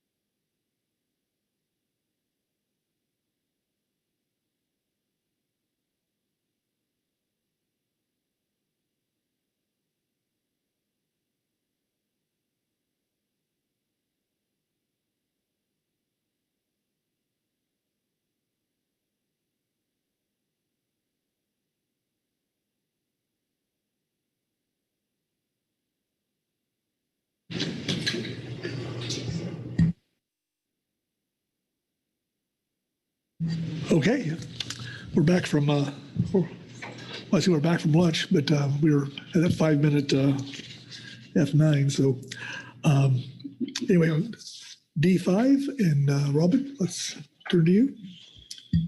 Thank you, Mr. Vice Chair. This is Agenda D5. We'll look for further direction for the 2023 management alternatives. And if necessary, the STT will request clarification or direction regarding the management elements identified thus far by the council, and the council may need to provide clarification to the STT on any questions that may arise and may need under this agenda item. The STT will conduct a full analysis and provide the council with the results. Additional direction from the council may be necessary as the management alternatives are developed, and the STT will provide adjusted management alternatives based on the council guidance. And again, it's anticipated that the council will adopt for public review a coast-wide management alternatives prior to the conclusion of this March 2023 meeting. So your council action under this agenda item, is to essentially just provide further guidance to the STT on those management alternatives. For your reference material, I believe the only report would be the STT report D5A. And thank you. We also have additional comment from our tribal representative, from the tribe's Hoopa Valley tribe. And I believe that concludes my summary. Okay. Thank you, Robin. Questions for Robin or summary? All right. With that, I'll turn to the STT, I guess, and Dr. O'Farrell.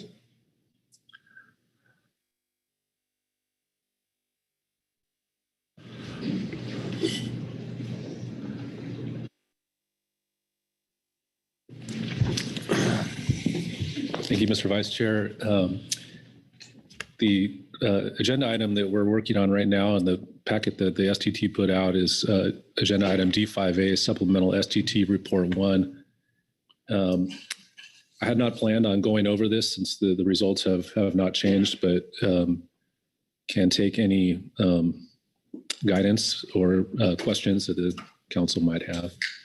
Okay. I guess I would just say, I meant to say that we did make some very small, minor cleanup changes to the table that we identified. And I believe, I think all of them were brought up to the council before we indicated that we were going to make some very minor changes. Do not change the numbers, just some of the language. But I believe Marcy asked for some 4-year-old information. Were you going to have that today, or 4-year-old Klamath?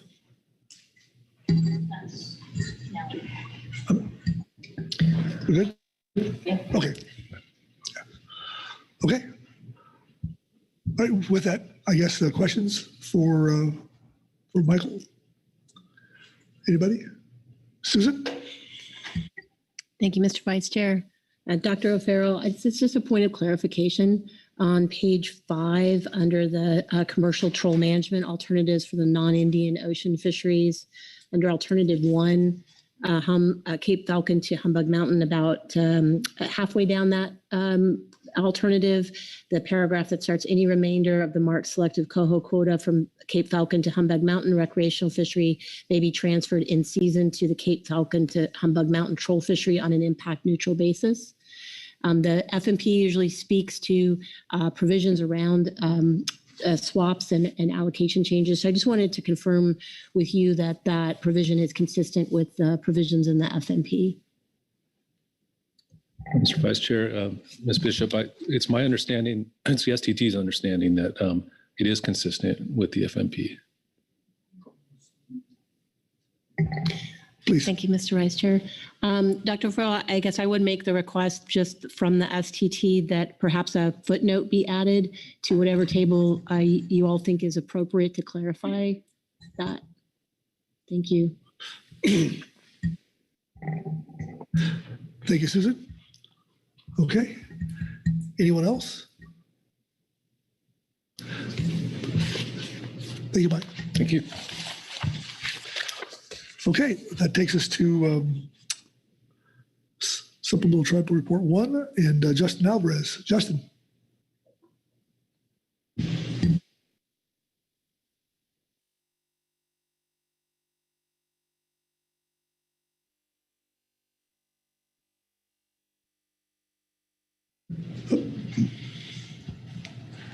Thank you, Vice Chair and members of the council. My name is Justin Alvarez, and I'm the Deputy Director for the Hoopa Valley Tribes Fisheries Department.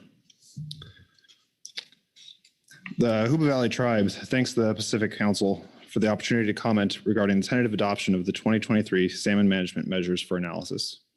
The tribe has prosecuted its fishery for Klamath River Fall Chinook and Klamath Basin coho salmon on the Lower Trinity and Mid Klamath Rivers since time immemorial. Exercise of our reserved fishing rights and ensuring the health of our fisheries are fundamental foundations of our existence. With regard to the 2023 Chinook salmon management, the tribe shares the concerns expressed by NMFS in their guidance letter. Indeed, despite a focused effort in 2022 to further address the successive year's exceedances and modeled age 4 Klamath River Fall Chinook marine harvest rates, Klamath River Fall Chinook contact rates were to be estimated using the most recent years while consistent with the NMFS guidance. Klamath River Fall Chinook age 4 harvest rate was to be no greater than 10%. In spite of these safeguards, marine fisheries exceeded the 10% objective almost fourfold. Preliminarily, it appears that more than 14,000 adult Klamath River Fall Chinook may have been taken in these fisheries. By comparison, the Tribal Basin Tribal Harvest Guideline for the 2022 season restricted harvest to a total of 9,400 Klamath River Fall Chinook adults, while only 8,000 were estimated to have been harvested, given the lower than forecast river run size. Presently, we are aware that further conservative measures being applied to the 2023 management of Klamath River Fall Chinook, including a revision of the historic data set used for estimating ocean abundance through silting regressions by using the most recent 10 years of data rather than the entire suite of historic data. Additionally, NMFS and California representatives are calling for real-time monitoring and in-season management of recreational fisheries and the commercial fleet. The tribe appreciates the attention to the needs for Klamath River Fall Chinook, and in particular to the focus upon better science to anticipate and achieve pre-season management objectives in marine fisheries. We understand the significant challenges in anticipating annual harvest rates in mixed stocks ocean fisheries.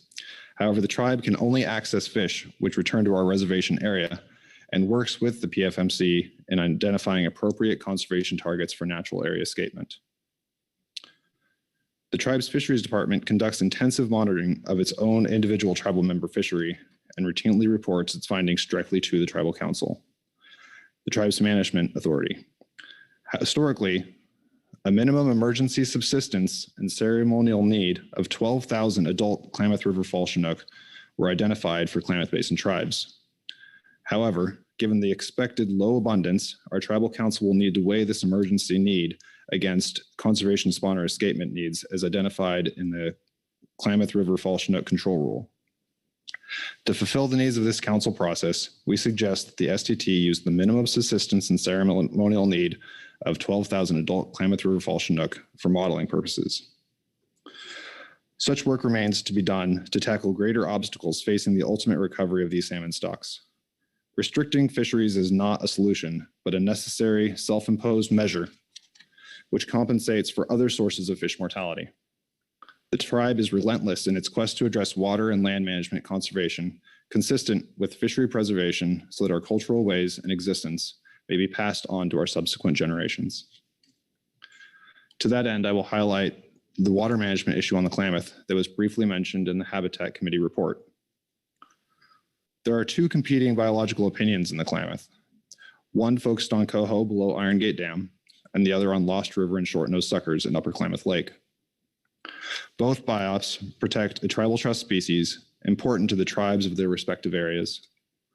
In the final months of the 2022 water year, the Bureau of Reclamation released 68,000 acre-feet of water to the Klamath project beyond what was already initially planned. Days after the new water year started in October, they warned that lake levels may be dangerously low and the minimum Klamath River flows defined by the biological opinion may not be met. Over the objections of the Huba Valley and Yurok tribes, Reclamation, using a more conservative water forecasting tools than previous years and claiming extreme drought conditions despite over 100% of average snowpack, cut flows by 11% and 2 weeks later by an additional 5%. This action had the immediate effect of dewatering salmon and steelhead redds. And if this action continues, juvenile salmon will have less habitat available, and as the weather warms, disease levels in the main stem Klamath could skyrocket. Poor survival this year will affect council-managed fisheries for the next 3 to 4 years. We look forward to partnering with our federal, state, and tribal co-managers to continue to ensure adequate conditions for salmon in the freshwater environment and find new ways to rehabilitate our once thriving fisheries. Thank you, Justin. Questions for Justin on the tribal report? Marcy Remco. Thank you, Mr. Vice Chair. Thank you, Justin. The testimony you've provided here today in your written report suggesting that the STT used the minimum subsistence and ceremonial need of 12,000 adult Klamath Fall Chinook. You've mentioned that that's for modeling purposes. Maybe you can describe for us what the goal is of the modeling and what you're hoping that the exercise will show. Sure. So this is before my time. So in 1993, I was not involved in the council process because I was in middle school. But at that point, there was another year of low in-river conditions, and we knew that there was going to be small stock size. And there was an effort by the Klamath Basin's tribes to identify what at least an emergency minimum need for subsistence and ceremonies would be. And that number that they came up with was 12,000 fish. It was brought up again most recently that I'm aware of in 2016.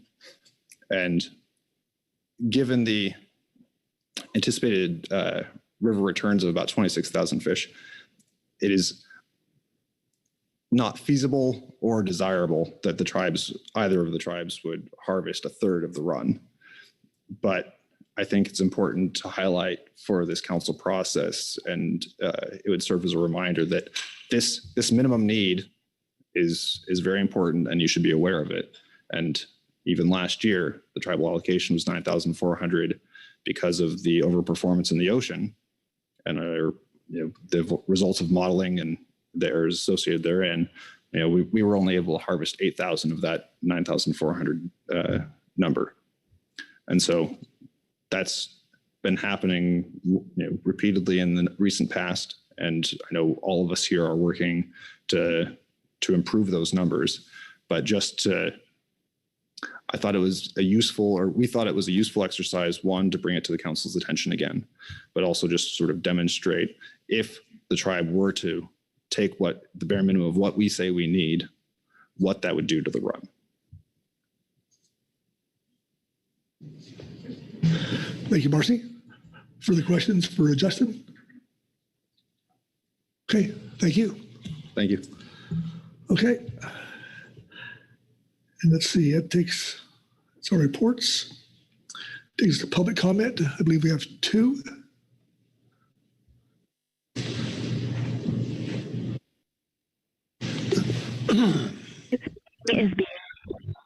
Okay, we got Bob Spar, followed by Mike Sorensen. So, Bob? Are you there? Is he muted? Okay. Well, he's out there. We'll go to Mike Sorensen. So, Mike, welcome.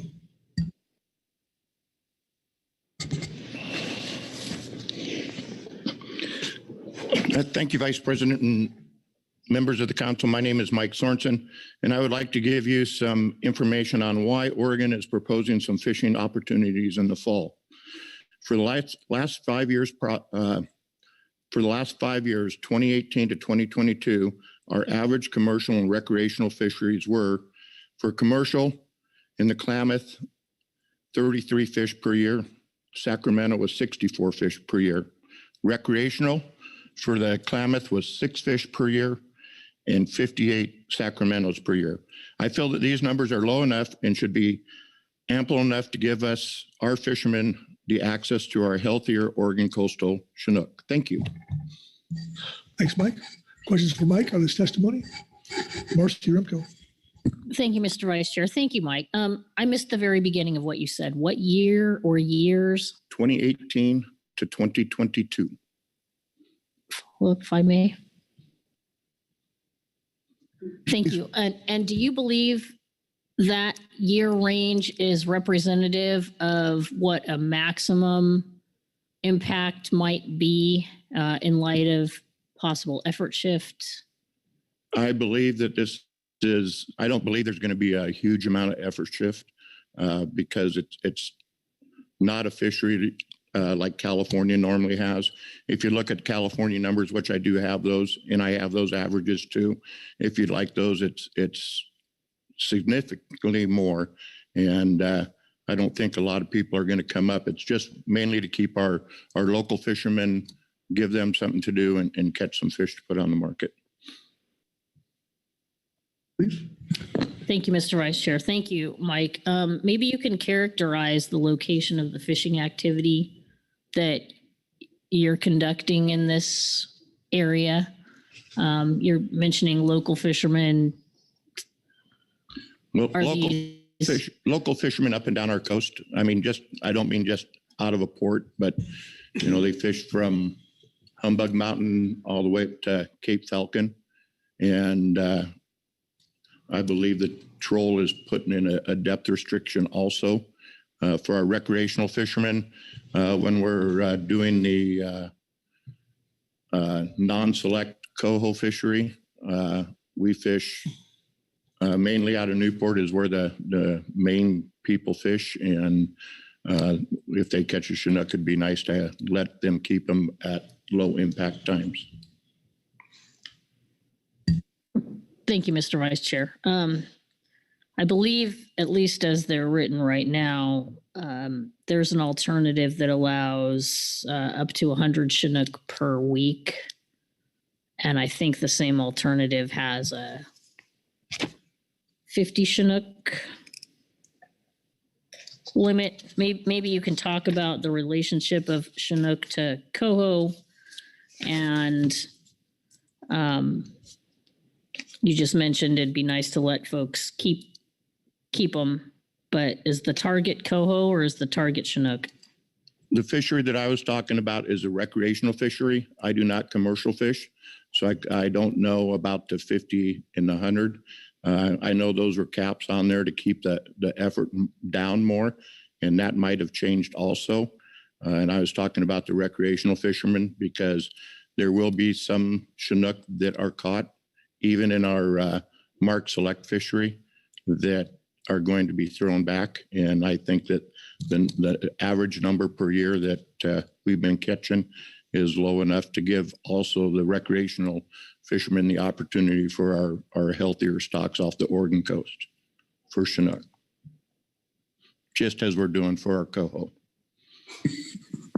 Thank you, Mr. Vice Chair. So you mentioned the 40 fathom depth restriction. I'm assuming that's the requirement that you would fish within 40 fathoms. Is that, how far from shore is that? And are these state waters areas? That is also on the commercial side of things. But it's basically, some of it's inside of state waters and some of it's outside of state waters, but it's right there close because the state waters go on the fathom curves and the fathom curves go in and out. There are 3 miles.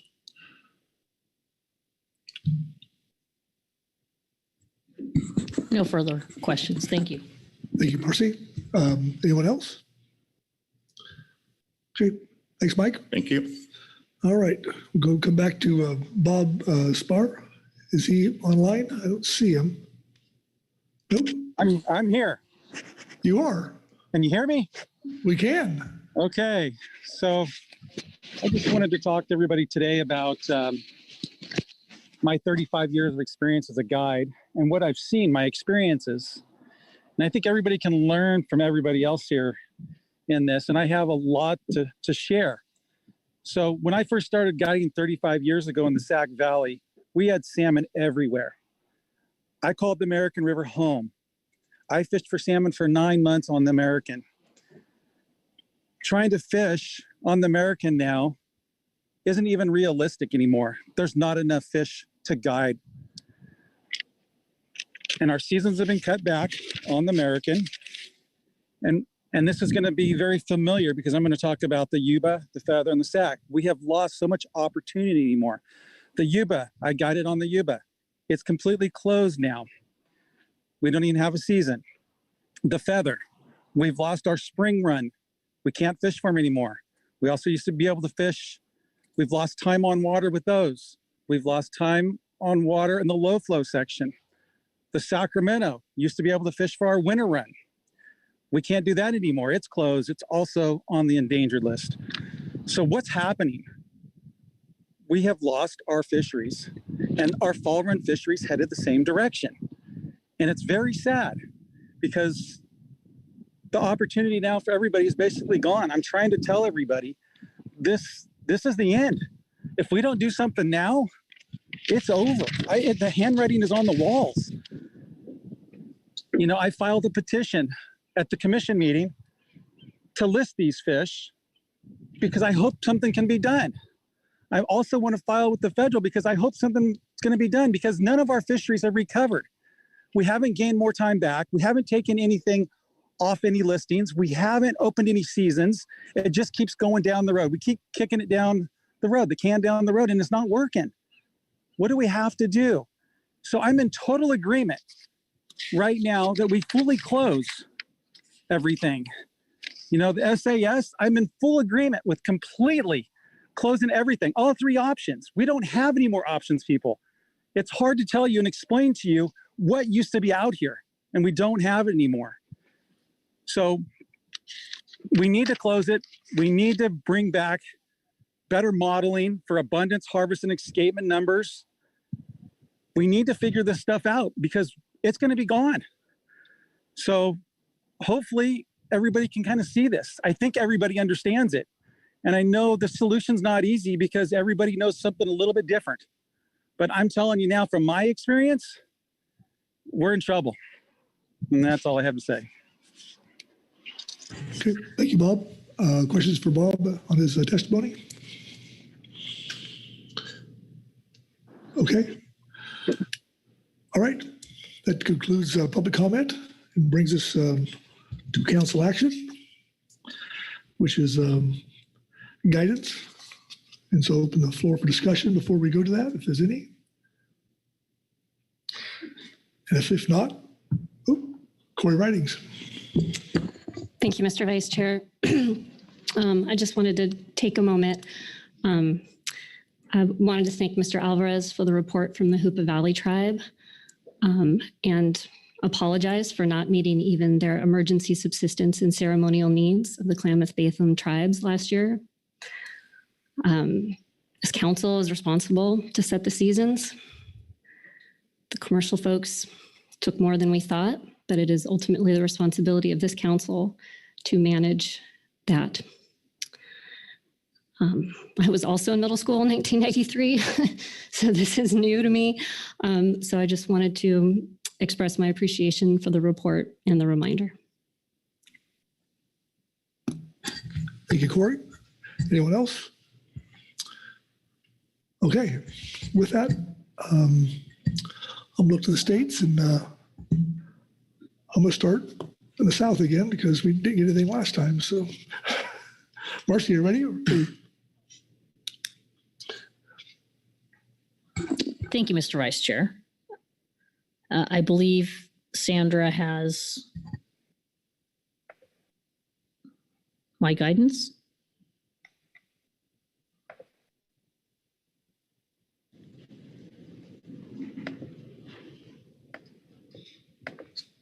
Thank you.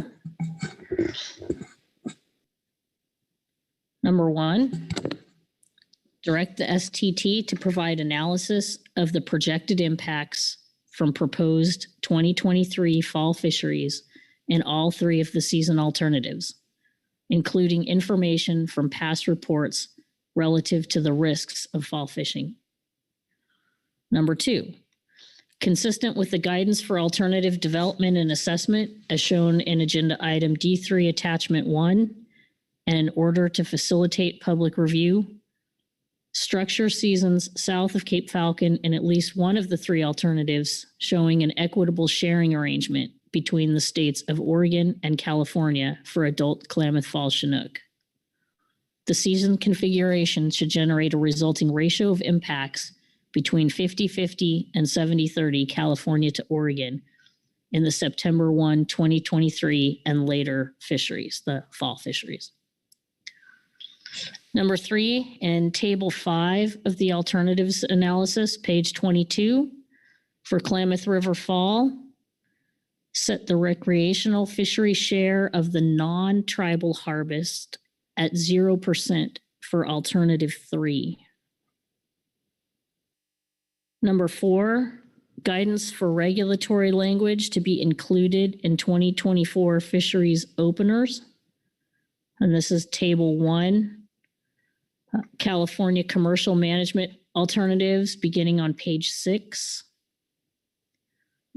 Management areas Fort Bragg, San Francisco, and Monterey under the 2024 specifications after the gear restriction sentence add, quote, landing and possession limits may be considered in season, end quote. For table 2, the California recreational management measure alternatives beginning on page 17. For all management areas in the 2024 specifications after the gear restriction sentence add, quote, bag limits may be modified in season. Then additionally, ensure the language above is consistent with table 1, C8, and table 2, C5. Okay, thank you, Marcy. And maybe I should ask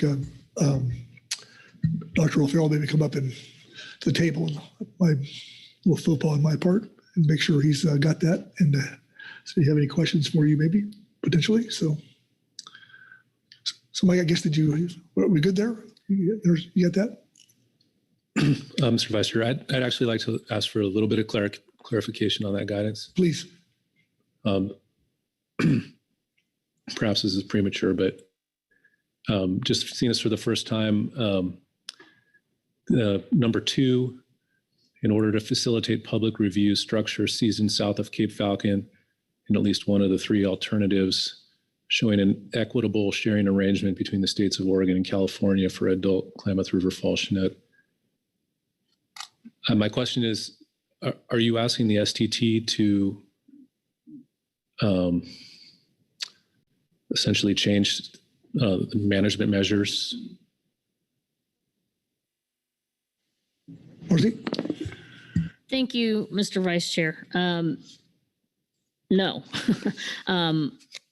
Originally, I think there's a little bit of communication or disconnect, or we're just we're learning as we go here in a few cases, but it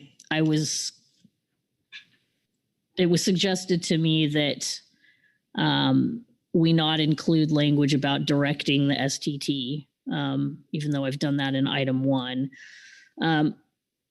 I think that the intent of number 2 will be accomplished with some changes that we are expecting with guidance from Oregon on this.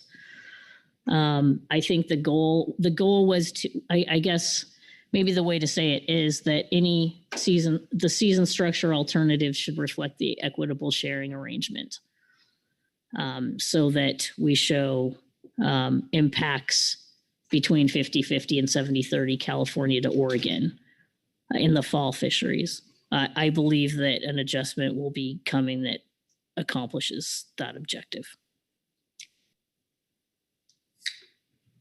Okay. So, and maybe if I may, it would be useful if the STT would be able to provide insight consistent with the direction in number 1 to describe that for us. The challenge here is that with fall fisheries, there is no information on projected impacts. We've heard verbally a fair amount of testimony about what impacts have been in the past in certain historic times. But it's very difficult without seeing any sort of analysis in the record about what projected impacts are expected to be. It's very difficult to evaluate risk. And consequently, I realize that the STT is without stock forecast information for stocks after September 1.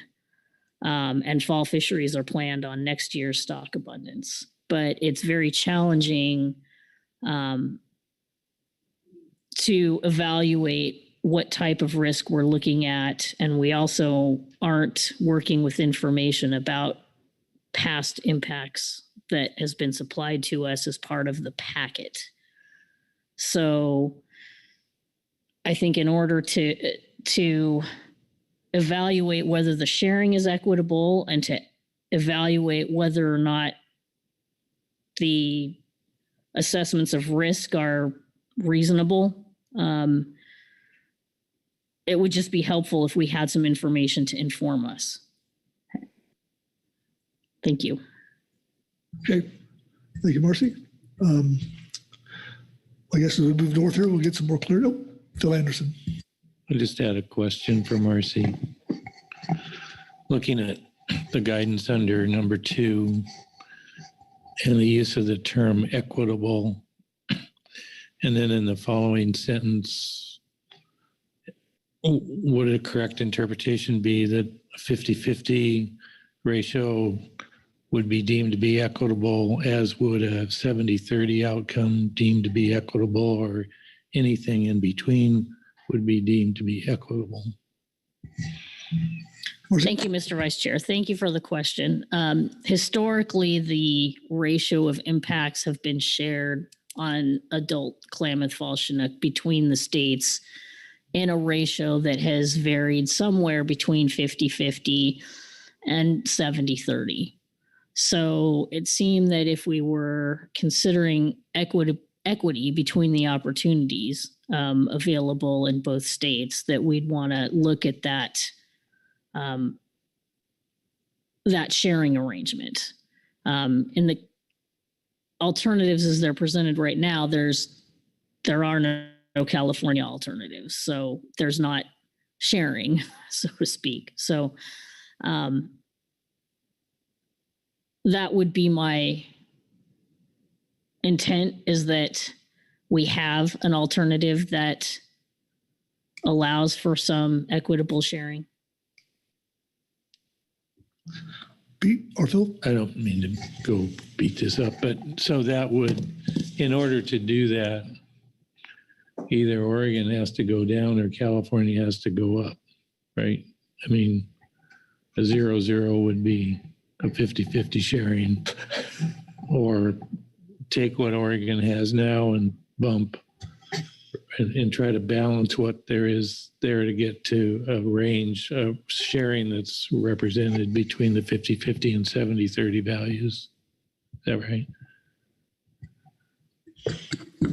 Thank you, Mr. Vice Chair. Yes, thank you, Phil. That's very artful in terms of how you've expressed that, but that is the intent. Okay. With that, we'll move to Oregon. John? Thank you, Mr. Vice Chair. Yes, Oregon does have some salmon management guidance for today, and also have some comments on alternatives whenever that's appropriate. Okay. So let's see, we have it on the screen. So we would request the following changes under Table 1 for the Oregon Commercial Management Alternatives, beginning on page 5 for Cape Falcon to Humbug Mountain. Under Alternative 1, at the end of the third full paragraph, the text that reads, vessel limits may be modified in season. Please add a footnote reference to C8F. Under Alternative 2, replace the September 1 to October 31 with just October 1 through 31. And at the beginning of the paragraph that begins with open 7 days per week, please add beginning October 1, open shoreward of the 40 fathom regulatory line, footnote C5F. Under Alternative 3,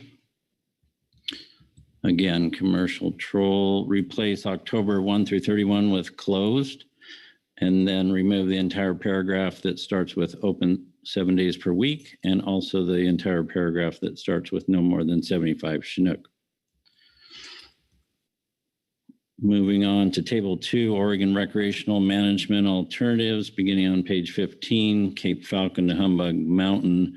Under Alternative 2, in the mark selective coho fishery description on page 16, replace same as Alternative 1 with open 7 days per week, all salmon, 2 salmon per day, only one of which may be a Chinook, footnote C1, C minimum size limits, footnote B, and C gear restrictions and definitions, footnotes C2, C3.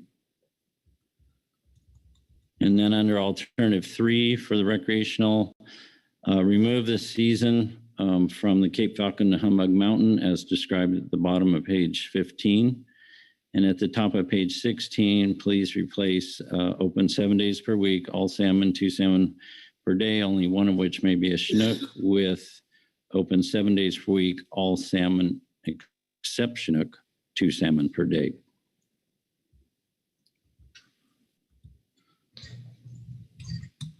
Okay. And that concludes the guidance. And Okay. I guess I would ask Dr. O'Farrell if he's got that. So I've got it. Thank you. okay, very good. And moving up the coast, Kyle? Thank you, Mr. Vice Chair. I do have a little bit of guidance as well, speaking relative to agenda item D5A, Supplemental STT Report 1. On Table 1, the commercial management alternatives and the general language on the bottom half of page 3. Revised vessels may not land east of the CQ River or east of the Megalorastoria Bridge to read vessels may not land east of the CQ River or east of Tongue Point, Oregon. And then on Table 2, the recreational alternatives on page 13, Alternative 1 for the La Push sub-area for the October 3 through 7 Chinook fishery, replace open 7 days per week with fishery may be closed if extreme freshwater temperature and or flow events occur in the Quileute Basin in September. The first change is just a small revision to the area that trollers can land in the Astoria area, pushing it a little further east than it's been in the past. The second one I added because of the really unprecedented drought on the Washington coast last September. A lot of our coastal freshwater fisheries were closed about the time this fishery was opening. So we just want to alert people that we'll be watching that again. And if we see something like we saw last year, that fishery may not occur. Thank you, Kyle. And moving up the line, I would look to Joe. Joe, you have anything for us today? Thank you, Mr. Vice Chair. Before I get to the guidance that's reflected here on the screen, I did want to make a note relative to the treaty trawl that I do not have any further guidance to offer to what is reflected in Table 3 on the 2023 Treaty Indian Trawl Management Alternatives for Ocean Fisheries from the D5A Supplemental STT Report 1. So with that, Mr. Vice Chair, I'd like to provide the following guidance regarding the Klamath River fall chinook. I provide the following guidance for STT analysis on the following initial salmon management measures for Klamath River fall chinook for in-river tribal fisheries. The alternative one would be 12,000 Klamath River fall chinook.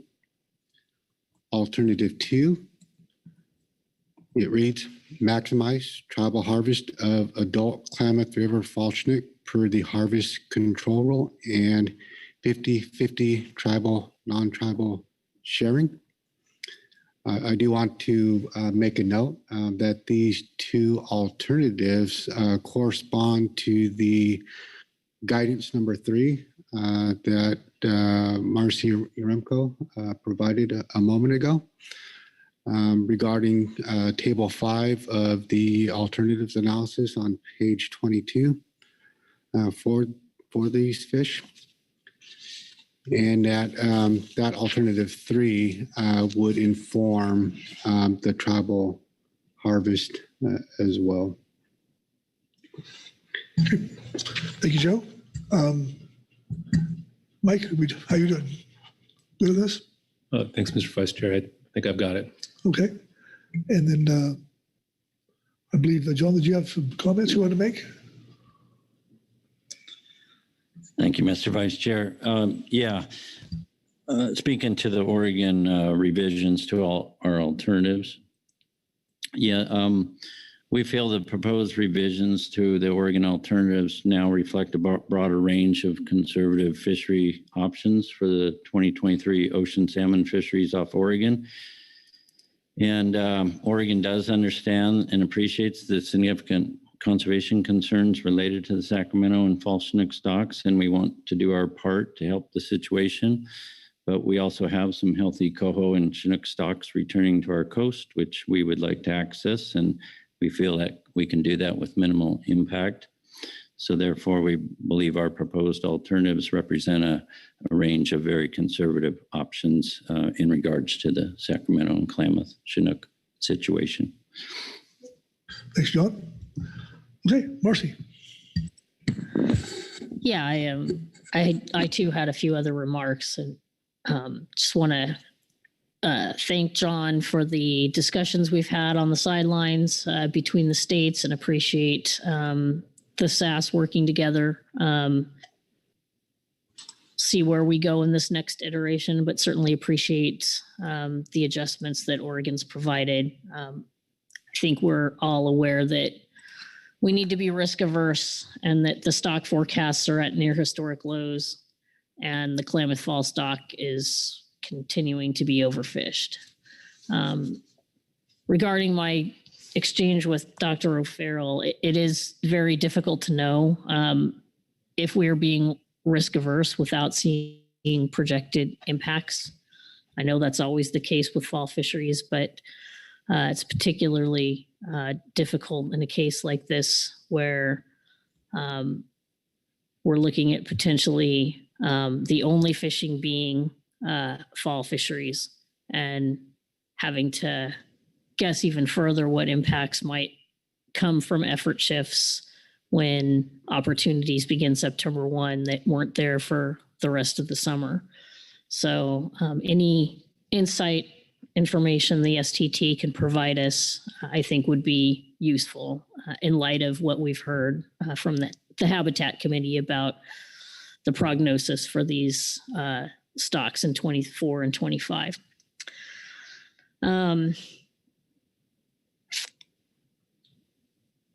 I think that's it for now. I want to speak to Joe's motion and support the range of alternatives that's included with his motion combined with mine on Klamath Fall and the in-river fisheries. I think we'll have a nice bookend to work from, and we'll look forward to seeing how the numbers shake out.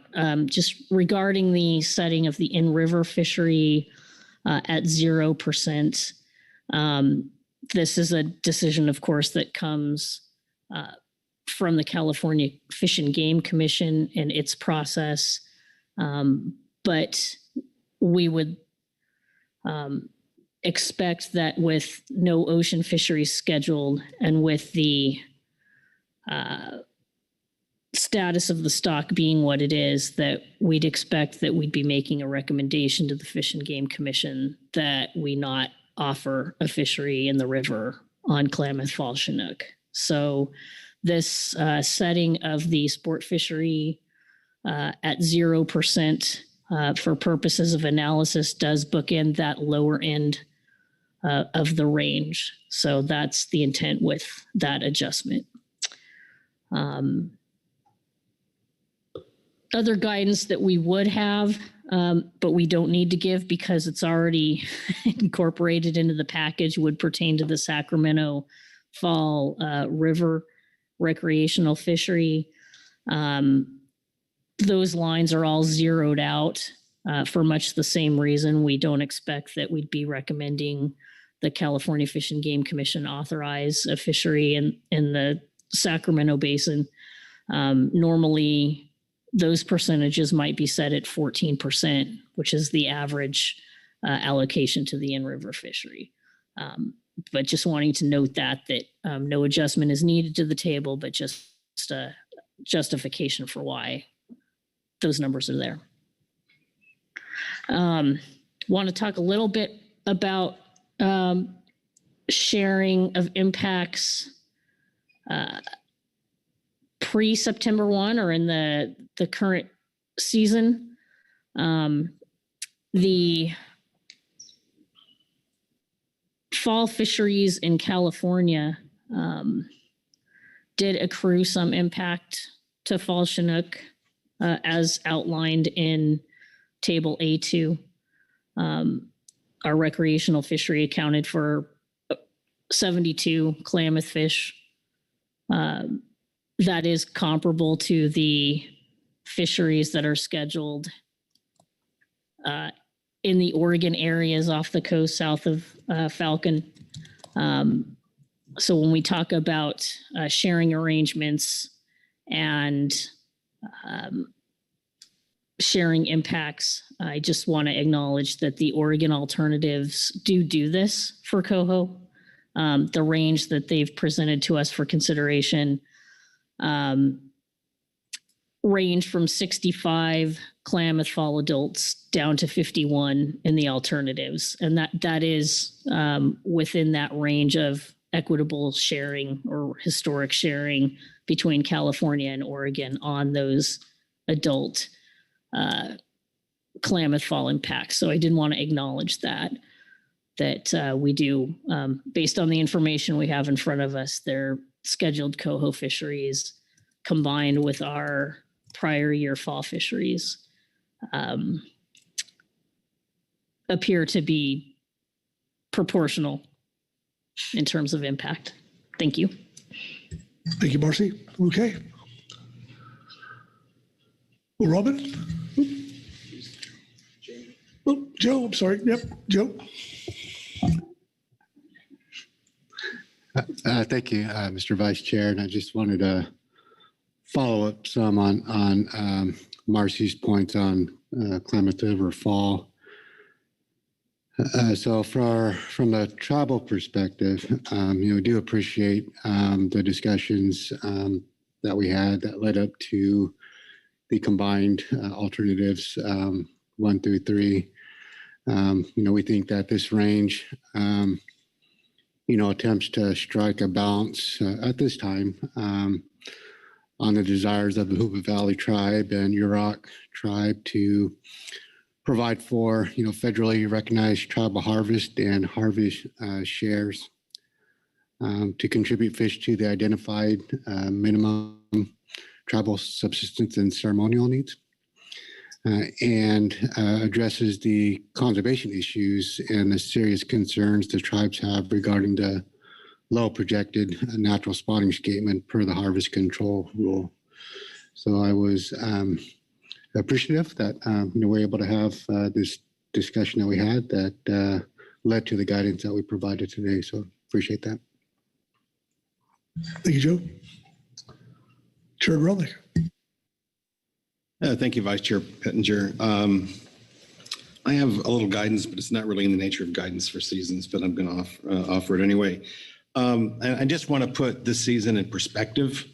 I think our memories are sometimes short and we forget what we used to have in the river and in the ocean, and what happens during a drought. We've been in a drought and there have been impacts to the abundance of fish available.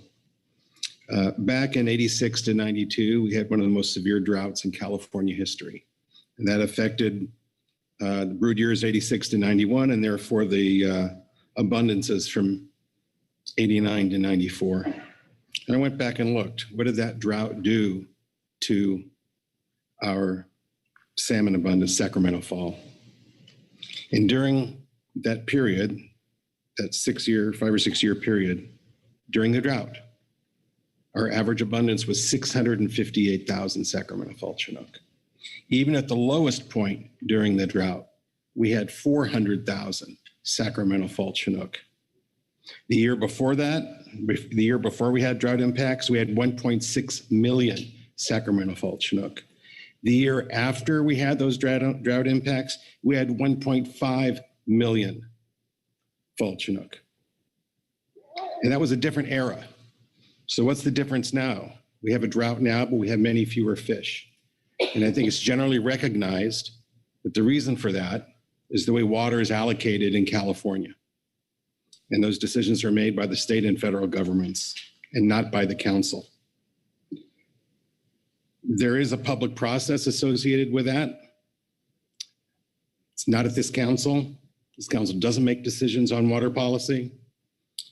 And so I would suggest to members of the public who have come here to complain about the council's policies, and of course we should improve as we can, that they really need to direct some energy to the State Water Resources Control Board, because that's where the water policy decisions are made, not in this room. And I think it's fair to say we need to improve our harvest management. But I think, to repeat what I said the other day, the abundance model is not a precise science, but it shouldn't need to be precise. And the only reason we're experiencing these issues right now is because of decisions made in other rooms by other people. So I would ask the members of the public who have come here with their genuine concerns to direct some of that energy to where it needs to go. And to my knowledge, the folks who have come here to complain about our policy have not done that. I would encourage them to do that in the future.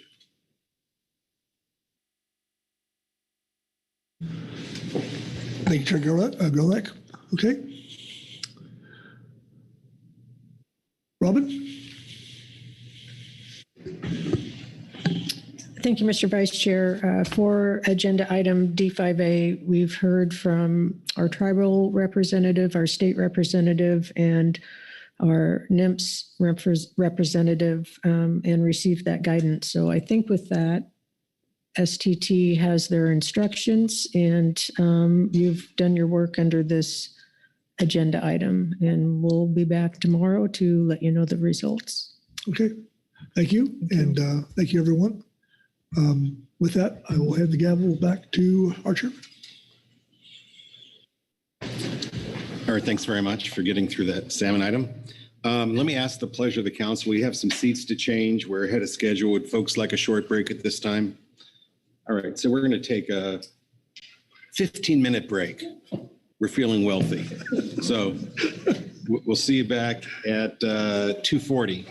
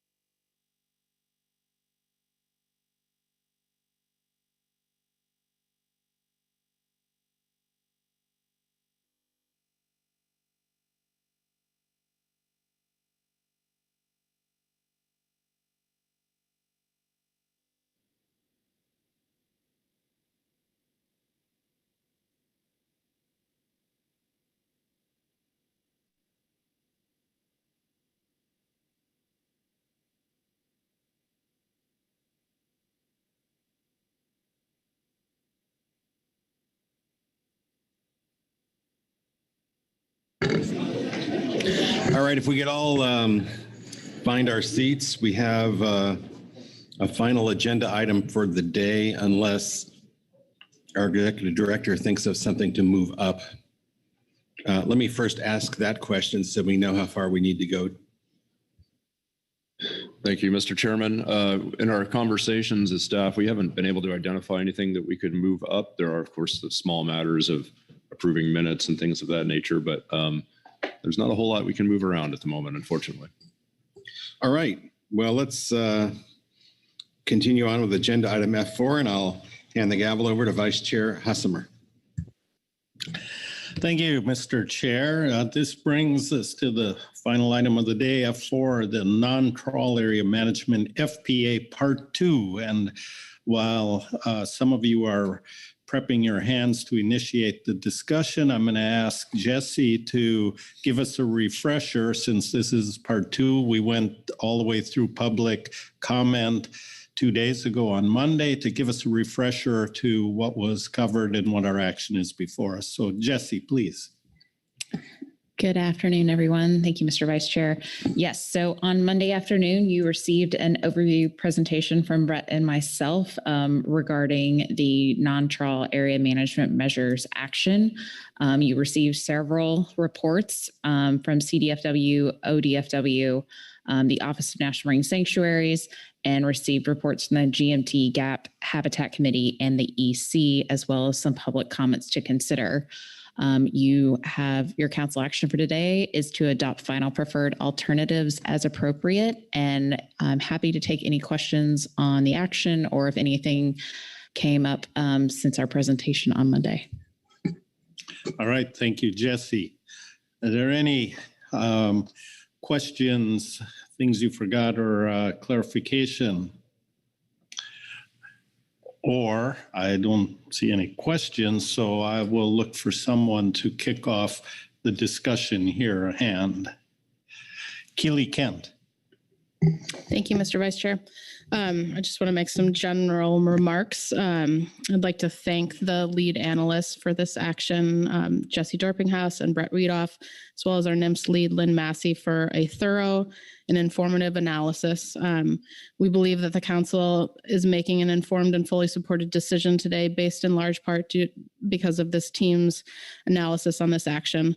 I also want to thank Stephanie Onisco, who is our GIS contractor, for her invaluable support with the mapping efforts and creation of the public map viewer, which I think has been really helpful through this action. So just wanted to start us off with the gratitude to the team that has produced everything to help us get where we are today. Thank you very much. We'll pause. We have a lot of time today, so don't feel rushed. But whenever anybody's ready to offer anything, we're here.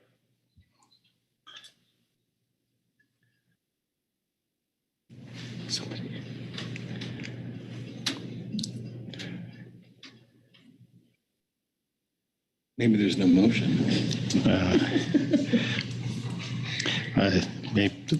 That's it. Maybe I should check to make sure there are motions on this.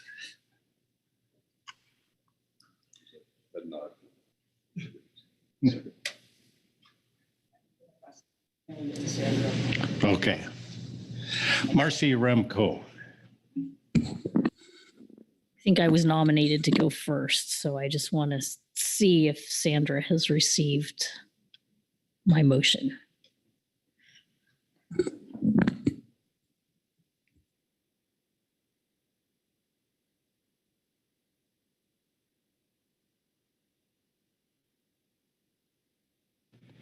There it is. So whenever you're ready, Marcy, go ahead.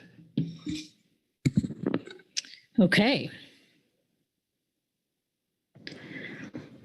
I move the council adopt the recommendations for alternative 1, including sub-options 1 through 3, alternative 3, and alternative 4 as recommended by the GAP in agenda item F4A, Supplemental GAP Report 1, March 2023, as the final preferred alternative. The language on the screen looks accurate. Is that correct? Yes, it is. All right. Is there a second for the motion? Bob Dooley, please speak to your motion as needed. Thank you, Mr. Vice Chair. I want to talk for a few minutes about the synthesis of this package and how it came to be and the morphings of our workload and new management measure list and changes that we made along the way in that process over a few years, which led us to bundling a number of our most critical items on the list that were intended to provide economic benefit and regulatory relief for all of our commercial and recreational groundfish sectors in one way or other. Looking to alternative 1, which modifies the gear specifications and the catch restrictions inside the non-trawl RCA for the directed open access, limited entry fixed gear, and IFQ groundfish sectors. Want to talk a little bit about the sub-option 1. This is the alternative that allows limited entry fixed gear vessels to fish up to the limited entry fixed gear trim limits, and the IFQ gear switching vessels to fish quota pounds in the non-trawl RCA using stationary vertical jig gear or groundfish troll gear.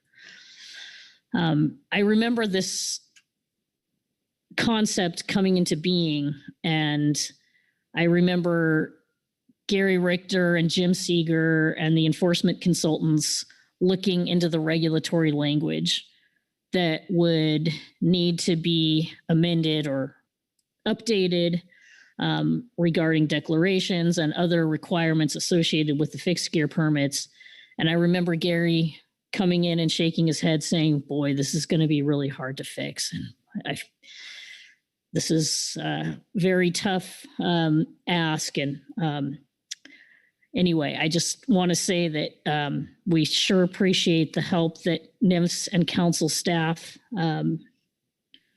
were able to provide to accomplish this particular sub-option and to allow our fixed gear vessels to participate up to their trip limits and remain in their sector while accessing this new opportunity in the non-trawl RCA using new methods to fish, new gear configurations.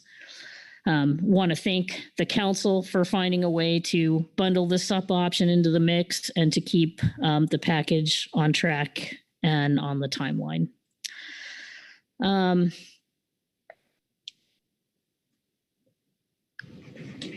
Want to also acknowledge the work that's happened since September relative to this first alternative to clarify elements that are being implemented beyond those that were part of the 23-24 specifications and our 12E provision.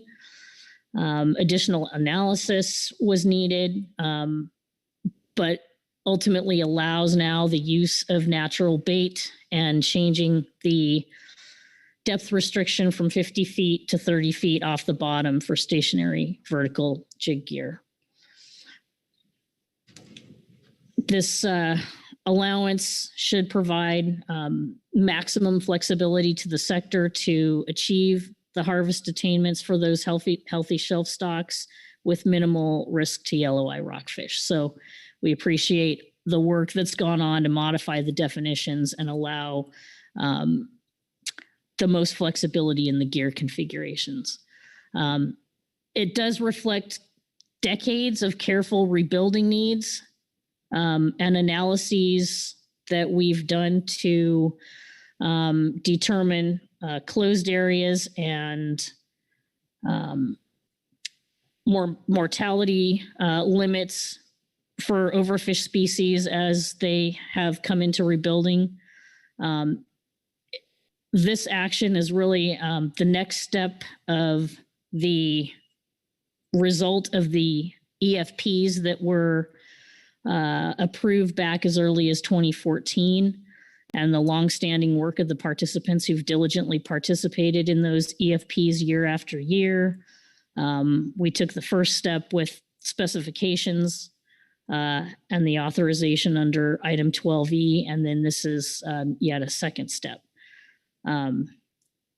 Shows a lot of innovation, a lot of modifying of provisions as we learn more about how gear fishes and what gear amendments result in terms of catch and bycatch, and the work of the industry to recruit other participants and assist with the EFP and the science informing our recommendations. It's great to see all of that culminate in the action here today. Moving to alternative 3 and the cow-cod conservation areas. At the time of implementation back in the early 2000s, the cow-cod conservation areas effectively closed an area of approximately 4,300 square miles of the Southern California Bight to aid in the rebuilding of cow-cod. They have certainly served the purpose, and we are now learning to innovate and avoid excuse me, that the action will result in previous historic fishing grounds being accessed for healthy and abundant groundfish stocks that have been off limit to the non-trawl commercial and recreational groundfish fisheries now that cow-cod have been rebuilt. I want to acknowledge the work of the collaboration effort that was undertaken by conservation and stakeholder groups that we've heard so much about to restore this access and yet protecting prime habitat areas. A long road was traveled in getting to this repeal of the cow-cod conservation areas, but we've really arrived at a win-win. Now we're looking at roughly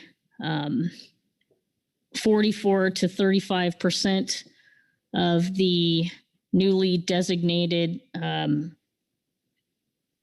44 to 35% of the observed coral and sponge populations that were within the cow-cod conservation area are now encompassed within the newly established groundfish exclusion areas, which is a new type of management area that now we've developed as part of this action to protect sensitive coral and sponge populations and their habitat. So it was truly a collaborative effort, and I want to acknowledge the participants of the work group and appreciate their testimony earlier this week. Also want to say that Merritt, Wayne, Louie, I sure hope that you come back and show us your photos, show us your accomplishments, I guess we'd say, as you venture out into these new areas and target new species. And we look forward to hearing how your trips are going. And similarly, on the commercial side, we'd like to hear your recounts of what you've found in re-exploring areas that historically were very productive for fisheries. Want to talk about alternative 4 a little bit. The alternative that creates a mechanism for block area closures to be used for commercial non-trawl sectors coast-wide. Currently, that mechanism is only available for trawl gears. Having the flexibility to implement block area closures in season or pre-season on the non-trawl sector should allow us to have more adaptive management that allows us to move fleets along or move folks into areas where we can expect them to avoid sensitive species. So definitely want to acknowledge the work that's gone into building this alternative that should allow us more flexible use of measures for the non-trawl fleet. Thank you. Thank you, Marcy. I'll look for any questions to the maker of the motion for clarification. And not seeing any questions, I'll open it up to discussion on the motion. Bob Dooley. Thank you, Mr. Vice Chairman. Thank you, Marcy, for a very thoughtful and well-crafted motion. I just have a couple comments on that. I think that this represents a real team effort to open up some grounds that have been closed, do it in a responsible way. There have been many measures that are coupled with this, like the mandatory logbooks that are now required, that are going to help us understand, interactions and how we prosecute this fishery. I mean, we've moved from being closing more and more areas to actually expanding areas now that we can fish in, and no better time than now with our crab fisheries in the state they are, and the Dungeness crab, and as well as the salmon, the future of that. We need more work for our fleets, and this offers opportunity and offers more ground. Some people worry that opening more ground is a bad thing or a risky thing, but I don't think it is. I think the one thing that if you have more options to go to places where the things you're trying to avoid might not be, the better off we are. So I've always thought that more ground is good. It gives us choices, and we definitely have a ingrained memory in our fisheries now that of avoiding things we're not supposed to catch and going to places and sharing information, things that we didn't used to do many years ago. So this is a different world than it was 20 years ago, and I'm looking forward to some very productive fishing from particularly our small boat fleets that need it so much, and the recreational sector as well. The opportunities definitely need that. So that being said, I also would be remiss if I didn't acknowledge that I've had conversations with NIMS and had conversations with the Observer Program, and I'm looking forward to them addressing the low observer coverage in the open access fishery and some of the fisheries so that we can get verification and a better comparison of observed, non-observed trips with the logbook entries. And I trust that whatever number they come up with, it's the right one because they are the experts. So thank you. Thank you, Bob. Further discussion? Chair Gorelnik. Thank you, Vice Chair Hesmer. I want to say that, anglers often hear about adaptive management, and it's usually an illusory promise or a slogan. But here we have genuine, bona fide adaptive management that inures to the benefit of the fishery. And I just think it shouldn't go without comment. Thank you. Lynn Mattis. Thank you. I echo a lot of the sentiments that Mr. Dooley and Ms. Uremko said. The last 20 some years where this area has been closed has been a sacrifice for a lot of our industry members. And that was to help a number of species rebuild. As these species have rebuilt, that sacrifice should be able to be alleviated a little bit, but in a responsible manner. And I agree that I think this is an iterative process, a step to go in that right direction to allow access for some of those underutilized stocks, some additional grounds possibly for halibut as well, make our fishery a little more efficient while still protecting habitat. So I will be supporting this. Thank you, Lynn. Further discussion or comment?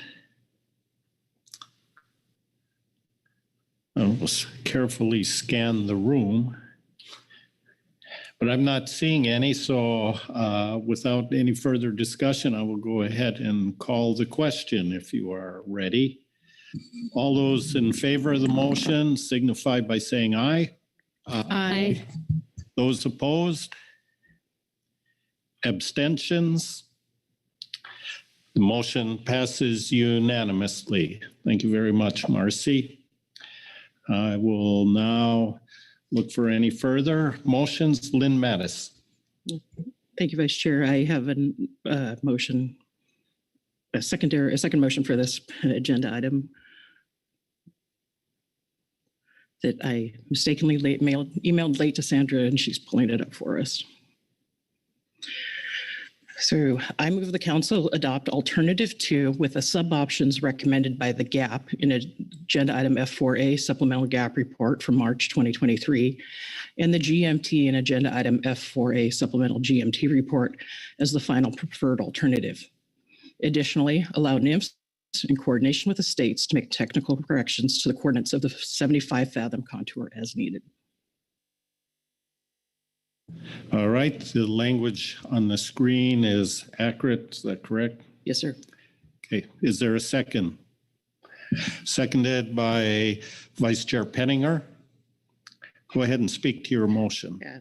Thank you. As I alluded to just a moment ago under the previous motion, the intent of this is to continue to protect species and habitats, including deep sea corals and overfish species, provide consistency between spatial closures between the groundfish and non-tribal directed halibut fisheries, provide current fishing opportunities or preserve current fishing opportunities, and take a precautionary approach until habitat information like the HAP sea layer can be updated and EFH evaluated beginning in 2025.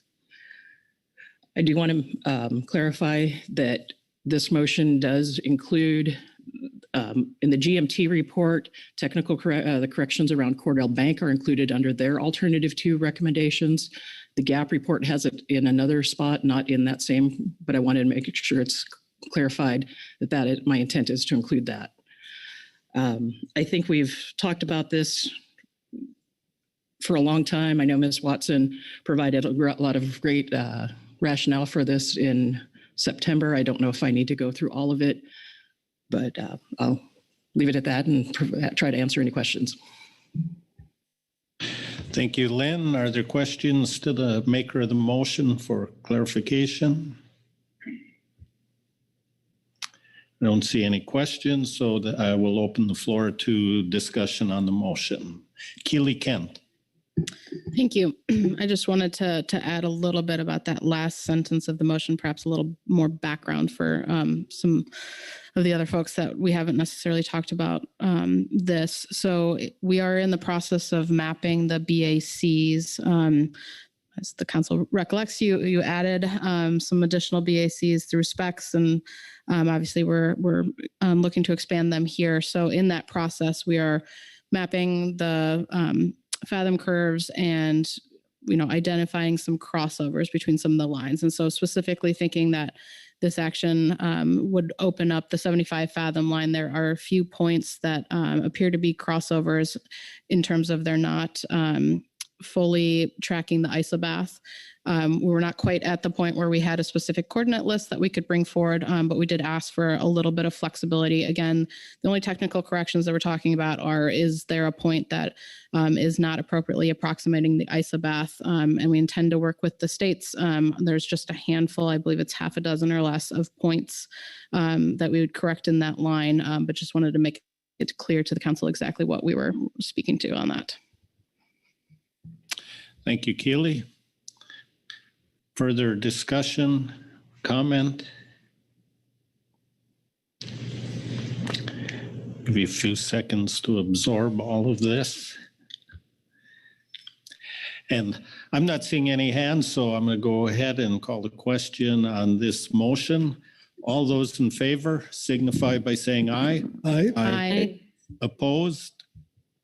Abstentions?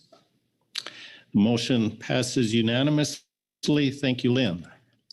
Is there further discussion or motions we need to take up on this? And again, we can take 30 minutes if you need to think about it. I'm going to turn to the staff officers and see how we've done on this. Thank you, Mr. Vice Chair. Y'all have done a great job in record time. And so you've selected your final preferred alternative for this action, including modifying catch allowances and gear restrictions for fishing in the non-trawl RCA, moving the non-trawl RCA boundary into 75 fathoms off of Oregon and California, removing the CCA, and developing block area closures. So I think we will wrap up all of our documentation and work with NIMS on completing this action. All right, thank you very much. I think Vice Chair Penninger has some words for us. Yeah, thank you, Vice Chair Assimer. Keely mentioned the great work the staff did here, and Lynn, and it's just my understanding of this thing towards the later on in this process, things got a little wiggy and almost I'll say went off the rails a little bit, but it sounds to me that maybe to extra recognize staff what work they've done, and really the communication between the agency and the council office was exemplary, and I just think that should be recognized. And just thank you for all the great work you guys did there. So. Thank you, Vice Chair Penninger, and I too want to congratulate and recognize all the work that went into this. I remember, I don't know how many years ago, sitting in a chair somewhere here when we were trying to move this from the B list to the A priority list and discussing how it would get done, and now it's done. So good piece of work by all. And with that, I believe that closes this agenda item. So I'm going to move the gavel back. All right, thanks very much, Vice Chair Assimer. Great job, Council. Before we break, I'll check with Executive Director Merrick Burton to see if there are any announcements. Thank you, Mr. Chairman. No announcements this afternoon. All right, we're done early today. Great work. One more full day, and then hopefully not too full of Friday. So have a good evening.